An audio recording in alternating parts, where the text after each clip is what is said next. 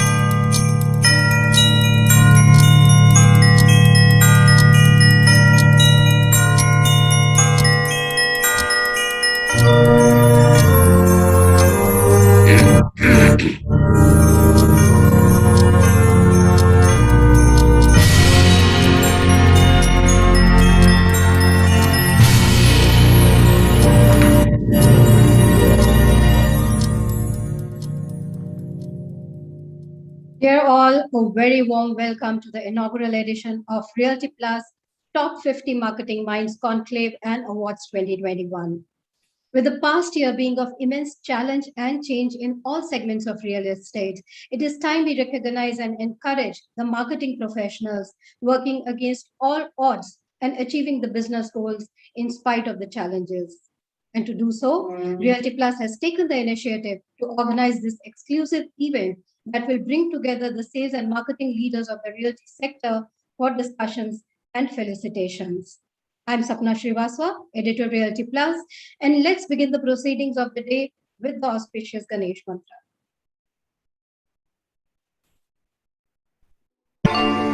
वक्रतुण्ड महाकाय सूर्यकोटि समप्रभ निर्विघ्नं कुरु मे देव सर्वकार्येषु सर्वदा.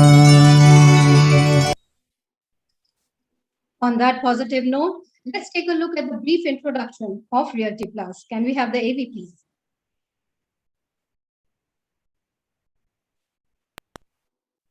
Some people are born to show the world which path to choose in a crisis. Some brands are born to do the same. And during the times of challenge, the stalwarts of Indian real estate industry have chosen to do just that by showing others the way to finding opportunities even amidst a crisis. By showing the world how to go about delivering on promises even amidst adversity. Success doesn't just happen. It happens by design, by pushing the boundaries, by raising the bar. It's days of creating a vision and nights of bringing it to life. Knowing that pictures are worth 1,000 words and every word makes a difference. It's doing the research, trusting your instinct and finishing what you started. For the past 17 years, Realty Plus has been turning obstacles into opportunities, keeping the industry informed on the latest developments.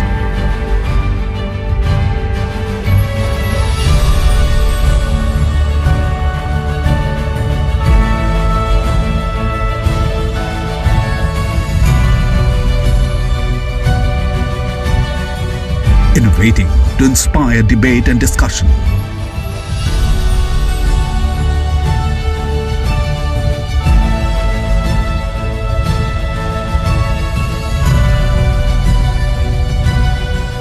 Bringing forth the perspectives of industry leaders.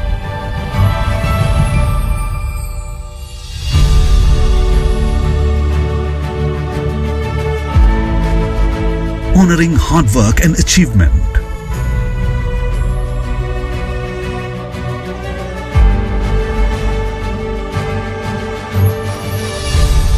Keeping the industry connected.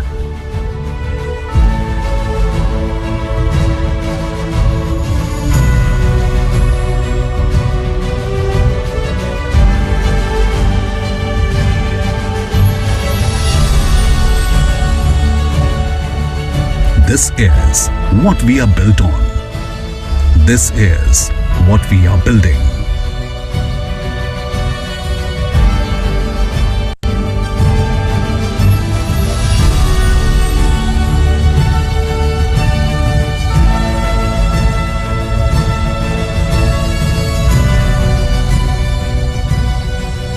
We are Realty Plus and we lead the way.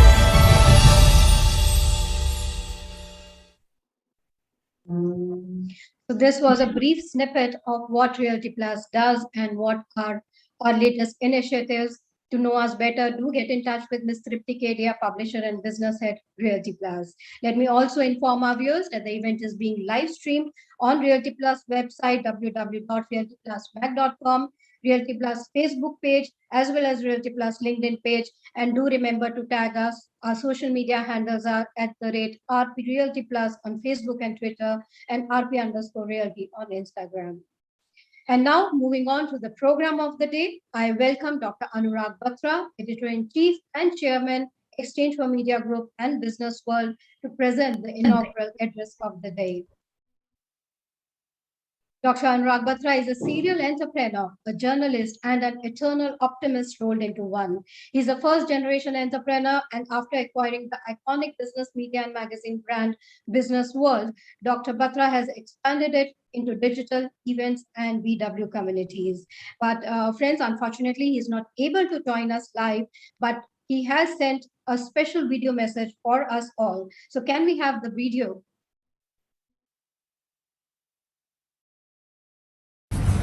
Good afternoon. Welcome to the Reality Plus initiative on marketing that matters. They say marketing is business, business is marketing. Real estate sector in India is one sector that has been impacted positively by real estate. Most of the subsectors in real estate have been positively impacted by COVID and the pandemic. The residential sector is seeing actual buyers buying residential real estate for either upscaling what they have or first time buyers who have spent so much time in their homes. Commercial spaces are becoming lounges. Co-working spaces are becoming zonal nodal offices because people want the flexibility to work out of home and also go to the office once or twice a week, so something close to their home. Warehousing is growing. The only sector that got negatively impacted was retail. But whether it's residential, whether it's warehousing, whether it's commercial, everything is looking good for the future. Now, marketing matters. Why it matters is marketing is not just about communication. It is about the product mix. It is about the kind of people who sell your product. It's about what you delivered in the product. Marketing and marketing communication is only communicating what you have. And when the real estate developers are trying to build iconic landmarks that have ultra modern facilities and most importantly completing them on time, making them affordable and making sure whatever is promised has been delivered has become even more important. And people look at your track record, not just marketing and communication. Also, the new buyer does what is called search online, purchase offline. Sometimes walkthroughs are happening online. PropTech is growing. So marketing that matters and PropTech and technology and digital are all coming together. Today's Reality Plus initiative looks at the trends that are being used in real estate marketing to efficiently get to the real buyers, get to the end users. What are the trends in marketing? Where is it headed? How does it impact the offtake of real estate? All this will be discussed today. My kudos to Tripti Kedia and Sapna Srivastav and the Reality Plus team for putting this together. I'm sure today, when you hear from the practitioners, you will learn something that you didn't know and you'll be able to apply it in your work. So all the best. Reality Plus for the last 17 years continues to be the #1 B2C publication in real estate and also has become the #1 favorite for the industry. So more power to Reality Plus, more power to the real estate sector. I'm sure you'll have a day that matters, listening to the Reality Plus marketing that matters. Thank you. God bless you. Thanks, Dr. Batra, for those very inspiring and motivating words. And as Dr. Batra rightly said, that marketing is not just about marketing, but it's also about people. It's also about communication. And most importantly, it is about the product. So on that wonderful note, let's begin the first panel discussion of the day on the topic, Marketing for Success, Real Estate Future Roadmap. The session will be chaired by Mr. Sunil Mishra, Chief Strategy, Anurag Group, and CEO, Trespect. Trespect is Anurag's pan-India B2C open market residential broking business, and Sunil Mishra has 25 years of experience in building businesses across real estate, telecom industry, BFSI, and online startups. His experience spans various fields like sales and marketing, private equity, management consulting, and business analysis. So a very warm welcome to our moderator of the session, Mr. Sunil Mishra. Let me also introduce our eminent speakers in an alphabetical order. I welcome J.R. Chandani, Director Marketing, Pacifica Companies. Now, Jay has been instrumental in the development and implementation of marketing strategy at Pacifica Companies, and the company has been able to spread its brand proposition and communications in India as a result of his creativity and development skills. In the last 14 years, Jay has also been involved in retail leasing as well as strategic planning of sales activities of the company. Our next eminent panel member is Mr. Rajiv Dash. He's the Head Sales and Marketing SD Corp Shapoorji Group. A marketing and sales professional with FMCG and consumer research background, Rajiv Dash has been involved in building brands through innovative marketing and sales approaches. He was previously with Tata Housing for more than 11 years and with AC Nielsen handling the FMCG brand and UB Group earlier. His ambition is to create brands through innovations with better consumer understanding. And he has been strongly involved in brand marketing, lead generation, sales strategy execution, product development, including marketing research. Let me introduce our next very eminent panel member, Mr. Sanjay Kumar Jariwal, Media Marketing at Prestige Estates Projects Limited. With over 3 decades of extensive experience, Sanjay Jariwal is deft in managing profit center, that is advertising, including setting up the entire division, developing teams, budgeting revenue targets, and ensuring adherence to the same. PR and communication strategy as well. He's part of corporate communication in Prestige Estates Projects Limited, handling traditional and non-traditional media for last 8 years. He has qualitative experience in designing and implementing marketing plans to accelerate sales and business growth. This includes negotiating with the print, radio, cinema, TV channels, outdoor, and digital media. So a very eminent panel member here we have. Our next speaker on this session is Mr. Smarjit Mishra, Head Strategy and Marketing Residential, Brigade Enterprises Limited. Sumarjit has been in the real estate space since the past decade and has been instrumental in scaling up the business in the organization he has worked with. He has been associated with the Brigade Group for over 4 years and looks after the strategy and marketing initiatives for the residential business. He has worked with his team on various award-winning campaigns and has been part of the organization's growth story, which has seen it scale up to be consistently in the top 5 nationally in terms of areas sold in the past few years.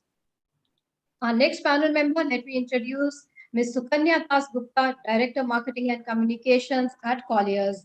Now, Sukanya has more than 14 years of domain experience with expertise in developing media strategies and relations, brand building, corporate communications, including crisis communications, social media, and digital platforms with strategies that differentiate brands. She has a keen interest in digital media development plans and has spearheaded the communication and brand strategies to enhance Colliers India's share of voice on digital platforms. She has worked in the field of real estate, consulting, retail, food education, and hospitality in her vast career. Our next and final member of this panel, I introduce Mr. Sumit Chunkhare, Chief Marketing Officer, Shobha Limited. Sumit has over 15 years of experience across FMCG, fintech, and real estate industries. He has worked with reputed companies like ITC Limited, Bayer, and Lodha Group before joining Shobha in November 2019. He holds an MBA in Marketing and Finance from Indian Institute of Management, Lucknow, and a Bachelor of Commerce from R. Podar College, University of Mumbai. So this was our eminent panel, and I now hand it over to our moderator to please take over the proceeding. Thanks, Sapna, for that gracious and slightly exaggerated introduction for me, at least. But believe me, it always works. So well then, thanks. Happy to be moderating this session with an excellent panel of practitioners of the art of marketing and sales in our gradually strengthening real estate industry.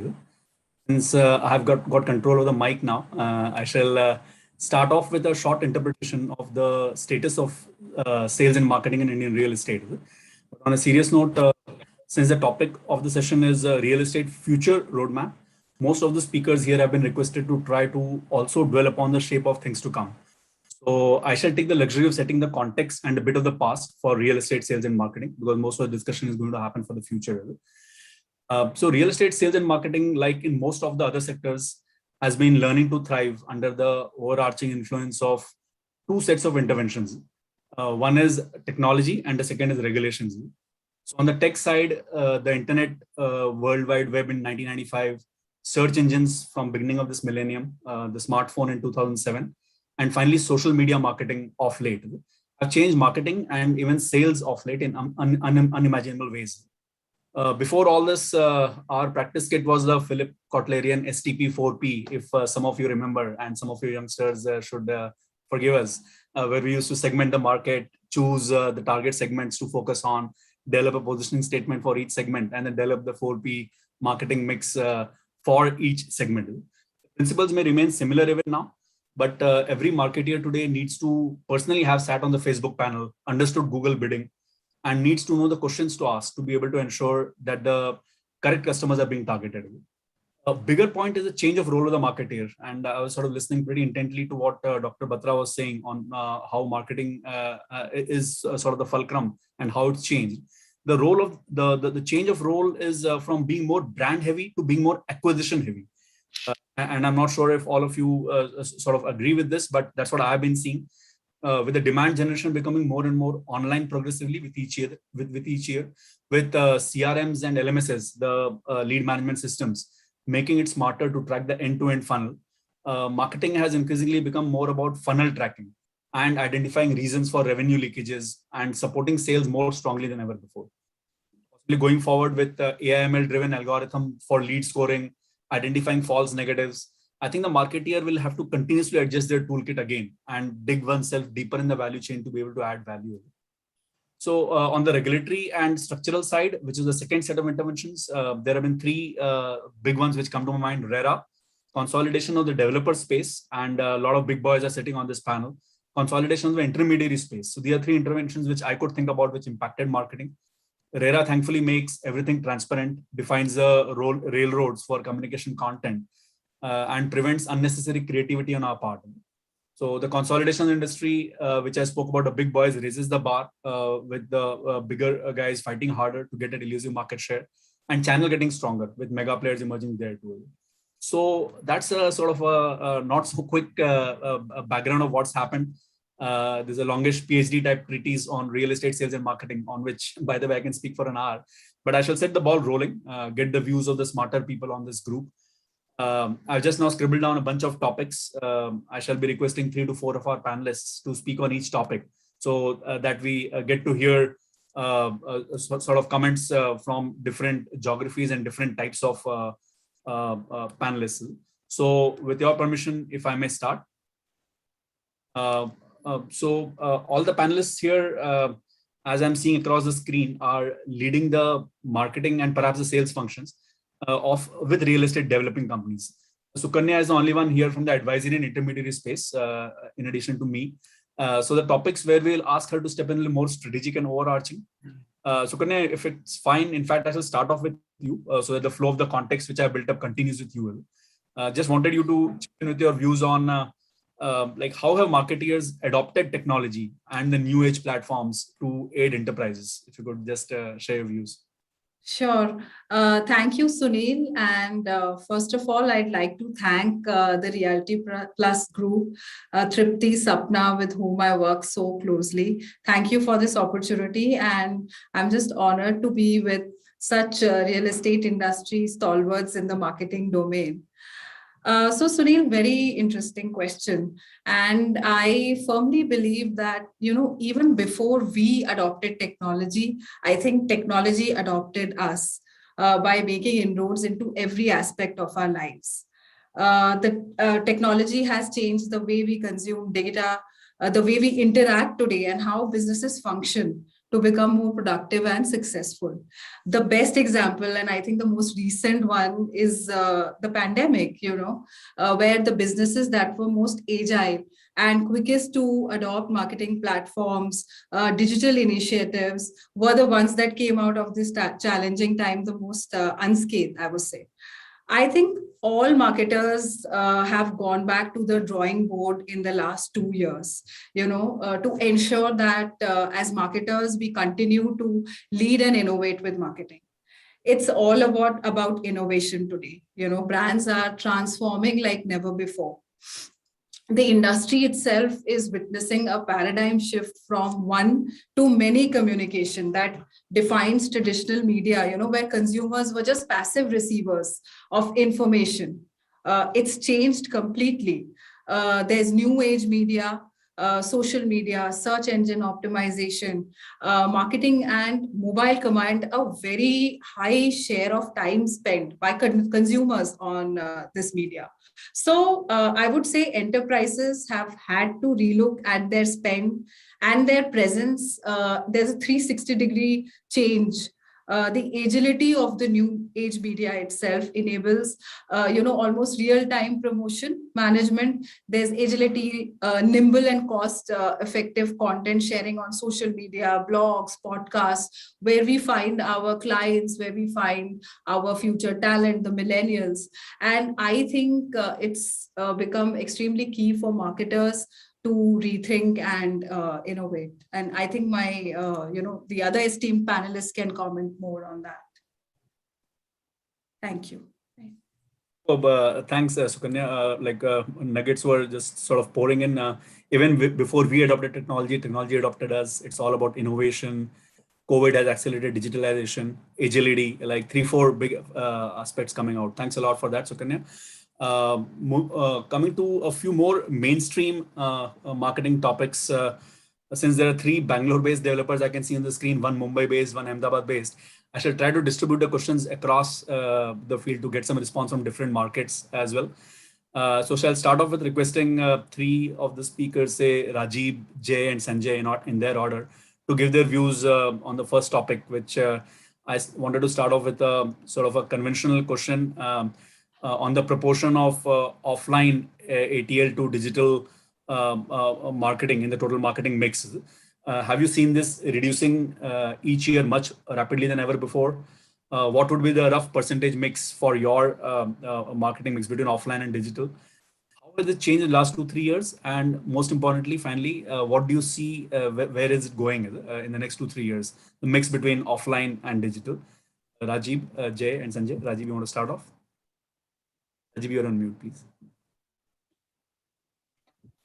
Yeah, hi Sunil. Can you hear me? Yes, perfect. Go ahead, please. Yeah. So Sunil, good afternoon to all. Just to start with, if you see, yes, there is a dramatic change that has happened in terms of the marketing plan. So if you see what we used to see ATL, offline ATL being the major chunk in the marketing budget, but in last 1 year, 1.5 years back, you see the shift is happening to digital space. So if you ask me, when we started doing some bit of digital, when I was in Tata Housing, we did a project launch in Goa through Facebook, and that was 6 years back. And that was the time that we were very successful. The project launch happened, we sold a good number of units, price premium, everything happened. And that was 6 years back. And it was a great success because it was Facebook and Tata coming together to big brands. So that time when we were talking about digital, it was only limited to few brands that people can trust. So if it is a A-grade developer, it has a good brand name, the credibility is there, then people used to go for online buying, or at least giving the UIs online, if not the entire process of buying online, but the UI process was there. So that was 6 years back. But if you see last 1 or 2 years, there is dramatic change. As in, it's not only the brand, but a lot of A-grade developers, good developers, they are doing good amount of digital sale. In terms of lead generation, there are 2 parts to it. When you say digital sales, there are 2 parts. One is the lead generation, and second thing is bookings. But if you ask me today, lead generation, yes, for us at least, what I have seen, 70% of our lead generation happens through digital medium. 70%, where that 70% in terms of cost will be around 40% of my total marketing spends. But I'm getting with 40% of marketing spends, I'm getting 70% of leads. So that is the one equation. The second equation, are they getting into the booking stage? Yes, they're getting into the booking stage, but not as expected if you see other categories. So your bookings are not so many as a digital conversion ratio, whereas if you see my channel partner, the conversion ratio is maximum. So if I have to give a number, if my channel partner gets me a lead and a walk-in, my conversion ratio will be in double digit, around 10 to 12% today in the today market context. But if it's a digital lead, my conversion ratio will be in the range of 4 to 5%. But the number of leads that you get, that covers up for the number of sales that you do. Because you get 70% of leads, 70% of walk-ins to digital. So that covers up the entire booking process or your booking sales. also the cost gets minimized, because a digital lead, if you convert also at 5%, 6%, your cost per sale is much less as compared to any other medium. So if you, just to sum it up, it's 70% of lead that comes from digital. The dramatic shift in the consumer mindset. Today, consumer is doing a lot of research on digital medium. They are also getting into the second part that I wanted to say about digital medium when it comes to consumer and consumer insight generation. The influential groups, if it is a forums, the influential groups are creating a lot of buzz in the market. So if you think about, if I have to do a segment, a forum or a podcast, those are the new things which are coming up in real estate. A podcast, if I can do in a Clubhouse kind of mobile app and to a selected medium and a selected niche group, then I think that's going to be the future in terms of doing podcast and getting through influential segments and forums, blogging. Those are the things which are catching up. And that is where I think that's the part where the consumers are getting also influenced. That if they see the brand in different forums and talking about real estate, which is a serious category, then the consumer also gets influenced by that kind of branding or brand awareness, and that gets into lead generation.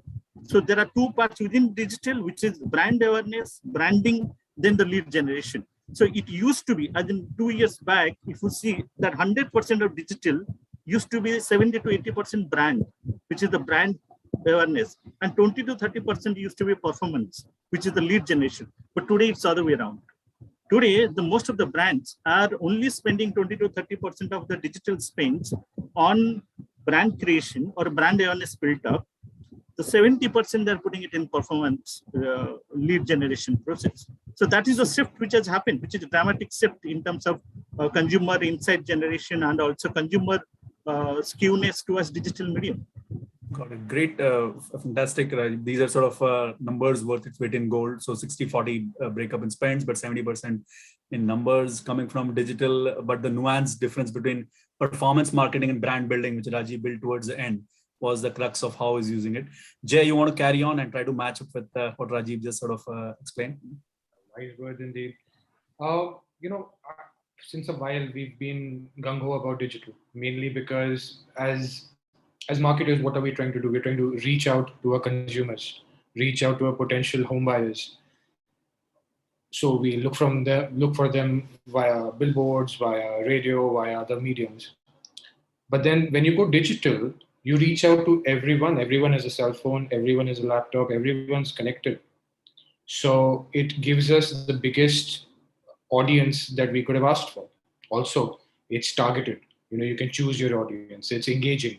A hoarding cannot be engaging. Well, it can be, but nothing goes to the comparison of digital. And it's tangible. You can actually understand who did you reach out to, who's the ad working on, who's the ad not working on. Those kind of analytics you cannot get with the conventional mediums, which is why I think digital was always going to take the largest share of our marketing budgets. Having said that, I don't think the remaining mediums will die out. I think they'll still all have a place in the sun for them. But I think as time goes on, in fact, even during the pandemic, the people who were already online, all of the people who had their digital virtual tours and their walkthroughs and their websites and online presence in check, a lot of people saw greater sales than the previous year. So yeah, I think digital for us is definitely, it's a big game changer and it's very important. Excellent. Great, Jay. Thanks. In Ahmedabad market, is the vernacular social media more prevalent in Facebook? Can you just sort of throw 1 minute light on that, please? So we're actually present in multiple markets. We have big presence in Chennai and Hyderabad and Ahmedabad and Baroda. So across all these markets, I can tell you the vernacular communication does work. It always has a special place. Sure. Excellent. Great, Jay. Sanjay, you want to cap this first discussion with your experience, please? Hi, Sunil, and hi, guys. Lovely to be part of Reality Plus as a panelist. Yes, I do agree with what Sunil and Rajiv and Jay had just shared in terms of how digital over and over years is becoming more and more important and critical for all of us. And I personally feel that yes, it could have taken some more time to get more and more spends on digital, but thanks to pandemic, that most of the people or most of the consumer during that time had stopped the traditional media consumption, whether it is to do with the radio or a newspaper, because there was a fear that if I get a newspaper at home, I might get some kind of problems as far as COVID is concerned. So a lot of people had actually stopped consuming even the print media. And obviously,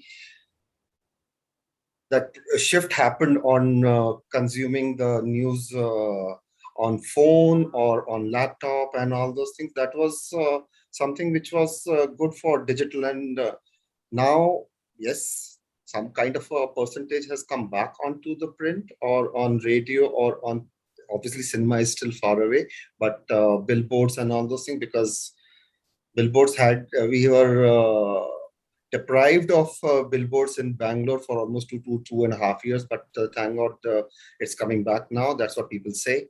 But the shift has definitely happened towards digital.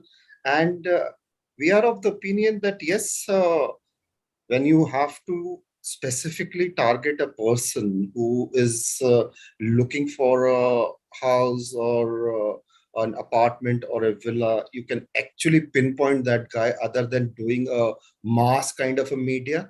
And you can, it's not that you have to just speak to him or communicate to him once. The platform has given such great options to us that we can keep on retargeting them till at least they show an interest and all those things. And retargeting can be from multiple sources. You have Google, you have rich media, whether you are on Outbrain or on Taboola or different real estate portals, OTT. So multiple options have come in. And that is one of the reasons that digital is becoming stronger and stronger, especially for real estate. But definitely print, radio, billboards, cinema, which we always do consider, will play a very, very supporting role. It's not that they will go off, but they will be playing a supporting role. And we definitely see a surge whenever we have a communication on a newspaper or on a radio and all those things. So, and the best part is that when it comes to the last minute of a person being communicated about a particular project, and they get to see a billboard or they get to hear a jingle, or on a particular day they get to see an ad and all those things, that's where all the media actually becomes an important. But yes, as everybody said, over a period of time, digital will definitely be having more and more gains. Excellent, and superb. So digital is clearly increasing trend. The pandemic catalyzed it. You again shared a superb insight on people wary of touching newspapers because of virus, and 4 or 5 months there was no print at all. So there was a bit of a catalyzing towards digital happening. And the last verdict was almost that, hey, both are going to coexist. They have different objectives, different kicks. So superb, great. And guys who are listening to this should remember Rajiv has AC Nielsen experience, and Sanjay comes from a very strong ZTV background and television background. So these guys are dyed-in-the-wool marketeers who are sort of seeing this change of mix. So there is something really happening, and people should keep their ears on the ground. Changing gears a bit, getting the young Turks of marketing drawn into the discussions, Marjit and Sumit, both IML alumni. I don't know if you guys knew each other at that time. So we'll just double click a bit into digital marketing more, and sort of just request you to help us out. Like within digital media, there's a Facebook plus Instagram sort of a cloud. There is a Google piece. And there are reality portals, Magic Bricks, 99 Acres, and affiliates. SMSs and emails are still abound. So within these three sort of big blocks of digital marketing, have you been finding which of these are you finding more effective for demand generation? Is there a typical mix of these three that you track? And finally, for the future, do you think one of these three types of media will overtake the other two in coming years and become the dominant source? Smarjit, you want to start off first since you are younger, and then Sumit can take over. Great to have this discussion facilitated, Sunil. So thank you, and thank you to the entire Realty Plus team to have us over here.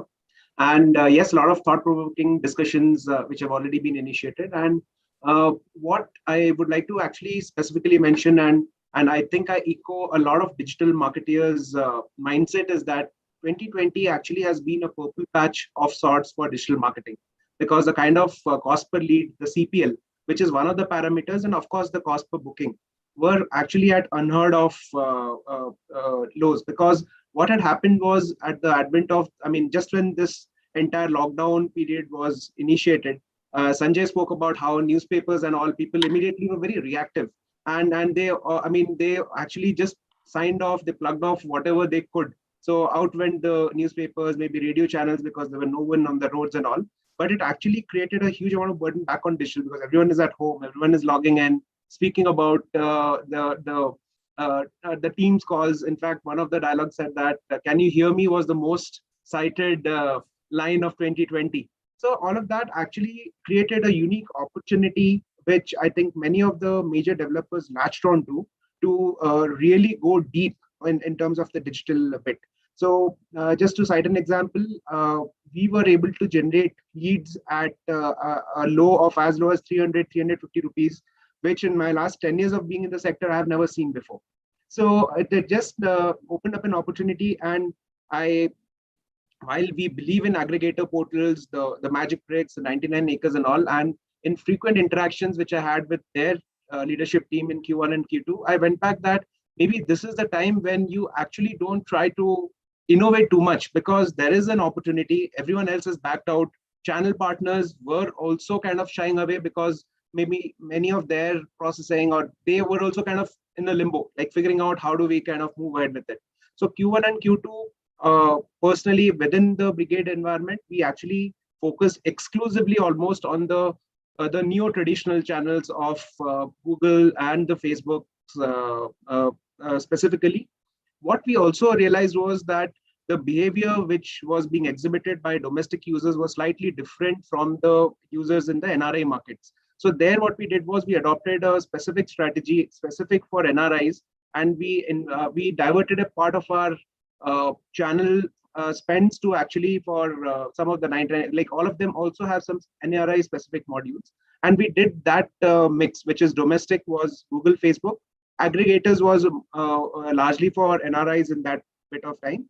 But come Q3, we again started going back to kind of maybe diverting, I would say about maybe up to about 10% of our spend, we started investing into the aggregator piece. And Q1 somehow surprisingly was, because Q1 by the time all these lockdowns restrictions had come in, we had already made some headway. All those invoices were out, all those purchase orders were already received and all. So we did a bit of aggregators, but now is when we are looking at scaling it back up. But the other important difference which we saw this time around was a lot many more developers and channel partners were active in 2021, the lockdown phase, as compared to last year. So which is where we actually ended up becoming a little more spread out when it comes to our spends, because Google, Facebook and all was maybe at an 80% levels of Q3 and Q4, but it wasn't down to 25-30% of the previous years. So this is superb insights and data. So well done. One smart insight which I hope you guys got was a difference in behavior between domestic and NRIs, and hence a different media mix. It sounds logical, but Smarjit of course found that and implemented that. Well done, Smarjit. And so looks like all three are going to sort of exist, and the mix will change depending upon possibly the type of projects being sold, the type of customers that you are marketing to, and you will use your monies fungibly across these three. Well done. Sumit, do you want to pick up from where Smarjit left and add your dollar, and then you can talk on entire topic as well. Please go ahead. Yeah, thanks, Sunil, for bringing me in, and thanks to Realty Plus for making me a part of this elite panel group. So I completely agree with what Smarjit said, and what other panelists also said before me, that certainly the digital marketing has seen a paradigm shift, particularly in the past 15 years or so, since the advent of Facebook and LinkedIn and Instagram, so on and so forth. I still fondly remember that when I used to do my MBA course, there was not a single course on digital marketing, because though Google still existed, but Facebook was not even born at that time. But look at the way now they have changed the whole game, the way the marketing is being adopted, not only in India, but globally. And particularly restricting my comment to the past 2 years, no doubt it has changed the way everybody thinks, and the way the marketeers are promoting their products. Coming back to your question, that out of these three, like Facebook, Google, and realty portals, these are the areas where primarily the lion's share of investment is primarily being invested right now. And to understand that which has been more efficient so far, I would say that the best way would be to look at the returns that you are getting from these kind of investments across the channels. I would say that every medium has a different and distinct role to play, right? Depending upon what phase of product life cycle your project is in, whether you're looking for brand awareness or for lead generation, so on and so forth. And as Rajiv said, that now the shift has happened, that instead of focusing more on brand awareness, people are spending more time, effort, and energy behind lead generation, which is nothing but efficient funnel management. And if I restrict my view on that, I would say that Facebook and Google, from the promoters, from the sellers' point of view, I would rate them a little bit a notch above than the realty portals, because I find that from customers' point of view, realty portals might be a better returns, because they would find a lot of products amongst different categories under one roof. But if I can measure that, and what makes digital marketing more interesting is the sheer and the phenomenal reach that you get, and the ability to calculate your returns very quickly, that how you have been getting the refunds. In fact, the way I do it and my team does it here, we keep a close watch on every day, that how much we have been spending on CPL, and going a step ahead on CPQL, the cost per qualified leads. So therefore, if I look at lead generation, I would say definitely a lot of quantum of lead comes from Facebook, but it has its own challenges of having a restrictions on the quality. But Google, certainly, if I look at the overall spectrum of Google, like your search, display, search engine optimization brings in a lot of quality, but the quantum takes a little bit of beating if I compare it with Facebook. So that's where I would rate, if I have to rate between these three channels. As far as ballpark spend figures are concerned, I would say between them, 60 to 65% would still go in Facebook. Around 30-35% would be on Google. I'm talking from the lead generation point of view right now. Brand awareness would be the different figures, right? And the balance remaining, whatever 10-15% is, in the listings of property portals. And my belief would be that, more or less the surfing habits of customers would remain stable what it is right now, until something really disruptive comes across and offers a better ROI compared to Facebook and Google. And Sumit, fully loaded with data and stats, and hope everyone, all the listeners, are catching on to that. So 60-30-10, Facebook, Google affiliates, roughly. Again, it's a function of the project, so there is no one size fits all. The return on marketing spend. So Sumit, do you guys track CPSV and CPB as well? Because finally that's after CPQL. You're absolutely right. The most efficient way of funnel management is tracking it, in fact, right up till cost per closures. And as somebody rightly said, that channel partners, the costs are very different, because that's a very different ball game. So I'm not comparing it with them. But when I look at marketing spectrum, certainly we track right from the CPL level and right down up till the cost per closure, at various phases across different channels. Sunil, I just want to add one point. Sunil, if I can add. Sunil, when you see whether it's a mainline digital medium or affiliates, I think most of the things depends upon the segment. Is it affordable segment that you want to sell, or a premium or a luxury segment?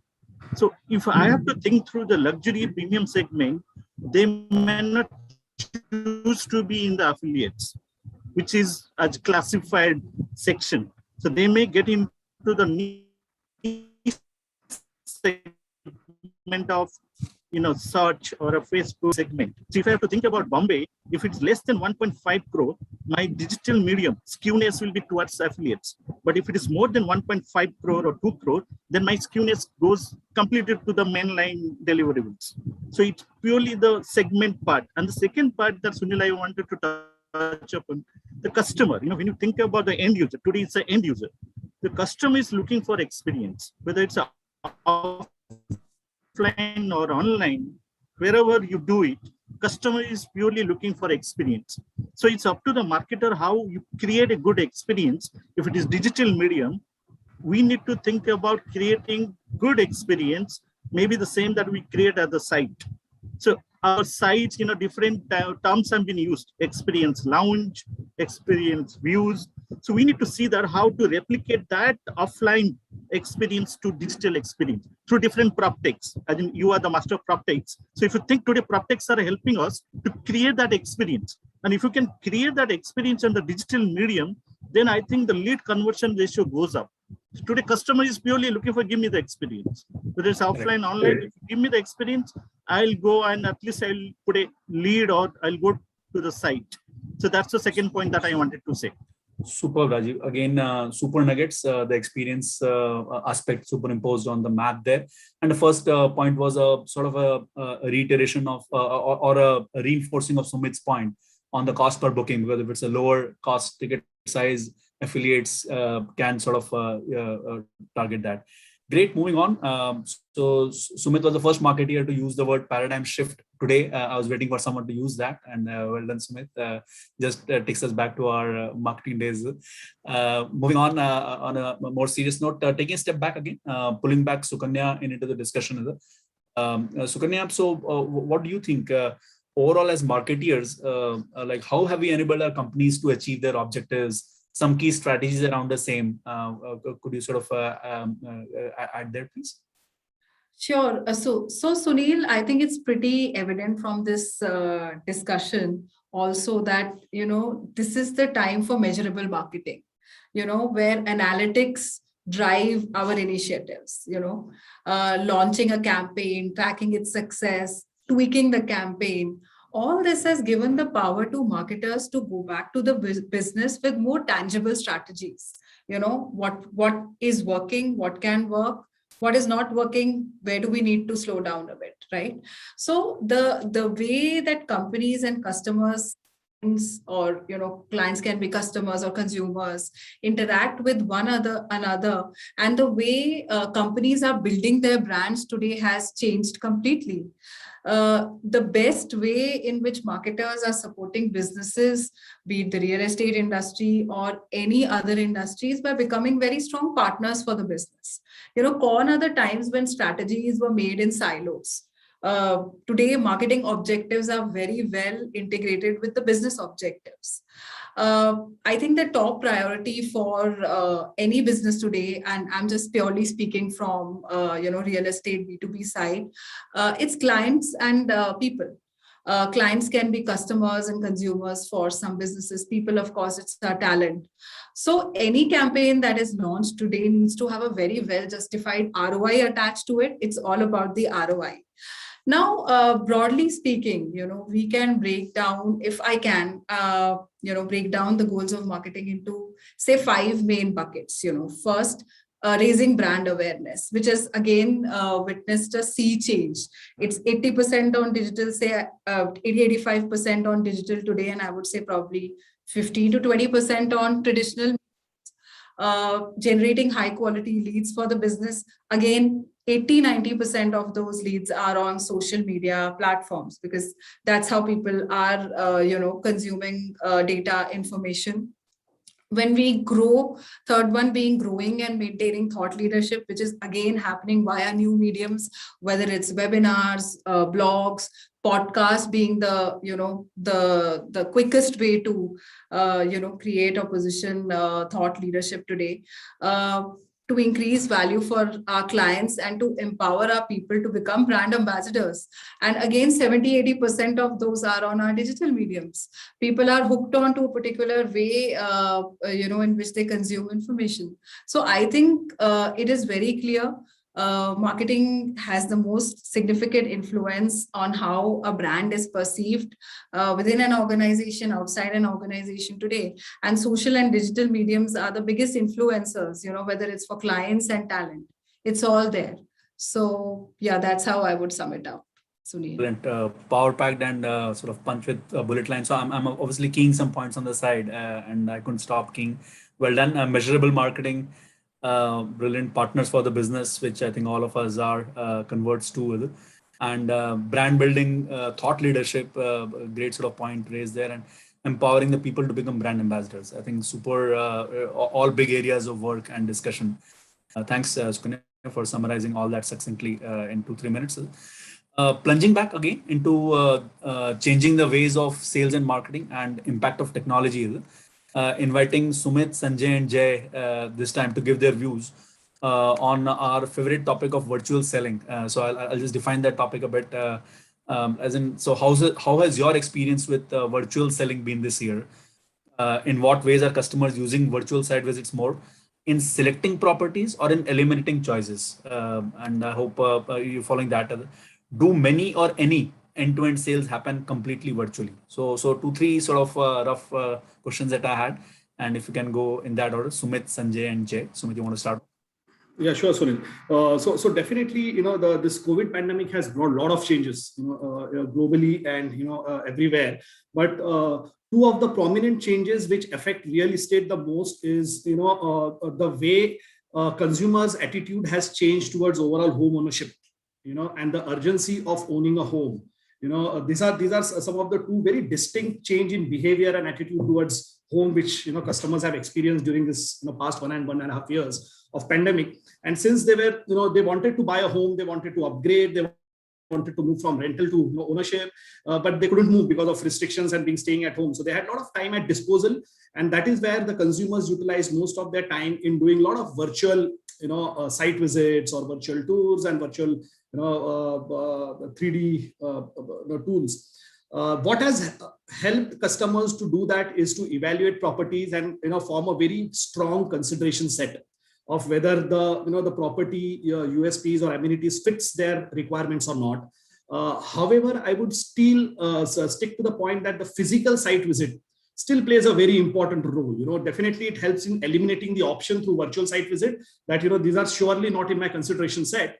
But I know now that out of this 7-8 options, I'm definitely going to shortlist my house hunting to 3 or 4 options. And then the final decision, of course, happens when the physical site visit happens. So I think physical site visit still occupies a very important role in the buying decision process. However, virtual selling process has emerged as one of the very strong supporting tool to aid that decision for both for customers as well as for the promoters to sell their products.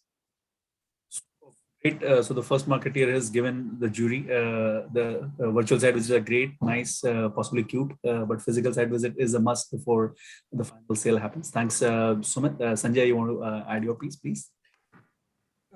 Taking from where Sumit just said that yes, virtual is becoming more and more important, and I think thanks to the pandemic and all those things where each and every consumer was so scared of coming out of the house because that scary stuff had gone into the mind for each one of us. I don't think so anybody in the world can say that I'm not scared of COVID. I think thanks to so much of stuff which has gone into it. But except Trump, yes. perhaps. Is it? Except Trump, perhaps. Is it? That's why he's not the president anymore.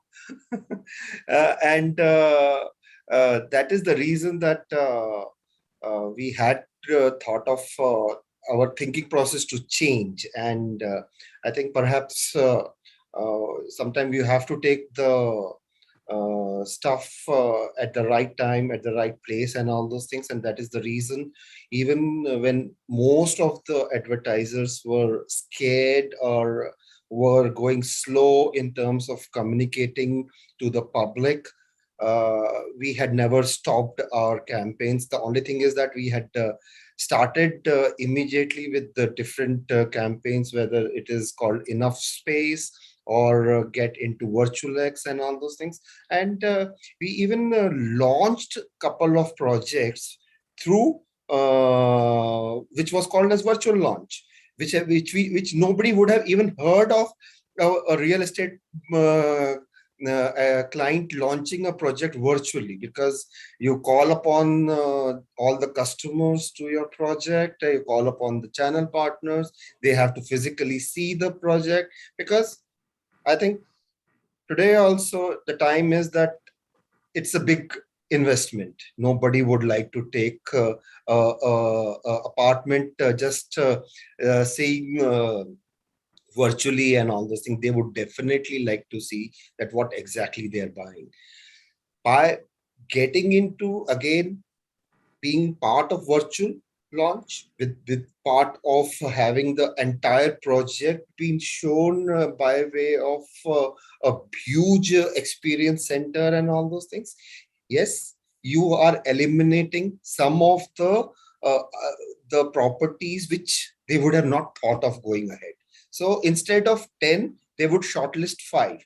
And one thing again which happened was, earlier on, a customer who used to take 3 months, 4 months, 5 months, or even 1 year sometimes to finalize a property, the time to finalize a property has also come down. It is no more 3 months or 4 months. Might be 1 month, 45 days. They are quick. They are acting like they would like to get into a new house tomorrow. And yes, we had never seen our homes, actually, if you look at it, because we leave at 9 o'clock, back home at 8 o'clock, sleep, start packing for the next day. But COVID has forced us to even look at our home, that what exactly we have to do. We should have, if you have a family of 4 people require 4 different rooms.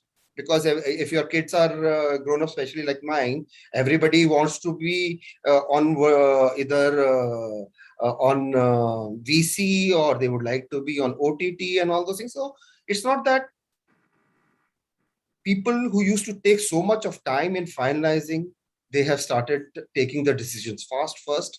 Second thing is, they would like to get into their own homes. So hence, rentals and all those things. I'm not saying that rental will not exist. It will definitely exist. But people have started thinking of getting onto their own homes. And especially, we also feel that there are, yes, it is a fact also, there are a lot of salary cuts and this, that, and all those things. But I think COVID has again taught all of us a lesson. As far as reality is concerned, I think it's a boom for all of us. All of us had grown. And even those guys who used to say that NRIs, there will be a lot of people who will come back to India today, to all these NRIs, which they cannot travel, because you don't know whether, if they come to India, whether they will be allowed to go back or not. Because every day there is a change in the communication, or there is a change in the policies and all those things. So if NRI is sitting in US or in Canada or in Dubai and all those things, he can actually see that what exactly he is buying. So all these things have actually added a lot of sales to any of the real estate guys. Super, Sanjay. Again, helping in shortlisting of projects, the time for purchase has shrunk. That's a sort of another point that you raised, and NRI sales have become easier. And Jay, you want to keep on continuing on the same road? You know, just like Sanjay ji just mentioned, it's definitely helped speed up the closure rates for a customer. You know, it's funny because recently, I think of late, when a customer comes to a site, he's usually already made up his mind. And he's just going to take the last bit of time to decide between 2 of his shortlisted projects, because he's checked it out. He's checked out how do the sunsets look, what kind of people stay there, what's the pros, what's the cons. So they've already made their decision. They just have to, I think, they come down to make that final look at the house. Also, I think it definitely has helped the NRI market, because having this technology, having virtual tours, having everything online definitely gives them a sense of security, because they know what they're getting into. Unlike earlier, where it was quite a bad scenario. So now all these factors have really played a major role in quickening the home buying process. And the customer knows exactly what he's going to get, which is why it's a good deal for us also. We have a happy customer. Spoken from the customer side, well done. That it enables him as well. Rajiv Smarjit, I'm going to ask you a question on LMS and CRM, which I'm going to ask you anyways. But if you want to add to your experience on the virtual selling, and then you can continue. Yeah. Sunil, there is one point. The learnings comes from the digital space is that how to create something new. I think if you learn from the e-commerce platforms, e-commerce marketplaces, everybody look forward to Prime Day sale because they know that there's something new is going to come in the Prime Day sale. So it's not only the price, it's not only the discount, but something new as a product variant that you get to see on a Prime Day or a Flipkart sale. So that is where the customer, when we want to make a digital more impactful and effective, we have to see that how to segregate digital virtual sales from the offline one. So can I create some novelty that customer come to my digital space? They buy through digital because there may be something that I can segregate as a product level that I'll open only the upper floors on the digital space. I'll not make it available on the offline sale, or something as a new variant. Can I add some furnitures, or can something that I can supplement and give as a novelty factor? So that is what we have seen when we have gone ahead with a new variant or a new thing which is not available offline, then it has done very well on the online digital sales. And that's the experience I have been, from Tata Housing, because we have done a lot of activation digitally, whether it's a GOSF, Google Online Shopping Festival, or a Facebook tie-up, or we did first brand store in Amazon. So those are the places where we have done something different, something new, which is not there offline, then it has really done very well. So that's the point that I wanted to make. We need to think that how to create a differentiation. It can't be same as offline sales. Create a differentiation, create a new category, package it well, then I think that's a medium to be. And the second point is that we need to be in the place where the consumer is as a marketer. And today consumer is there on digital space, whether it's a buying grocery or buying, e-commerce, anything, they all are in the digital space. So we need to see that how to create that experience. I'm coming back to the word experience again, because that is something is critical, whether it's a brand awareness built up or a lead generation, both has to have a thread of experience that we need to give it to the customer. Brilliant, Raji, brilliant. So the whole, how does the product innovation match up to the whole digital medium novelty? Is yes, just sort of for sake, digital for the sake of digital is not going to take us. It can be. So brilliant, and the experience piece obviously is sort of we are all converts there. Smarjit, I'm going to lay down the question on technology, LMS, CRM, and when I invite you, you can speak on both, on your experience on virtual selling as well as that. Anyone can add to that CRM question. The question was straight in your face that are you satisfied with your LMS lead management system / customer relationship management system in being able to track your marketing spend effectiveness, in being able to change marketing plans on the fly? Have you evaluated AI/ML modeling to bridge revenue gaps? So that sort of cutting edge stuff. And happy to hear your views on the broader point of virtual selling as well. Okay, I'll go in the chronology and of the order of the question. So the first one is yes. What we have done is, all of us in this sector have been pivoting and figuring out what should be the performance matrix be. So quickly, once the lockdown and all had started, so the parameters with which our pre-sales and sales team started getting judged is the number of site visits which are being fixed, which are remote site visits.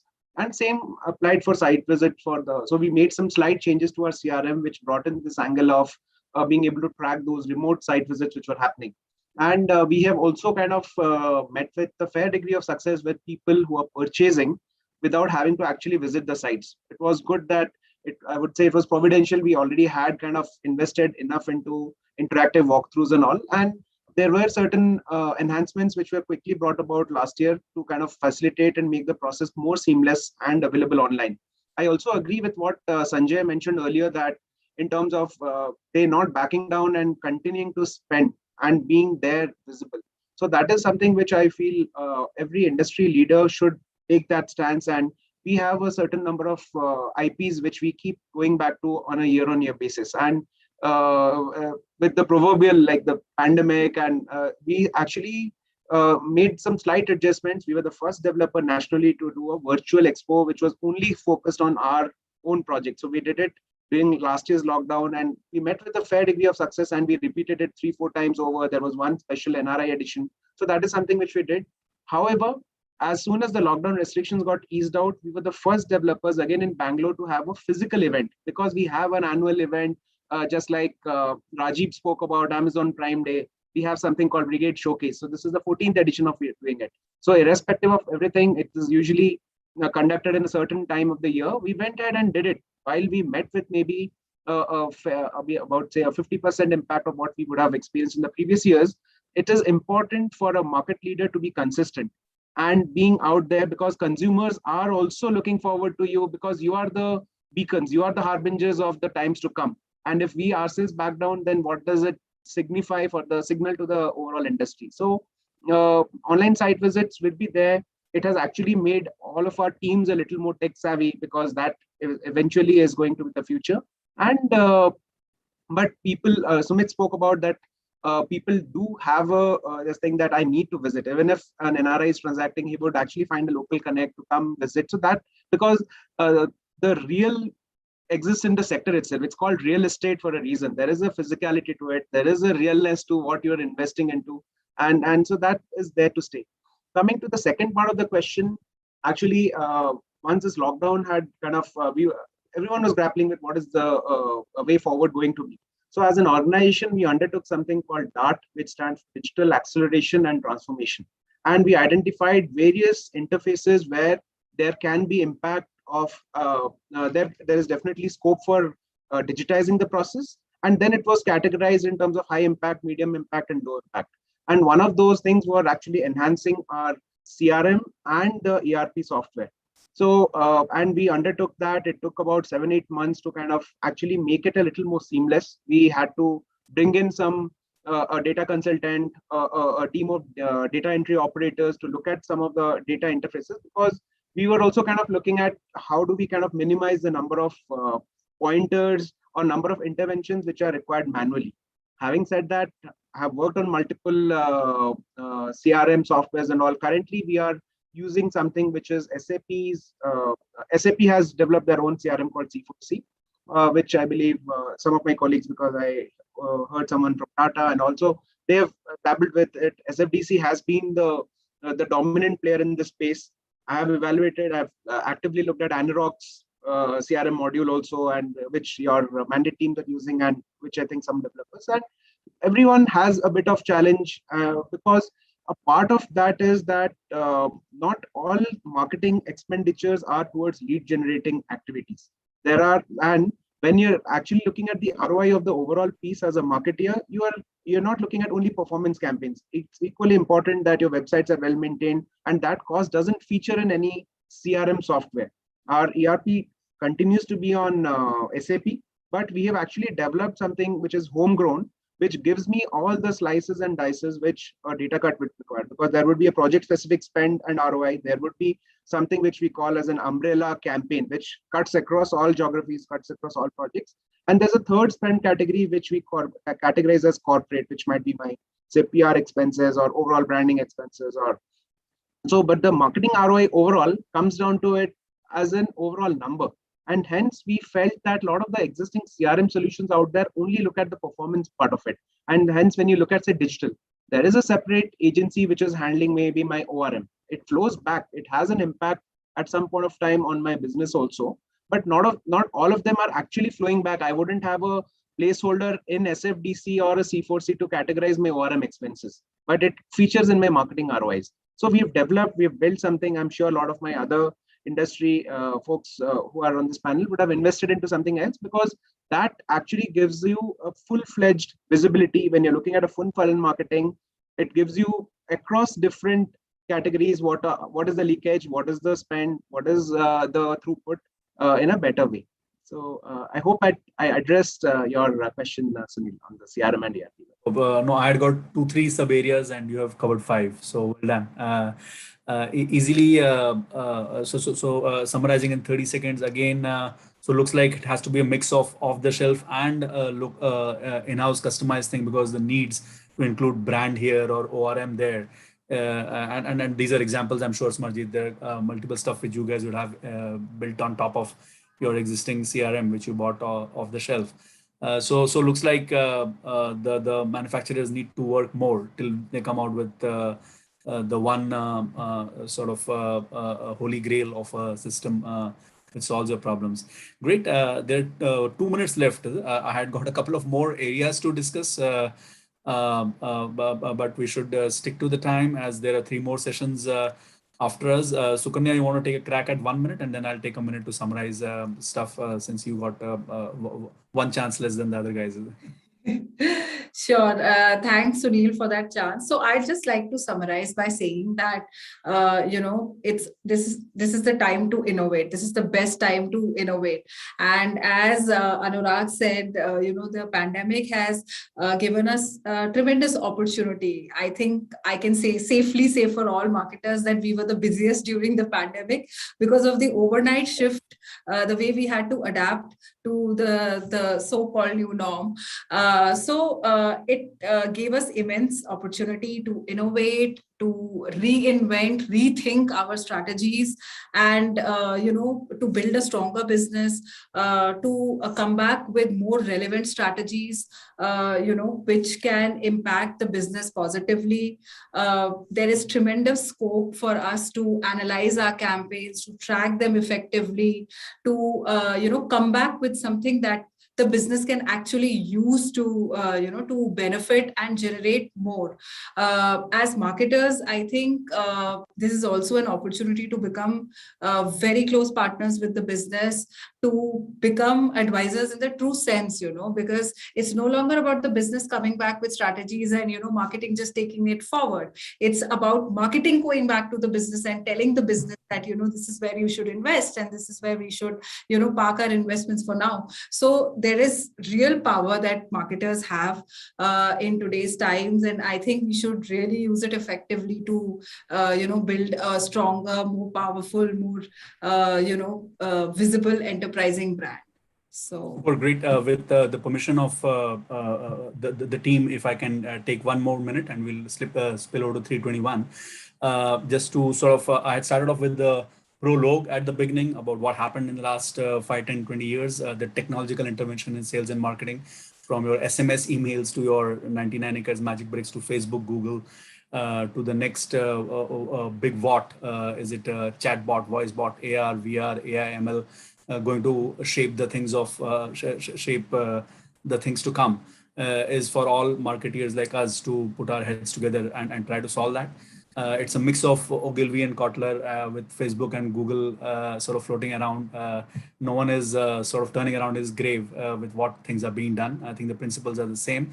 The medium, the channel, they're different. And I think many of you said it's a customer-driven change which is happening. So thanks a lot again, everyone, for super insights. I hope we managed to add some value to our listeners. Over to you, Dolly, Tripti, Sapna, who was going to take over. Yes, Sunil, I think you summarized it well, that yes, we have come a long way from how marketing was being done. And, I think what we have, the takeaway from this session, we can say, when we are talking about marketing future roadmap, so it seems like digital marketing is the future for real estate, and probably grooming the thought leadership of the company as the brand ambassadors is what we are going to see. We have few questions from our the viewers. So one question that I'm taking is that there are new guidelines being imposed on social media and OTT platforms. Safari and Mozilla Firefox are implementing restrictions on third-party cookies. Google Chrome also has announced a decision of phasing out the third-party cookies by 2022. So the question they are asking is this going to reduce effectiveness of influencer marketing as it currently stands? Sunil, your call. Who should take this question? Yeah, Smarjit is taking it. You're on mute. Smarjit, you're on mute. Hi. So I actually wanted to touch upon this because Sunil earlier spoke about 3 disruptions: RERA, the consolidation of the primary space, and the consolidation of the intermediary space. The fourth avalanche, which is going to hit us, will be the GDPR Act and what we have already, so which stands for General Data Protection and Regulation, which is already in full force in Europe. And while India has kind of imbibed it and taken the gist of it, it is still yet to be enforced in its full avatar. And what it effectively means is, once you actually enforce it, you need to take permission from a customer before you can start reaching out to him and bombarding him with communication. And this is something which I think one of the viewers has already aptly put, is going to be upon us in a year's time, 2022 end or early 23. So what it does is, today, digital is actually on the precipice of becoming a classical model, a classical channel. We've always been thinking of it as print, outdoors, classical, and digital as the new age model.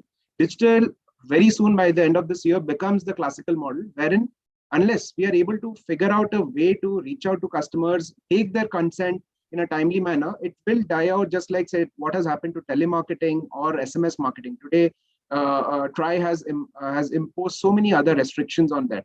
So it actually brings us back to maybe the other avenues which we spoke about. So aggregators and all, which is people actively looking for homes, will maybe take up a bigger share. And it actually brings back to the whole content driven part of it, in which case I actually feel that maybe social media influencers and all might grow as a segment instead of reducing in the coming time, because as and when the avenues get shut off, today we are very comfortable. Like, if I have a target for a campaign of 100 units, 50 onto digital, into 50, 25,000 becomes the lead target. Once these new norms are imposed, the entire matrix will turn on its head. You will not be able to generate even maybe say 10% of what you might be generating today, because you won't have as many active customers who are willing to be kind of bombarded with all this kind of communication. So it's the fourth disruption, which I still feel will be the biggest one in the coming year or so, will be the imposition, I would say, of the GDPR Act and the enforcing of that. Okay, so I hope the marketers are already gearing up towards this disruption and they have the plans in place. Another one quick question that we can take is, what are the best ways for marketers to reach out to non-tech savvy consumer base, especially in the current times of homebound customers? Digital is one way, but what about non-tech savvy customers? Yeah, if we can take it. Yeah, I think one of the medium that works well is the SMS. If you want to reach to the non-digital audience, SMS does very well. If you have a good database, and today you can buy database from third-party vendors and agencies. So that allows you to do a lot of reach through SMS blast and also lead generation. That nobody talks about as a marketing plan. It's hidden, but SMS, if you see as a ROI point of view, it gives you very good ROI. Okay, something I was going to add, Rajiv, I was going to take a crack at voice, WhatsApp, and YouTube because I think everyone and his dog, even in the hinterlands, are sending videos and all that. So possibly adds to SMS. Yes, absolutely. Right. That's right. I think that answers the questions. We have not many, but we have time for only these two. But thanks all our speakers for sharing your views. I think we had some very good takeaways, very great pointers that all our speakers shared with us. Thank you so much for being here with us. Thank you for sharing your views and opinions. Thank you, everyone. Thank you. Thanks, Sapna. Thank you, Sunil. Thanks a lot. Thanks. Thanks, Thanks, Thank you. Mr. Sumit Chunkare, and thanks, Rajiv. Thanks, Sunil, for that wonderful moderation. Thanks. Thank you. Thank you. Thank you. So friends, that was our first session of the day. Now let's move on to the next very exciting session, which is on the topic of social media marketing playbook, insights and strategies. So let's go deeper, dive deeper into what social media can do for real estate marketers. Let me introduce the session panel members. The session is moderated by Vikram Kotnis, Managing Director, Sell.do and Amura Marketing Technologies. Vikram Kotnis is a seasoned marketer with a technological outlook to problem solving. He has over 18 years of experience in incubating and scaling up successful businesses. While Amura is a growth marketing agency, Vikram also co-founded Sell.do, a product company which provides comprehensive CRM solutions in the real estate domain. So this was our moderator of the session. Let me now introduce our speakers of the session in an alphabetical order. Our first speaker for the session is Mr. Amit Chand, Head Marketing, Adani Realty, Gujarat. Amit is a passionate marketer with over 15 years of experience in growing successful businesses and cultivating customer-centric brands for some of the best real estate companies such as Kaltaru, Marathon Realty, Tata Realty, and now leading marketing at Adani Realty's Gujarat. He specializes in business and sales growth strategy, marketing technologies, and business analytics, social media and traditional marketing, and brand development and management. He was awarded as one of the most influential marketing leaders by the World Marketing Congress. Our next panel member, let me introduce Mr. Amit Kumar Gehlot, founder and CEO, PropertyExpo.com. Out of his rich 17 years of experience, Amit Gehlot has dedicated 10 years to the real estate. He has an indelible reputation for generating inventive business growth for both startups and established businesses in range of real estate market cycles. He has helped bridge the gap between technology and real estate via the brand Property Expo, the new age PropTech company backed by AI and ML. Amit Gehlot is also a pioneer in conducting on-site project training for large sales teams and training capsules for different projects of different developers. Our next eminent panel member, let me introduce Mr. Kaizad Khateria, Brand Custodian and Chief Customer Delight Officer at Rustamji Developers. Kaizad Khateria is a seasoned professional with career spanning over 28 years. His previous experience included hospitality management and consultancy with Taj Group of Hotels. He's a man who believes in adding value and making a positive impact in the lives of customers, team members, channel partners, stakeholders. He believes in delivering a wow experience to his customers so they are not only left with a beautiful product, but also a sense of pride in owning their purchase. So constant improvement and innovation are his key mantras for future growth. So this was our one eminent panel member. Let me introduce our another expert on this panel, Dr. Kunal Banerjee, Marketing Advisor, Smart World Developers. Dr. Banerjee brings a vast corpus of knowledge and experience of over 30 years and is widely regarded as a pioneer of branding and marketing FMCG, as well as real estate projects. He has worked with brands all across the world as a senior director at the WPP Conclave Group. He was also the CMO and president of companies such as M3M, Ansal API, Unitech, and his abilities to set up SBUs is evident from the fact that most international offices of Ansal API, TDI, and M3M in Dubai, UK, and US have been nurtured by him. So a very eminent panel member we have here today. Our next speaker on this session is Mr. Mohit Mishra, Chief Marketing Officer, Office Business at DLF Limited. Mohit is an integrated marketing and communication specialist with an experience of approximately 20 years of handling integrated marketing and brand communication on an array of consumer and business brands with leading advertising and communication agencies in India. His expertise includes digital marketing, brand strategy, brand content creation, strategic business tie-ups, and brand partnership. Our final panel member on this session is Mr. Siddharth Sood, Head Marketing and Corporate Communication at Gauss Group.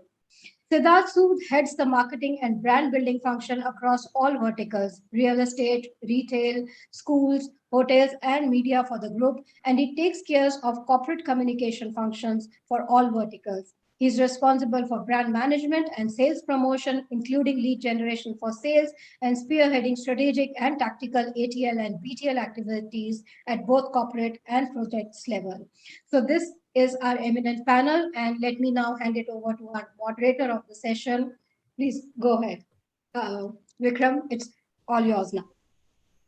Thank you so much, Sapna, and thank you for the lovely introduction. And thank you for taking the time, all the eminent panel. Look forward to a very exciting discussion. The topic is quite exciting as far as real estate goes. Social media platforms, can't ignore it, can't adopt it wholeheartedly, right? Very tricky platforms to be on as far as real estate goes. So just there's a lot of experience here in the panel, and look forward to hearing all your experiences on this. I will start with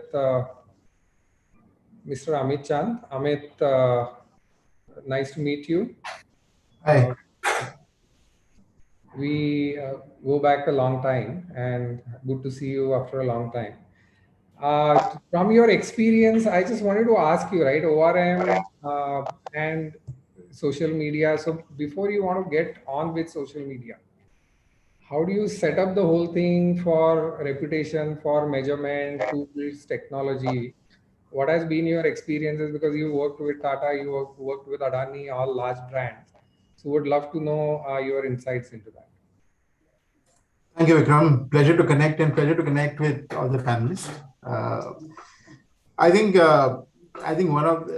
one of your introductions where you mentioned that ORM being one of the most toughest topics of social media, and I agree, because thing is, I think for so many years since the time I started my careers in 2016, I think the one thing that didn't allow realtors to get onto social media was customer complaints and grievances. And how do we manage that? Because uske pehle chal jata tha over the calls and all.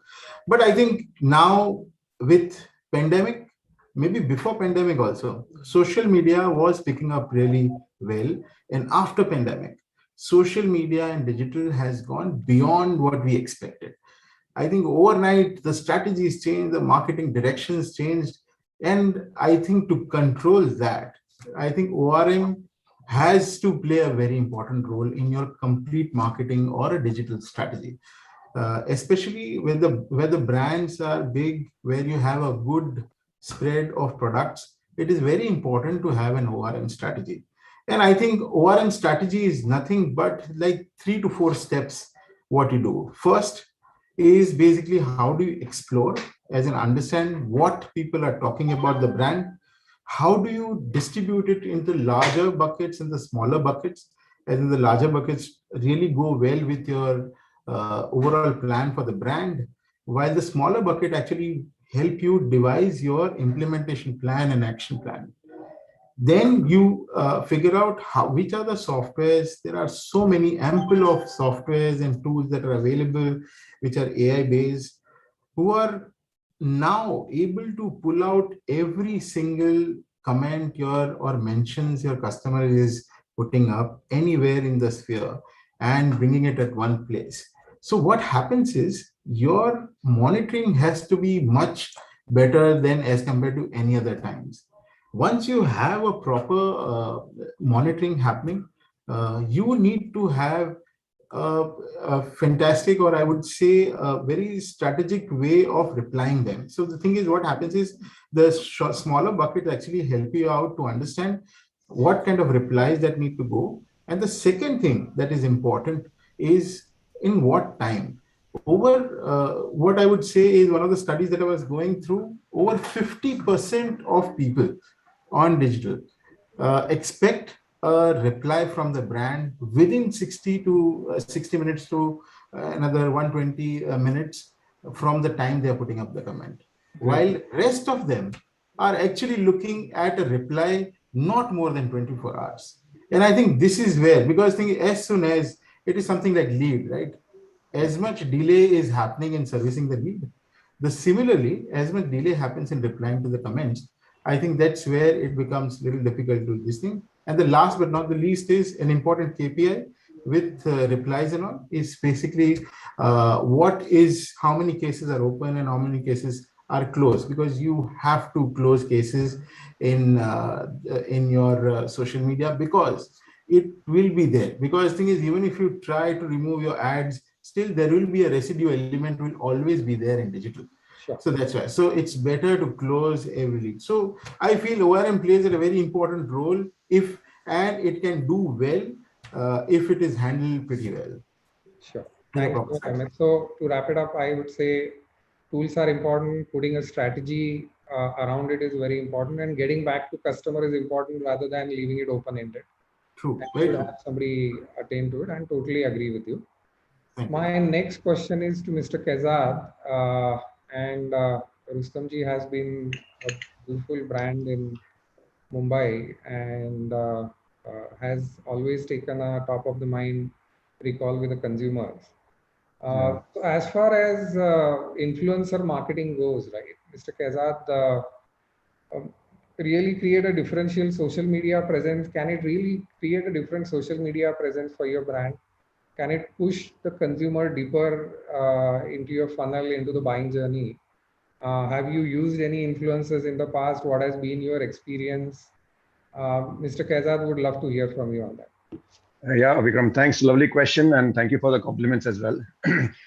We always say at Rustomji, we are proud to be Rustomite and happy to be with the fellow eminent panelists. Thank you, Sapna and team, for inviting all of us here. Vikram, at Rustomji, we've been in existence for 25 years. I myself, this is my 17th year in Rustomji. We are extremely passionate about customers. I mean, customer love is something we propagate. And I think in corporate parlance, nobody uses the word love. So I think Rustomji, starting from our managing director, Mr. Boman Irani, to his younger brother, Mr. Percy, to our joint director, Mr. Chandresh, we are obsessed. You can literally tell us we are obsessed with customer delight, customer happiness. Rendering your question that influencers, see, pehle se, means from the day one, our whole premise, our foundation of our organization, Rustomji, is based on, influencing, not with the view of getting anything out of them, but with the view of building a relationship, with a view of long term. So I think today everybody has a very narrow view of influencer. Okay, we should get only some kind of a celebrity, or we should get somebody who's a very well-known personality. But we want to start with very basics, and we want to believe, and we truly believe, that our basic and our first level A influences, primary influences, and probably the most strongest influences are the people who are closest to us.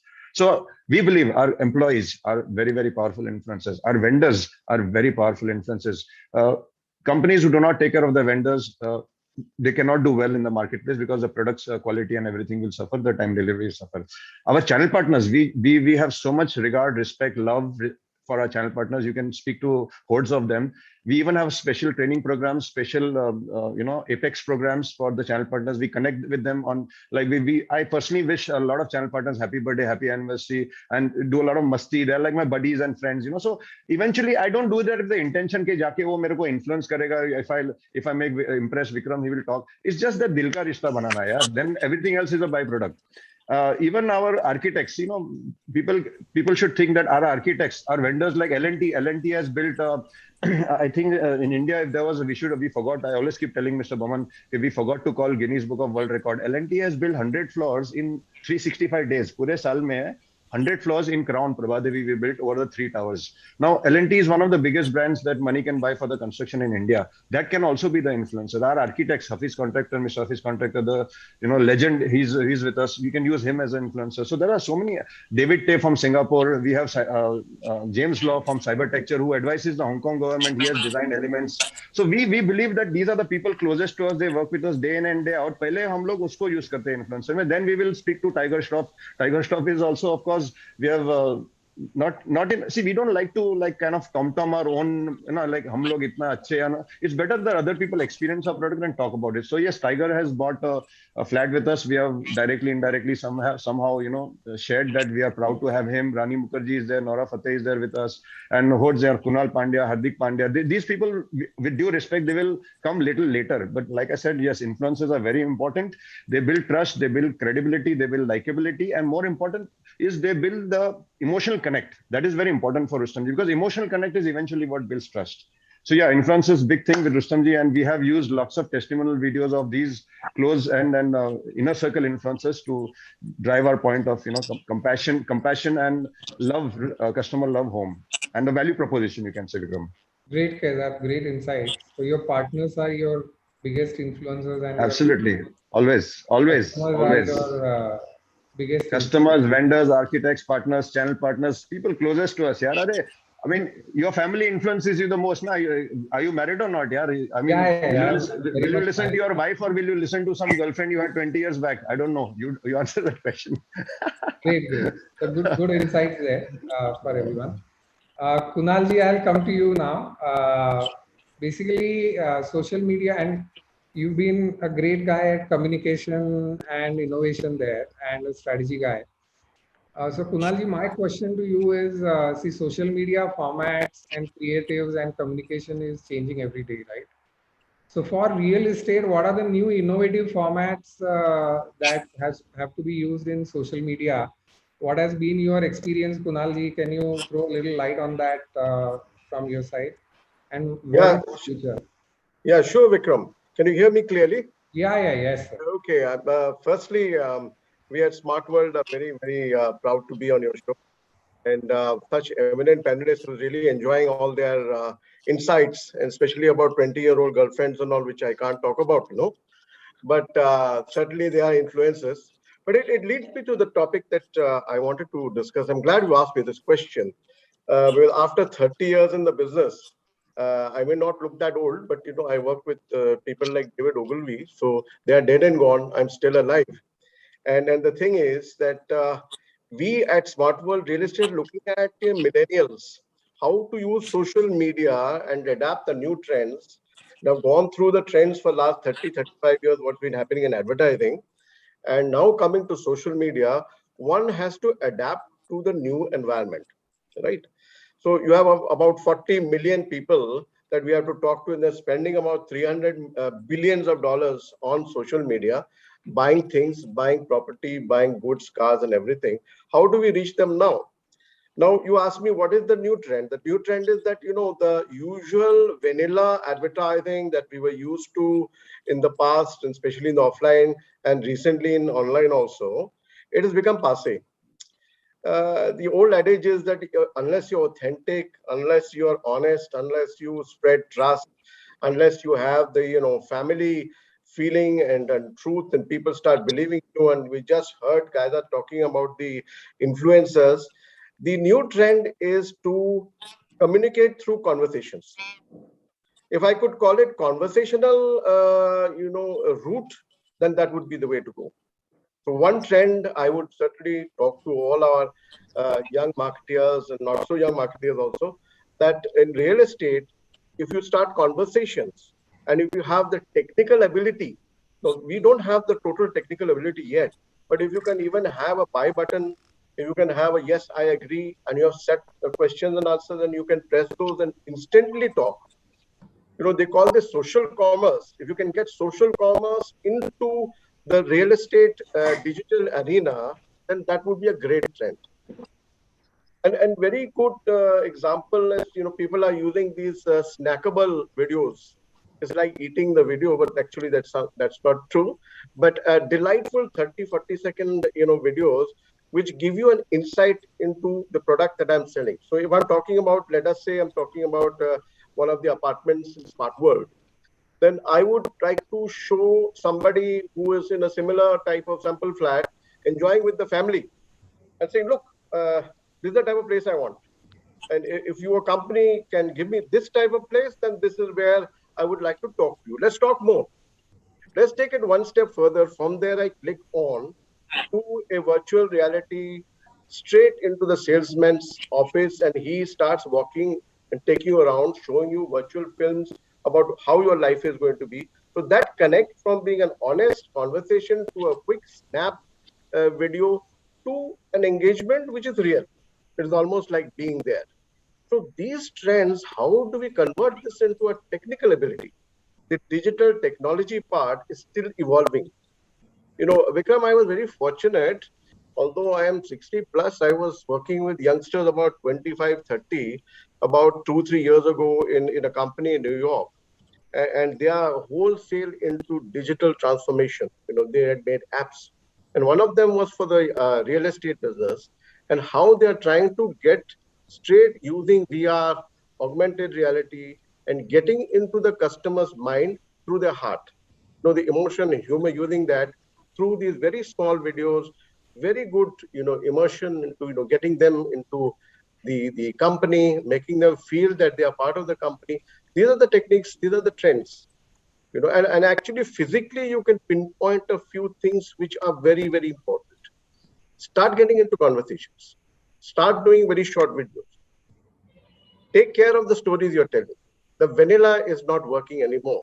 So we have to put on our thinking caps now and humanizing this technology.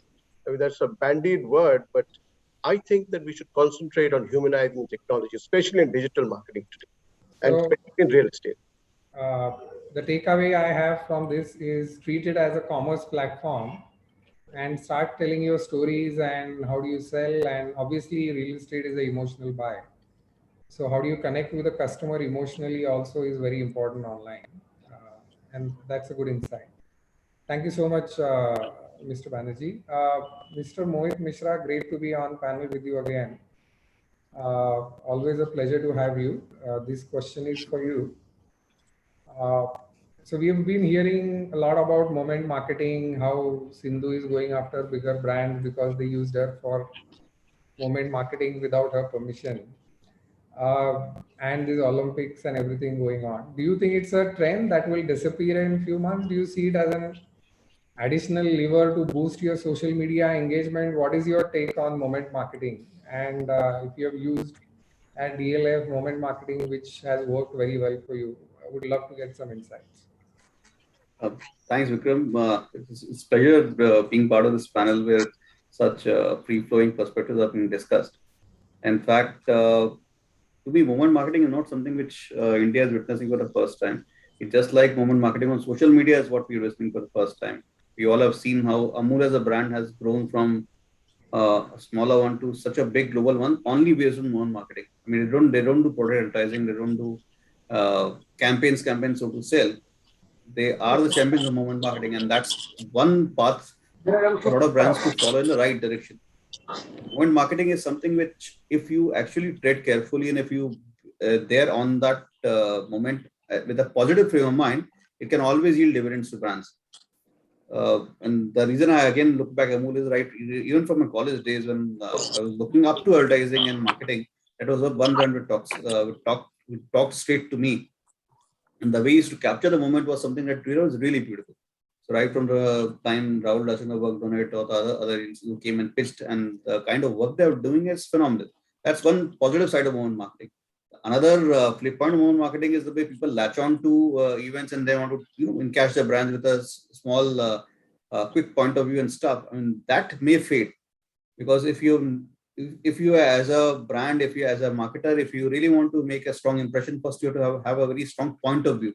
A brand like Amul had a point of view which is very sharp, and they've been using it for years, and therefore it stood that time. It stood the test of the time, and it's still there with what it is. A lot of brands will come and will just fall into a trap. I mean, Zomato did something which was very edgy, very ballsy 2 years back. So they had their own fair share of people complimenting them and somebody ridiculing them. But whatever they said, if it was done with honesty, people liked it. Mr. Banerjee talked about, and such a senior marketing and advertising professional, he's talking about snackable content today. I mean, an era which is all built on very vanilla advertising, very brand core advertising today looks up to snackable content. For moment marketing is exactly the snackable content of the entire content strategy. So on that moment, is there something that you have captured, a brand that has a point of view, if they can say on that very day, I mean, what better than that? I mean, so it will never fade away. It's just like when brands do their own learning curve, and when they realize that yes, as over the years or with very strong brand fundamentals, there's a point of view that I want to tell people about, and if in that very moment, if they want to wish somebody, if they want to compliment somebody, if they want to be a part of a conversation or a story with a brand point of view, I mean, it will always be there. Like from dealer point of view, if you look at moment marketing, when we have been working on marketing in a very fundamental way. We have never been doing something which is for that moment or just for the sake of it. But like we always talk about a safer comeback for our clients to their offices, because that's what dealer provides them, a safer environment, all wellness and health and all those, and the safety checks in. But tomorrow, if I have to talk about moment marketing, and we are going to be celebrating a day of freedom in 3 days time from now, we are looking at freedom to work in a safe environment back in office. So if I have to use that in my marketing jargon, it won't be movement marketing, but it's just like what I'm saying and what the country is celebrating 3 days hence will just fit into it perfectly. So that's something that as dealer we would like to do. But on a long-term thing on movement marketing, Vikram, going back to your first question, it will always be there. It's just like the guys who are doing it for a short term, they may come and vanish. But somebody who has built a very sharp point of view or a very clear brand commission direction will always stick to one marketing in the days to come.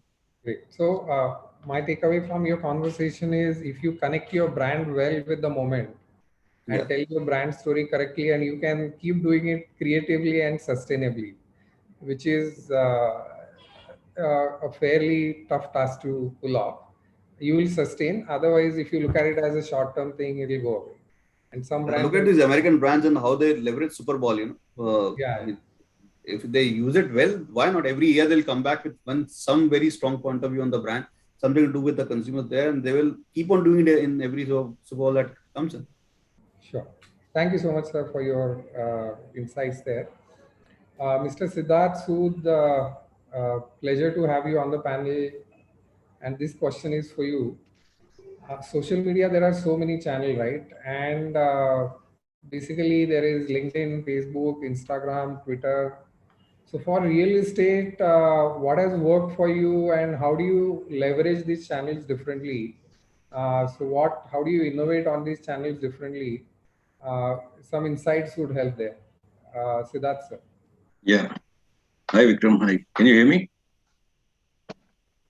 Hello? Yes, very well, sir. Okay. Hi, good afternoon to all the fellow panelists also.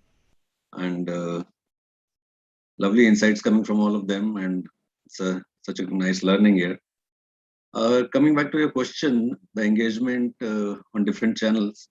For us specifically, I would say, compared to all the channels, see, in real estate, we have two objectives when we get into a social media campaign or social media platforms. So one could be a short-term campaign, which is mostly ROI and lead generation and all that stuff. And the second, long-term and the bigger objective would be building your brand, getting brand loyalty, getting more subscribers, which ultimately help you in the long run.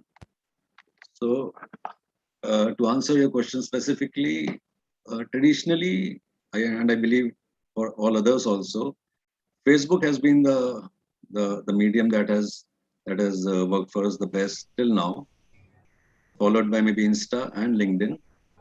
And Twitter is a total no-no. I think it's more of a reaching out medium, in our case, it's more of a complaint medium, I would say. Of complaints come on Twitter. But coming back to the objectives, social media per se, in short term, has not worked for us, and I would say for real estate also, mostly because the quality of leads is not very good, and the quality is not good. So we do not rely on social media for our short term goals. But yes, it has worked beautifully on the long term objective. We have had a nice brand following that has come up. People have started noticing us. Social media is something, we are sitting here in this part of the country, in Delhi NCR, and somebody is looking at us in Australia, maybe USA, Dubai. So we can reach out to all those people also. Sure. With all those tools that have been discussed, moment marketings and snackable videos and all that stuff. So the times are really exciting after the pandemic has really changed the social media.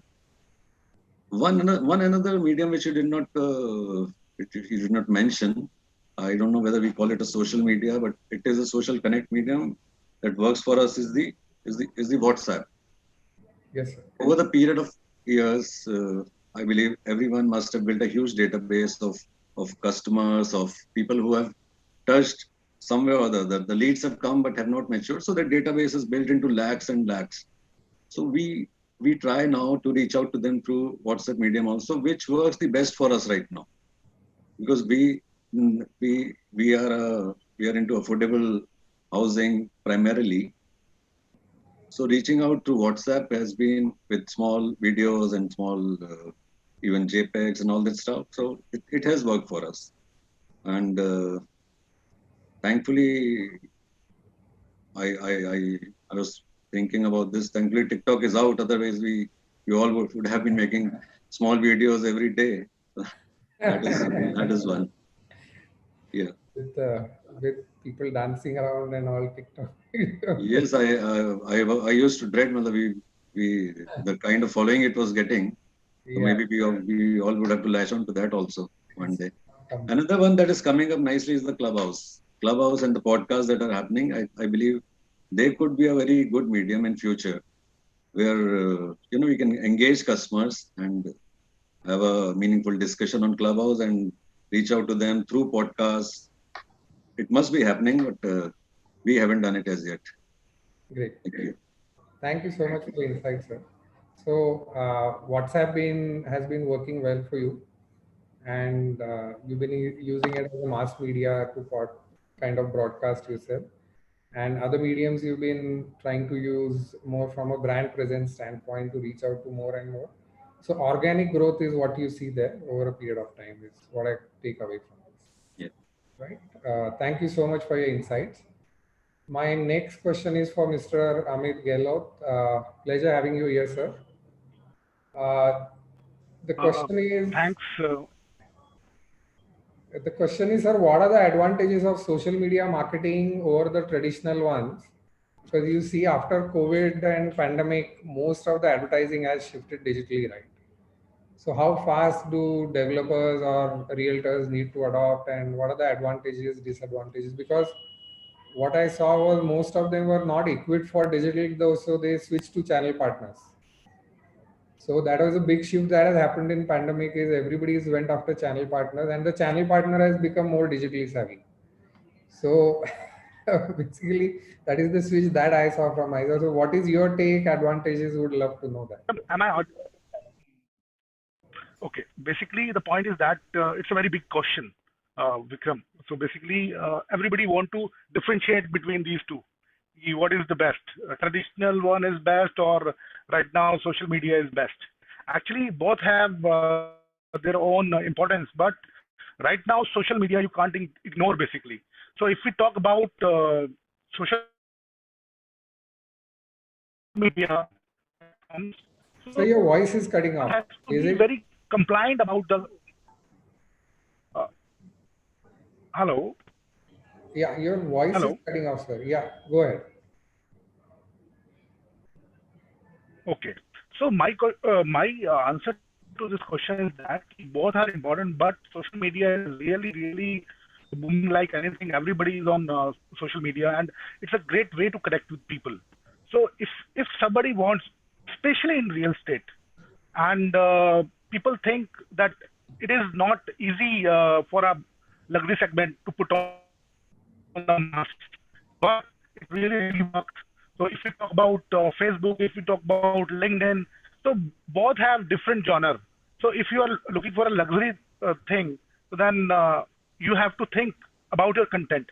So if the content is really good, if the you can say homework has been done properly, then social media has an advantage. Why? Because it's more cost effectively, and most cost effective भी है, and उसके साथ में ये जो आपको एक connect देता है यूजर के साथ में, और जो लोग इंटरेस्टेड होते हैं रियल एस्टेट के अंदर, तो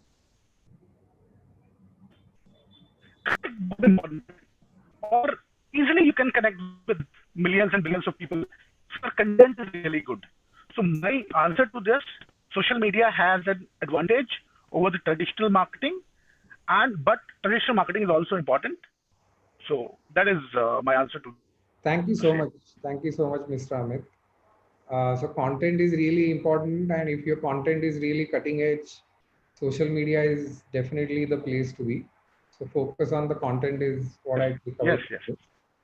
Thank you so much. Amit, yes. I will come back to you with my next question. You recently ran a big campaign for Adani, which was Ahmedabad Hit Che, right? And it did quite well. And you guys leverage social media quite well there with Facebook and Insta and all these. Just throw a little bit insights into what you did differently for this campaign and what helped you there is what I want to know. And if you could let us know what is the cost per reach or some parameters compared to other mediums, that will help. Sure. So I think just a small case study on that. So we were like early 2020 when the COVID came. We were all actually facing something that we have never faced before, and the business pressure was mounting. Obviously, I think the best thing that we were able to see, or the best option or an option was to start having a virtual visit at your site and then start moving ahead. So like anybody, we also started doing that. We actually had a virtual visit platform, and we said, let's go out. And we reached out to the customers. Unfortunately, at that period of time, customers, they were not having home as their priority.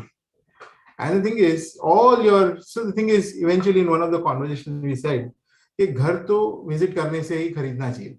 उसके पहले people don't buy homes in digital. I have seen this trend in Tata. We have sold a lot of homes digitally. But eventually what happens is people want to buy home after visiting, and visit was not possible.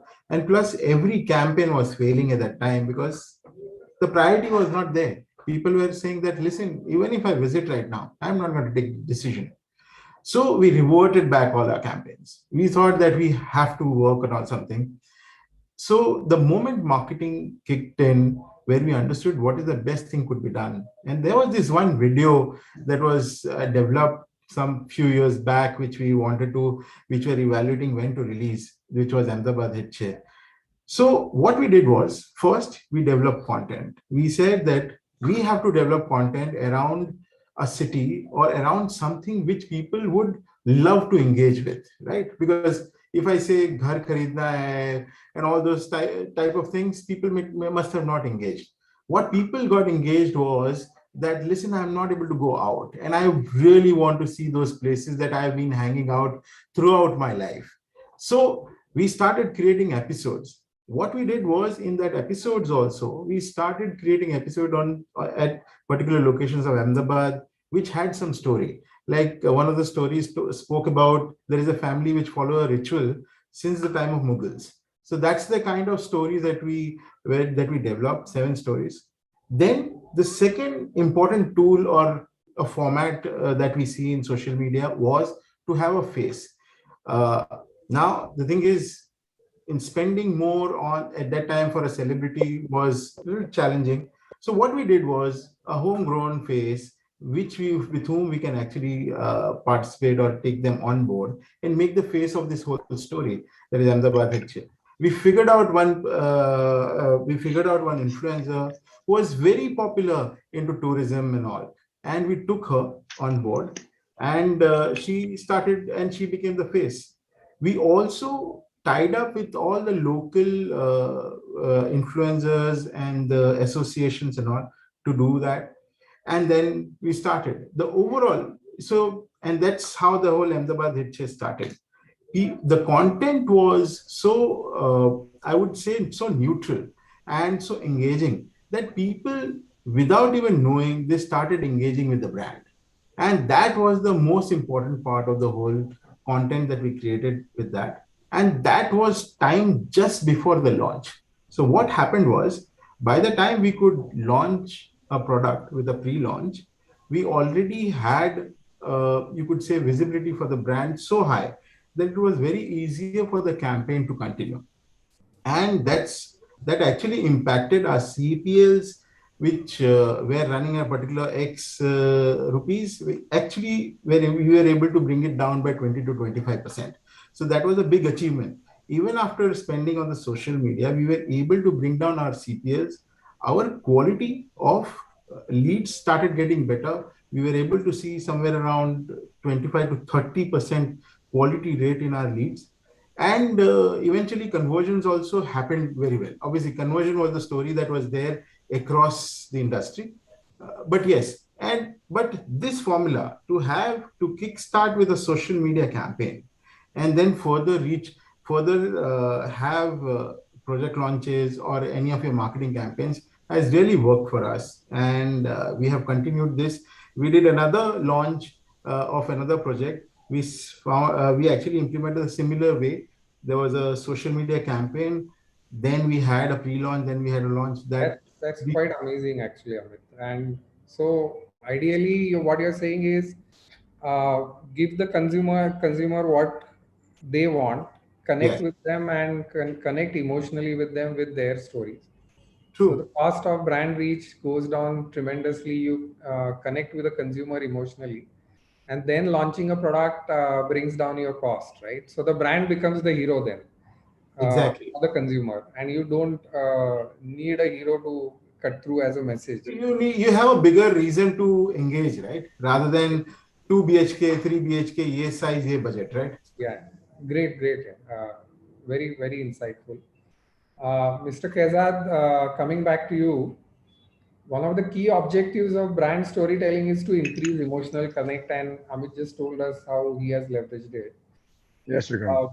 Do you think social media can truly help with this? Because Rustamji, the campaign which uh, connects with everyone and basically it's Rustamji, it's thoughtful, right? So what Yes. storytelling that you do around it? What stories have you told on social media? How has it helped you to connect emotionally with your buyer, and what has it done Yes. for your brand? Thanks, Vikram. Lovely question once again. Um, I would like to share with whoever is listening as of now that it's a very interesting aspect of human psychology that our human brain does not have a buy button. Okay, ye kharido, you know, whatever you see, but it definitely has a story button. If I tell you, okay, guys, let's get together, let me share a nice story with you. सब लोग का कान ऊपर हो जाएगा, बोलेगा हाँ यार story सुनने के लिए जाते हैं, and it automatically attracts the attention and the viewership of the people. I think today Rustam ji totally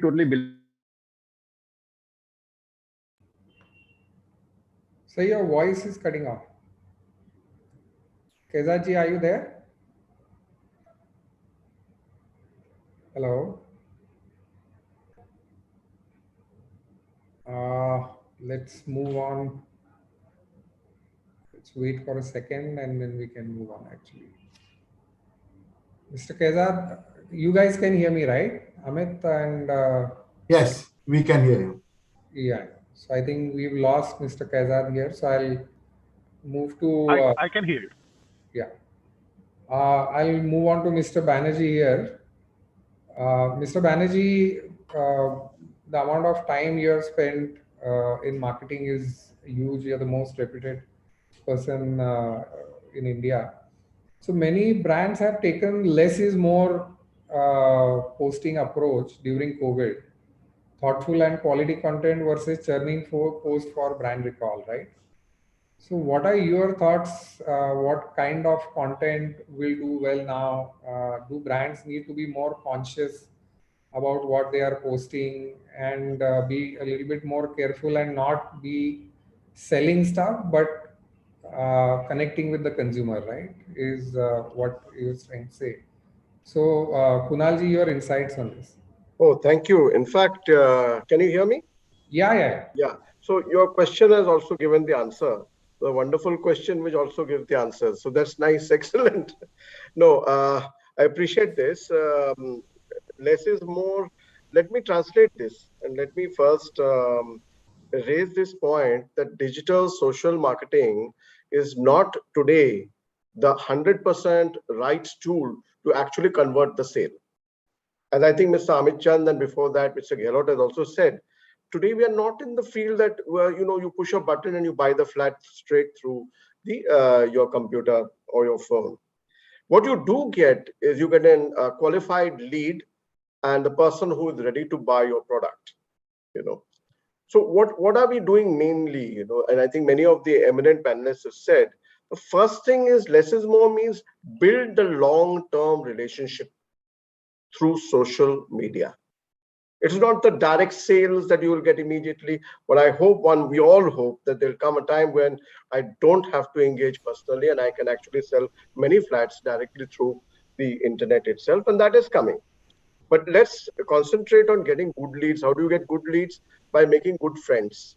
And Kaizad said that emotion is very important. Emotion sells twice as much as reason does. This is psychological fact. And he was alluding to it. And I think we would have liked to have heard him more about that subject. But I have studied that as well. And I find that emotion through building long-lasting relationship, what does it mean? For example, suppose I give a small tutorial. I'm not selling my product Smart World, which is a real estate brand in North India today and hopefully rest of India tomorrow. I'm actually giving a tutorial on how to select the best, house for your family. If you're a millennial, you're 35 years old, you have 2 children, you're working, your wife is working, you can't go to office, you need work from home space and all that. What is it you should look for? How can I help you? How can I engage with you? So less is more is that I'm not saying buy my product, buy my product, buy my product. I'm saying, actually, I have a very good product for you. Let's talk. That is building the relationship in a long-term basis, which is very strong. That emotion will actually get you to the lead, get you to the person. Suneti is ready to go visit your sample flat virtually or physically and then make a decision. Number one. Number two on this is that how can I get that person, on the other side of the computer where I'm talking to them and social media. What we are doing now, what are we doing? We are doing live streaming. We are actually talking to each other. You may be in Pune, you may be in Bombay, and somebody said somebody is in Australia, but we are in the same room. If I could give you my coffee, I would give you my coffee. Right? If the technology, Vikram, can come to the stage when one live streaming can be the salesperson or the marketing person or the PR person is talking to a prospective customer on a live streaming like this, not set up by seminar by the eminent Mr. Anurag Batra's company, Reality Plus, but actually doing it on a basis where your company and my company, we are together and we are talking like normal people. You come into the conference room and say, hi, buddy, how are you? How are things going? Actually, you're looking for a flat. Now, thing is, take it easy. Let's discuss it. Are we too expensive for you or are we just right for you? Let's discuss. If you don't want my product, let me give you some advice. Next door, there is a lovely product here. Rustamji is very good. Why don't you, consider that? But this is a very dangerous talk, for a marketing person. But that is less is more. Huh? Getting the emotional connect. Like, I'll give you a small story here. Kaizad said everybody likes stories. We can go to any insurance agent now. There's so many big insurance companies. My family only goes to Mr. Mehta. Why? Because right from the beginning, he is a cool guy. He'll tell you, don't worry, kuch hoga hum hai na. So that relationship building with Mr. Mehta and all the Max Bupas and everything direct and all, I don't know. My family doesn't go. They like Mr. Mehta only. Similarly, can we build this relationship through live streaming, snackable videos, long conversations? That is less is more. And I think that is the way we will forward. Again, I am repeating myself. Humanizing technology through digital transformation, having the tools to do it properly, and then building that, making friends. I made friends with Vikram. I like him. The first time I met him, he looked so nice, handsome young man. We can have a conversation, and next time we will meet and we'll shake hands. Definitely. So this is my message. This is my message. Transform technology into a human asset, a tool, where selling will become much easier after this. Definitely, sir. So you have to take a friendly tone, caring tone, and really care about your consumer is what the gist of the conversation is. And it can be used collaboration tools, live streaming tools, and add value to your consumer's life. So that is what my takeaway is from this. Mr. Mishra, I'll come back to you. Social media users these days are very, very well informed, right? And want to engage with brands basically who have a certain set of values. Do you think, especially for real estate, right, it can be slippery slope for brands if they voice their opinion on topics which are emotionally heated, right? Or should they stay away from such topics? Should they get involved? What is your take on it? Because DLF, if it says anything in Delhi, वो statement बन जाता है. And people are very emotional about brands and also DLF. So what's your take on how brands should approach it? In fact, Vikram, it goes back to what I was discussing in my answer to your first question. When you say movement marketing, and I said the brand need to have a point of view. It is clear, it is rock solid. I mean, we are in a infrastructure and also a core business. So even a point of view and what we need to say on any media vehicle has to be also like a core message and deep rooted. Just the way our products are. So we are not selling a 50 paisa candy so that we can say something and the consumer, we just move on after consuming the product. I mean, the experience of the product that we guys sell is deep. And when it comes to the office premises, people will interact with them every time we are looking at global relationships with organizations with whom we are carrying forward the business for many, many years. And these are long-lasting relationships. So when you use social media, and even if there's a conversation which we get into it with a point of view which is very clear. We go into the conversation with what we need to deliver and what we need to promise, which is all deep-rooted, substantial, core infrastructure kind of a thing. And it's never differently, right? If there is a political debate going on, should the brand even touch it or stay away from it? Or some people want to ride on it because any kind of publicity is good publicity is what people say. See, it depends if the political debate is happening, Vikram, which may hamper your business. Then every brand and every developer that I have right now on a fellow panelist should have a point of view and should be talking about it in media.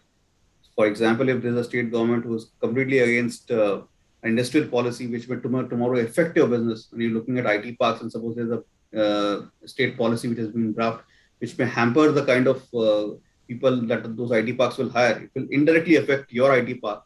So that's a conversation where a brand will have a role to play. They should play their role, and come to fore on that. But things that are completely heated and on the spur of the moment, that's something that a brand should always avoid. It all depends what is the core of the brand. If it really meets to your core, you can extend that conversation from one platform to another. Like before joining real estate, I was heading integrated marketing and communications for a consumer durable brand. Now, when you look at any consumer durable brand, social post, even if you talk about your own new communication or new product, there are 20 things that will come up which are examples of bad ORM saying, oh, my machine didn't work, or that failed, or this failed. Now, neither those kind of things can be ignored, nor those things can be taken from more than that they offer on the face value. They need to be resolved. So a service request, a request or a complaint or a concern from anybody who's a customer or customer's customer can never be ignored in this industry or in any other consumer facing industry. So when you come to that kind of a conversation, it's not about being silent. It's about being responsible, but that too being responsible and being responsive. So I mean, that can't be avoided. So it's not about just ignoring everything that is happening on a social conversation.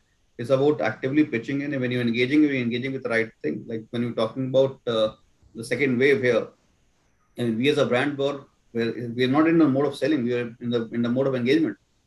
So if there are vaccination camps that are happening in our IT projects, we offered them to our corporate clients. We tied up with them on getting them vaccinated back in campuses. So many people working from home those days came back to offices with their families, both elderly and their juniors, and got vaccination done in the campuses. I mean, those are important things on which we can't be dominant. People will look up to us. I mean, we have the real estate space. We have these IT premises which are safe and secure. And vaccination is such an important drive that the government was pushing. So we can't be, we can't stay away from that. That would have been irresponsible.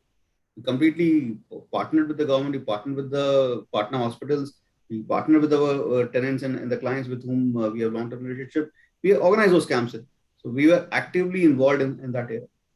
Sure. Thank you so much, sir, for your viewpoint. Siddharth, sir, I'll come back to you. With social media spans going down every day and people are just browsing through their mobiles, right? So what kind of content has worked for you? What kind of content should we build? Infographics, videos, snackable, any insights on that? What has worked for GORS?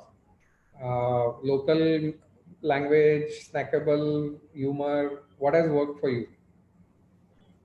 Well, as has been discussed, videos are definitely in since last year, since the pandemic broke. We all started looking at videos in a very, very focused manner, doing small videos, big videos, project videos. Then we started doing construction updates through videos. Then we did a big Bollywood-based campaign, which were very witty videos based on dialogues and songs. In fact, I was at home and I did voiceover for few of the ads.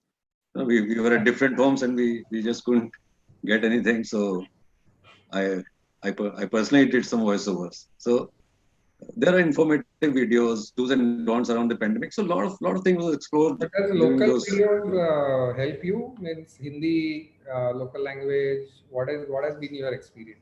Yes, you are an affordable brand. So what has worked for you more? What should be the tone of the video? Depends. It just depends on the mood of the day also. But all languages, English, Hindi, Punjabi, and videos work. Videos have worked, but the essence is to find out what should be the length of the video and what to do in those first 5 seconds, 10 seconds, so that it grabs the attention of the consumer. So that is a big question that we keep exploring. We keep coming up with new ideas. We keep changing agencies. We hire in-house people to generate those videos and ideas and do brainstorming ourselves. So videos is one which really works. Then another thing which comes to my mind is we I think in the last 3-4 years, or I don't remember exactly, but we started promoting news which was pertaining, very region specific to where our projects are based, which are project specific, which are company specific. My MD, Mr. Manoj Gaur, is vice president of Credai, so he gets quoted in lot of places. So we do that video, so that gets us a lot of traction. So that has worked on social media for us also, and I'm waiting for that big disruptive moment, which goes viral. Either I create it or we get it. But I pray that it is a positive one. We don't end up on the wrong side. But that is what something that goes viral. I haven't seen that in real estate yet, but it should come one day very soon. Definitely with God's first. Let's see. me and you will get online and do a video. Yeah. I think we are running out of time. Last question for Mr. Amit Gehlot here. From a posting standpoint, right, Mr. Gehlot, what is the best time to post on social media related to real estate? Means, what have you experienced there? Actually, mornings and evenings are the best time. And especially if you put around 11:30, so it is different timing zones are there. But for in India, we are more prone to see all these content around 2 o'clock or in the evening. So the right time, I believe, which we follow also, that is around 11ish in the morning and around 7ish in the evening. So, but I again reiterate here, content and the people who are running these contents and the people who are behind the scenes should have the knowledge of the product. If don't do the product, then timing doesn't do anything. So if your content is solid, your marketing people know the product, then they can pitch. And the emotion within which we have discussed here will definitely come. So I, from this medium, I want to say to all the real estate realtors, connected people to real estate marketers, please read the product. Please take the knowledge of the product before doing or starting a marketing.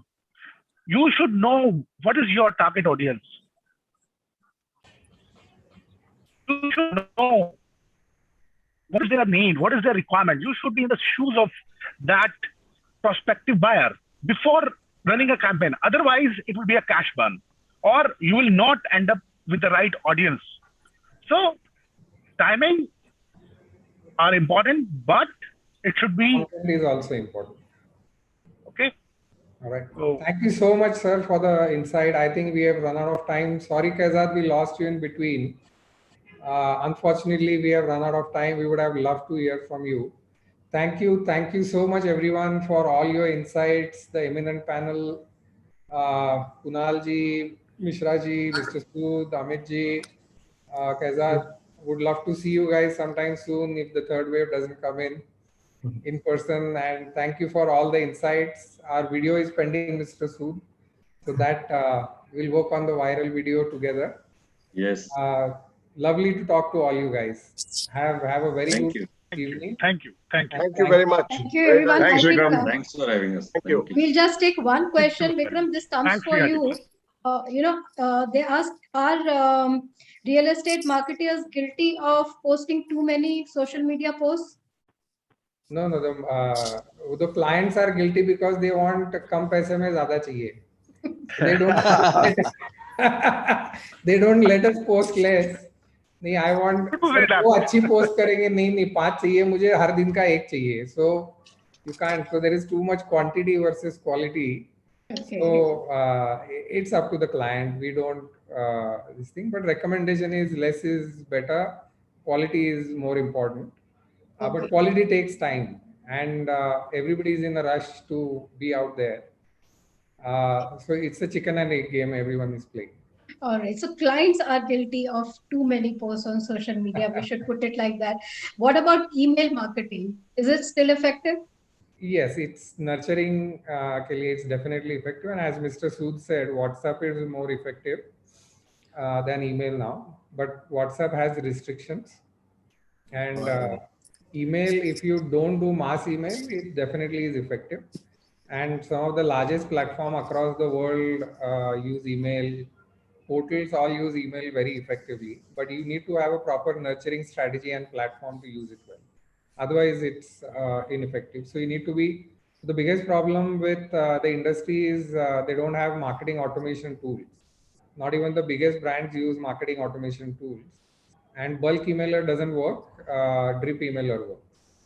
Okay. Okay, so that was a good takeaway. So, in fact, the entire session, the gist of the session that we can say is that content remains the king, and storytelling is something which attracts buyers, for real estate, especially because it's a big ticket investment. So thank you so much, Vikram, for that wonderful moderation and bringing out the best from our speakers. And thanks to all our speakers for sharing their views, their opinions on how the marketing should be, especially with social media platform. So thank you so much for being here with us today. Thank you, Sapna. Thank you. Thank you, Sapna. Thank you, Siddharth. Thank you, Dr. Kunal. Yeah. Thanks, Amit Thank Chan. you. Thanks, Mr. Gehlot. And thanks, Kaizad. Thanks, Sapna. everyone. Thank you, Sapna. Thank you, Thank you so much. Thank you. Bye. Thanks, Sumit. Bye. So that was one very interesting session where we were talking about social media platform and how, what is the effective way or the integrated approach towards that. So let's get ready for the next very exciting panel discussion. Our next session is on the very topical subject of today's times, which is realty, sales and marketing, the new age template. So let me introduce our panel members for this session. I welcome our moderator of the session, Pankaj Kapoor, founder and managing director, Lysis Foras, Real Estate Rating and Research Private Limited. Pankaj has 20 plus years of experience in the field of valuation, consulting, and risk analytics. He's an acclaimed expert in analyzing and predicting real estate market trends in India. And Pankaj is best known in the industry for bringing in scientific approach and for developing reliable market database. Let me now introduce our expert panel in an alphabetical order. Our first panel member I introduce is Mr. Ibrahim Sharif, Vice President, Sales and Marketing, Bhartiya City Developers Private Limited.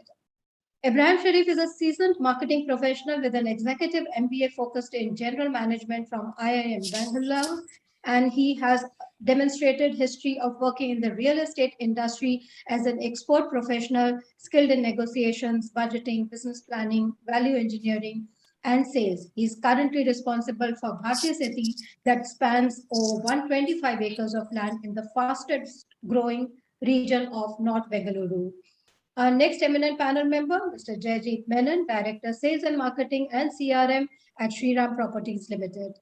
Mr. Jayjeet Menon has more than 20 years of experience in sales and marketing with strong experience in setting up of sales teams across verticals.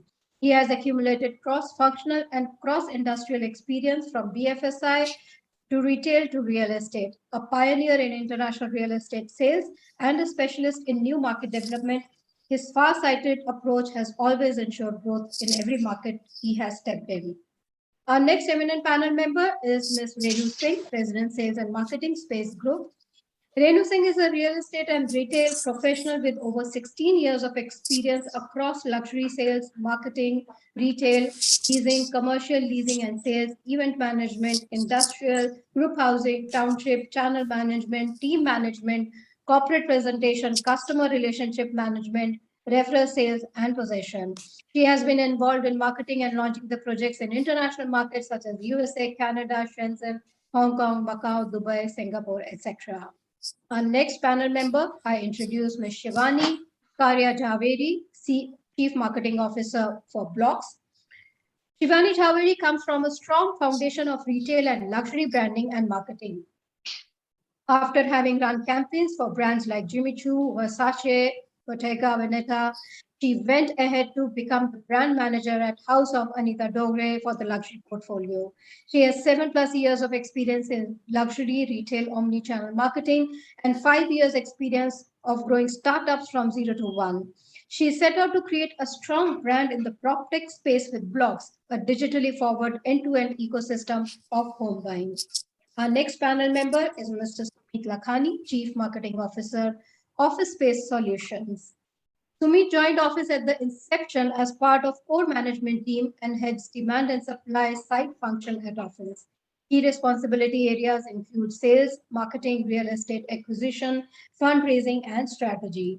Under his aegis, Office has grown to become one of the most recognized and reputed consumer-focused brands in the co-working industry. Our next and final member of this panel, let me introduce Dr. Vishesh Rawat, Vice President, Sales and Marketing, M2K Group. Dr. Vishesh Rawat is a senior professional with over 21 years of experience in marketing, sales strategy, business development, and leasing. Currently, he is leading marketing, sales, and leasing terms of M2K Group and handling portfolio of residential, commercial, retail, real estate projects of the company. Earlier, he has worked at leadership positions with reputed real estate developers like Imami Realty, SS Group, Ansal API, and TDI Group. Leading from the fund, he has been instrumental in defining the new sales and marketing strategies and increasing the revenues drastically. So this is our eminent panel, and I hand it over to Mr. Kapoor now to take forward the conversation. Yeah, thank you so much, Sapna. Thank you, everyone joining in. And pleasure to get connected with you. I'll be probably trying to distribute the discussions into 3 segments, which is residential, commercial, office, and the retail segments, because I see the panelists have the experience in all 3 segments. So we'll be talking about that. And 3 perspective, we'll try to look at that pre and post pandemic, what has changed in the market, more from the angles of the products, consumer preferences, and how we are going to really distribute and reach out to them. And also in regards to the communications, what has changed in that particular perspective. There are some questions which I have written down, and some of these questions were such which were a question mark in my mind that I didn't have much of the answers. That's why I thought I'll be asking the panelists, and we can build and deliberate on these particular aspects of it. And having said that, if any pertinent questions which I missed out and the panelists think that it should be considered for discussions, I'll be very happy it can be brought. So everyone is moderated in that sense, not myself alone. And thank you once again. So I begin with the residential segments and residential market. And before getting into the marketing, first we really want to look at that, what has happened to the product and how we are going to see the products. The first and foremost questions which came in, and especially what the kind of a transition we have seen last 4-5 years, is that developers started fixing people into the budget, and so the prices continue to be the same, but the apartment sizes continue to be reducing. And then the pandemic came in, and then in this pandemic we have seen the demand for the bigger houses again coming back, and the people's sense of space has increased.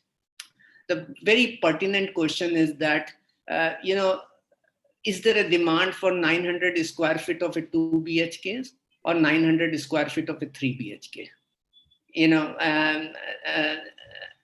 Mr. Main and Jajit, can I take your opinion on this particular? Sure, thank you. First of all, thank you for having me, and welcome to all the panelists as well, and good to have all the fellow industry experts here. Thank you, Pankaj. I think it's a very interesting question, and that question goes on in everybody's mind. I'm sure that all of us really keeps on delving about that. Okay, when we go out in the market for a new product, what is the product design in today's time should be? And that has been there with us also.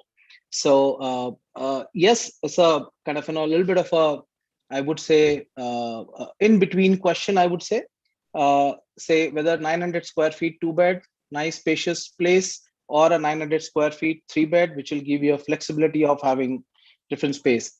There's a scope of both. My experience in last I would say 1.5 years of this pandemic time, marketing and selling and everything, I would say there's scope in both because we have various kind of product which fits in these two builds as well, and both has moved well. I will put it in two different directions. So there are people who are looking a smaller set of family who would look for an upgradation, larger space, but doesn't want to have say 3 bed. They settle for a larger 2 bed, and there are new set of audiences who's looking for a not larger budget but still needs to have a segregated space. I think there's a upcoming demand for both the set of things as well. That's what my take and my experience would be. And what would be the percentage distributions if you were to really think about developing? Design and put it in the fourth. Is that, if I can understand that correctly? No, assuming 3 BHK or 2 BHK, if you were to really take into consideration. Okay, so the upgradation part of it, I mean, percentage is little lesser, but moving from a 2 bed to a 3 bed is a higher percentage. Got it. This one more, like, leading questions comes is like, after pandemic, my own personal experience being like that, like, you coming from outside and then you need to sanitize yourself. So there would be a requirement in the designs which will be coming in, like, placement of the bathroom is going to be changing closer to the, like the international style of it, or you would have a dishwasher place which has to be now getting dedicated, mini office setup because work from home and all these things, or your in-house gym, or build your clubhouse, be having a business center kind of a requirement and all those things. Is there such kind of thing which has started coming back into your mind, and when you're looking at a new project design and things?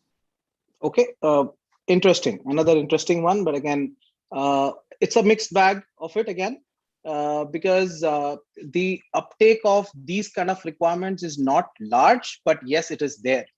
So it will all depend on the kind of audiences that we are targeting in that particular micro market or that particular market for say, and the kind of product that we want to deal in, and also keeping in mind the ticket size that we want to build in.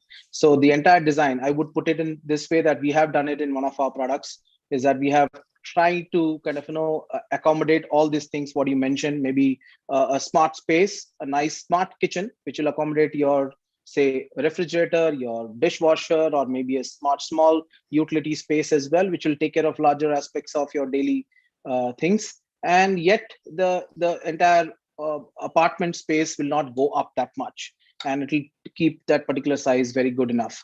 That's the first part of it. And yes, I would say it is there, but the kind of uptake right now, it is not that drastically the designs are changing across. It's not like that. It is still there, but a small changes here and there. The second part of your question I would like to answer is the requirement of a business center or maybe a common space requirement. I mean, that is the area where all the design changes are happening. So if you see a Wi-Fi enabled business center or a coffee shop in a clubhouse is much talked about in a lot of developments across in the marketing jargons as well. And that is where the changes are happening. And it's been well received also. It is requirement because there's I would say a need today, put it together like a hybrid way of functioning as far as a professional life is concerned. So I think that's the way things are moving in the future. Yeah, I have another developers, Bhartiya Cities, Mr. Ibrahim. If I put the same question to you, do you have same answers, or it's you have a different experience and different? Yeah, I would say similar to the experience what Jajit was in fact mentioning.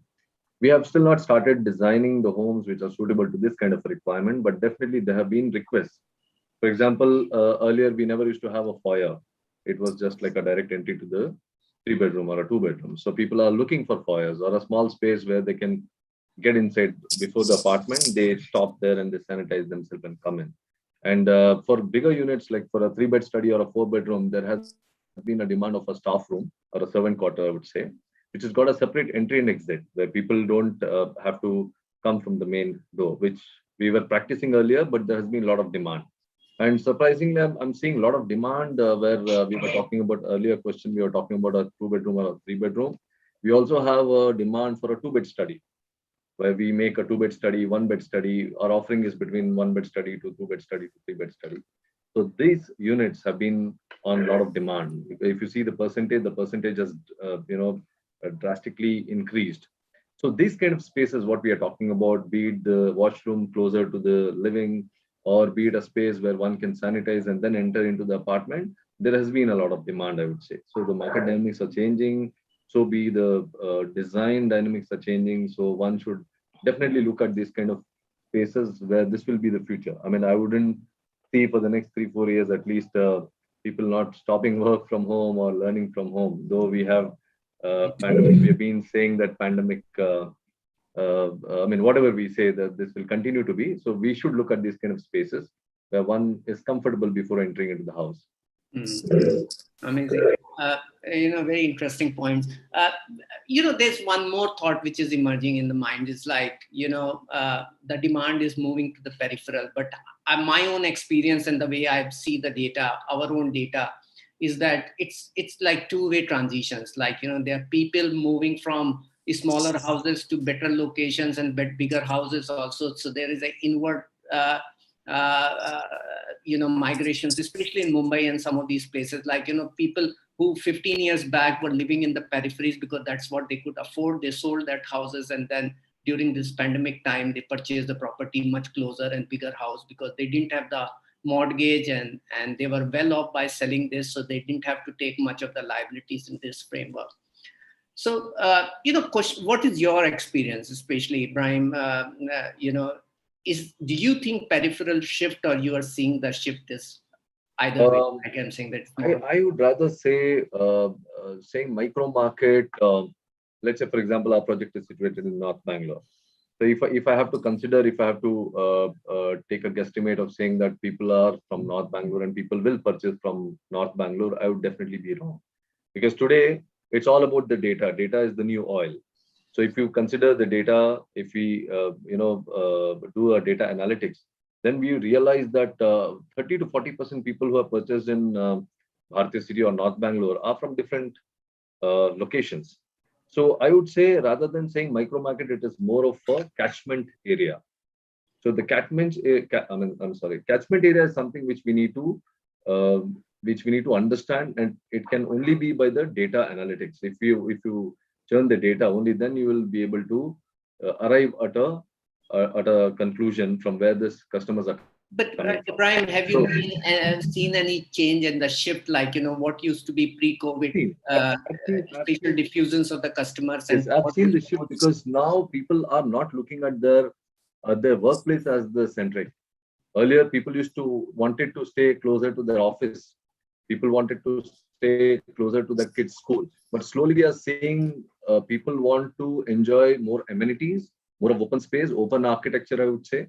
People don't mind staying away from their office or the school because they are realizing that this is going to be there for 1 or 2 years down the line, and this is how it is going to continue. And people, there has been a shift. That is what I was saying. When I saw the data, I was pretty surprised. I mean, we have just launched Nico 4 project. With the data what we had earlier, we were trying to do the catchment area, and we are trying to target the micro market, but the market dynamics have changed. Post-pandemic, while during the pandemic, the market dynamics have changed. Okay. One should look at the data. Mr. Vishesh, what's your opinion on the similar thing? Is like, is there a shift you are seeing in your projects also, or it is more to do with the specific micro markets? There in our property, we are having Victoria Garden as of now. And in that property, we are having apartments starting from 2,400 square feet onwards. So really, we don't have any small 2 BHKs there. So I don't have a definite conclusive data, whether there has been a shift in bigger houses demand. But yes, I can say, since we are having a good sales numbers, so demand is there for bigger houses. That's one.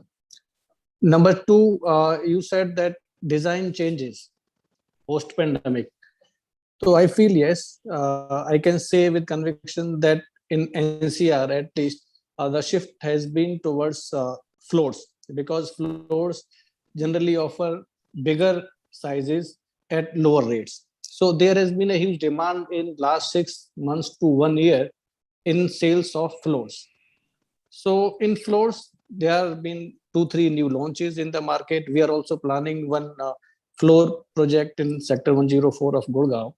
So I have seen that as per design is concerned, office setup in basement. So there is 3 offices, small offices in the basement that is meant for ground floor, first floor, and second floor occupant.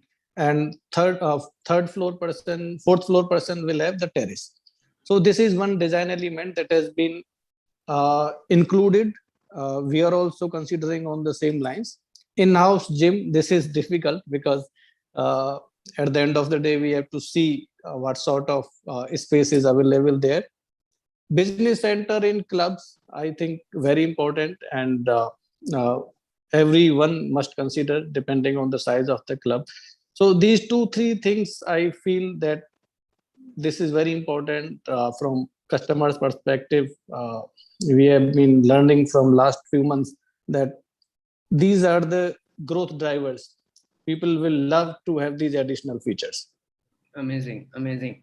We have Shivani here also, and you are from PropTech, and I really want to know that how's the PropTech is going to be coming into fore. I'm seeing that for some time. I'm seeing last 4-5 years has been a period of the PropTech, and I also belong to the same category, and I onto the data analytics and other framework.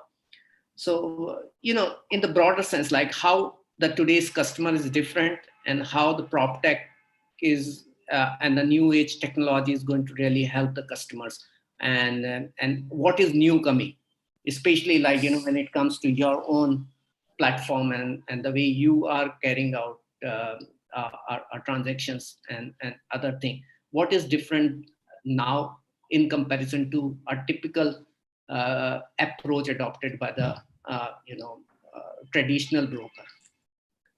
Thank you, Mr. Kapoor. I think PropTech is the new, in the last 5 years, it's something that, has been ever evolving. It has been around for about a decade, but in the last 5 years, and especially in the period that we've seen the pandemic, there has been an exponential rise in the digital adoption of our country. Even if you talk about people that are usually laggards in this stage of adoption, have now come online. Even housewives are online today because their children are studying online. So, given this revolution in India, this actually gave birth to blogs. So essentially in PropTech space, what we've realized is people have become very welcoming in doing virtual site visits. AR, VR, 3D viewing is what earlier would be considered to be a new age. Today is sort of a hygiene in the market where people are very comfortably doing these site visits.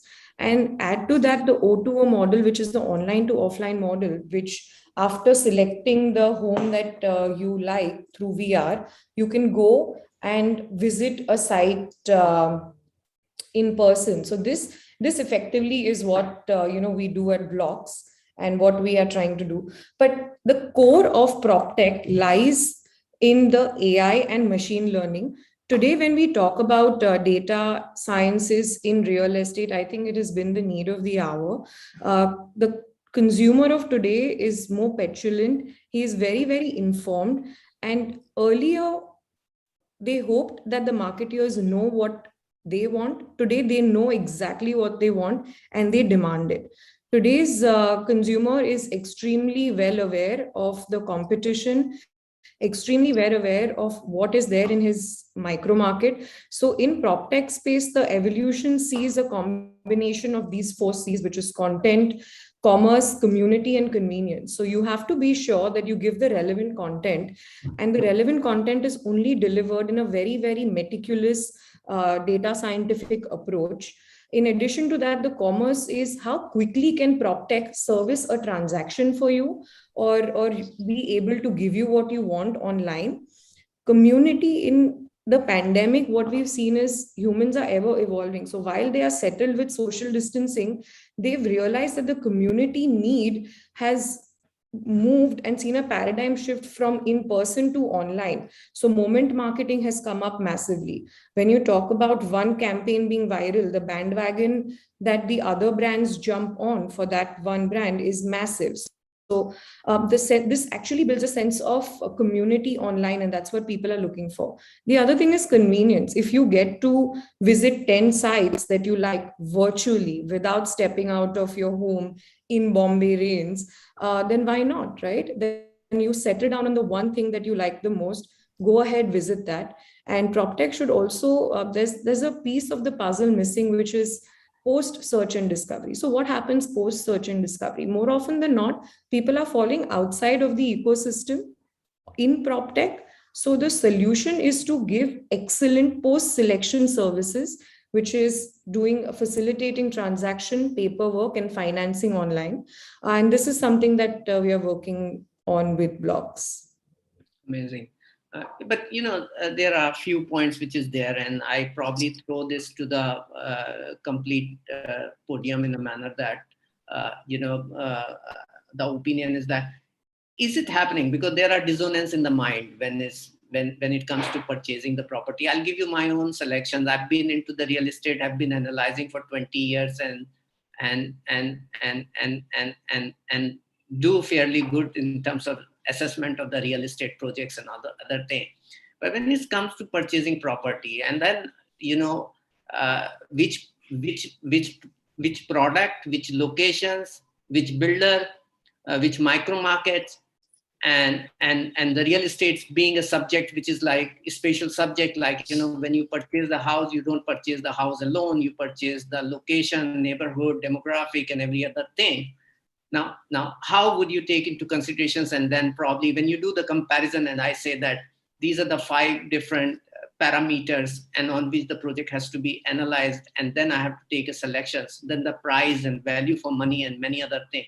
Is there something which is happening, or to what extent, the PropTech is able to solve this dissonance, or is it at the end of it, the consumer goes, makes a visit, feels satisfied, and then only he purchases property, or PropTech job is more to do with the communication part of it, not so far being able to give us final solutions, which is alleviating the dissonances which is there in his mind. Mr. Kapoor, you're absolutely right. This is a constant debate we get to hear, whether only virtual is enough. Are site visits also needed? There is a much larger picture when you're buying a home versus you're buying any other product. You're moving your family there. It's a big decision. It's a life decision. Naturally needs to be taken with the utmost care. So what we've seen happen in the PropTech spaces today, people are comfortable, and we've seen spot purchases happen with an online site visit where it's a virtual tour with 20 people participating in the virtual tour, and by the end of the conversation, people have bought and spot bought lands. But when you are talking about moving into your own home, at that point, I think because we are at the precipice of the revolution, only digital does not still work. Physical visits is still very important. And when you mention communication, I think that's very key, because when you're communicating with a customer digitally, it is the lifestyle you're selling. It's how relevant that communication is and how tailor-made it is to the person receiving it. Everyone has different reasons why they want to buy it, and the communication needs to reach to them. While we are all doing site visits online, going in person has still not completely become redundant. But it sure has room for improvement. When you talk about Uber, it's very easy to book an Uber, but to book a site visit, there's a little bit of hassle that's involved. So, once we identify and bridge the gaps and solve the problem of how easy it is going to be, how convenient is it going to be for the customer to be able to digitally book a site visit and go to the site and see for himself or herself what that project is going to look like. I think That is what the future holds for us. The Gen Z has grown up in a very seamless tech integrated way. There's a whole generation of young teens in America who don't know what a cigarette is because they've only been vaping. And that's going to be the customer of tomorrow very soon. So, when we are talking about that kind of generation taking over and having the capacity to spend and purchase, I think we have to cater to that segment soon enough. Yeah, I would like to take an opinion of Sumit now on office space. And frankly speaking, that's probably my own sense is that it has got impacted the maximum, especially because of the COVID. Retail, I still feel that it may probably recover the moment we are out of the lockdown, but the office really has a bigger issues. And our own data suggests we have increasing supplies, increasing vacancies, and reducing absorptions when you compare it from the last year to this year, net to net basis. The vacancy in last 1 year has increased from 15% to 18% at all India level. My supply, which used to be 658 million square feet of an A-grade office, has become 715 million because a lot of supply got ready also during this period. How do you look at the office market and what is your forward-looking call? And one more thing I want to, before you start it off, I'm also seeing that the new supply is in the pipeline. I know at least other day the Prestige launching in Mumbai, then I had spoken to Hiranandani is launching. There is something which they are citing. So there are several questions. One is, how do you see the supply and demand situation? How long this particular stress likely to be? Post that, what will happen if vacancies increases, and why the new supply coming? Is this mean that new supply is going to be for the future needs of the companies? So what will happen to the old supply? There are n number of questions which is there in the mind, and the floor is of yours, and then yours, and then probably after the Renu can also join with the similar answers. Thank you, Pankaj. Hi, good evening, everyone. Great to see, and hear a lot of optimism from residential side of things, and we are witnessing a great residential boom. I think two sectors are doing very well in this pandemic, residential and auto sector. People are moving away from the shared economy in that sense. Pankaj, to answer your point, I would say over the last 12 months, every week I, listen to an obituary for commercial real estate because everyone is working from home. The whole way the world is functioning, it's a very different kind of paradigm shift. Now, it's a major kind of a short-term impact on commercial real estate. The numbers speak for themselves. Now, where we see things are heading for CRE is also very interesting. Number one, we see, like you mentioned, 658 million square feet of grade A supply. We have another, 400 to 500 million square feet of grade B to, grade D supply in India. Now, the first thing we are, expecting is that this supply of grade B to grade D will start getting, a bit more, phased out. People will start moving to a more grade A supply. So that's a paradigm shift which will start happening, across all, at least tier 1 cities.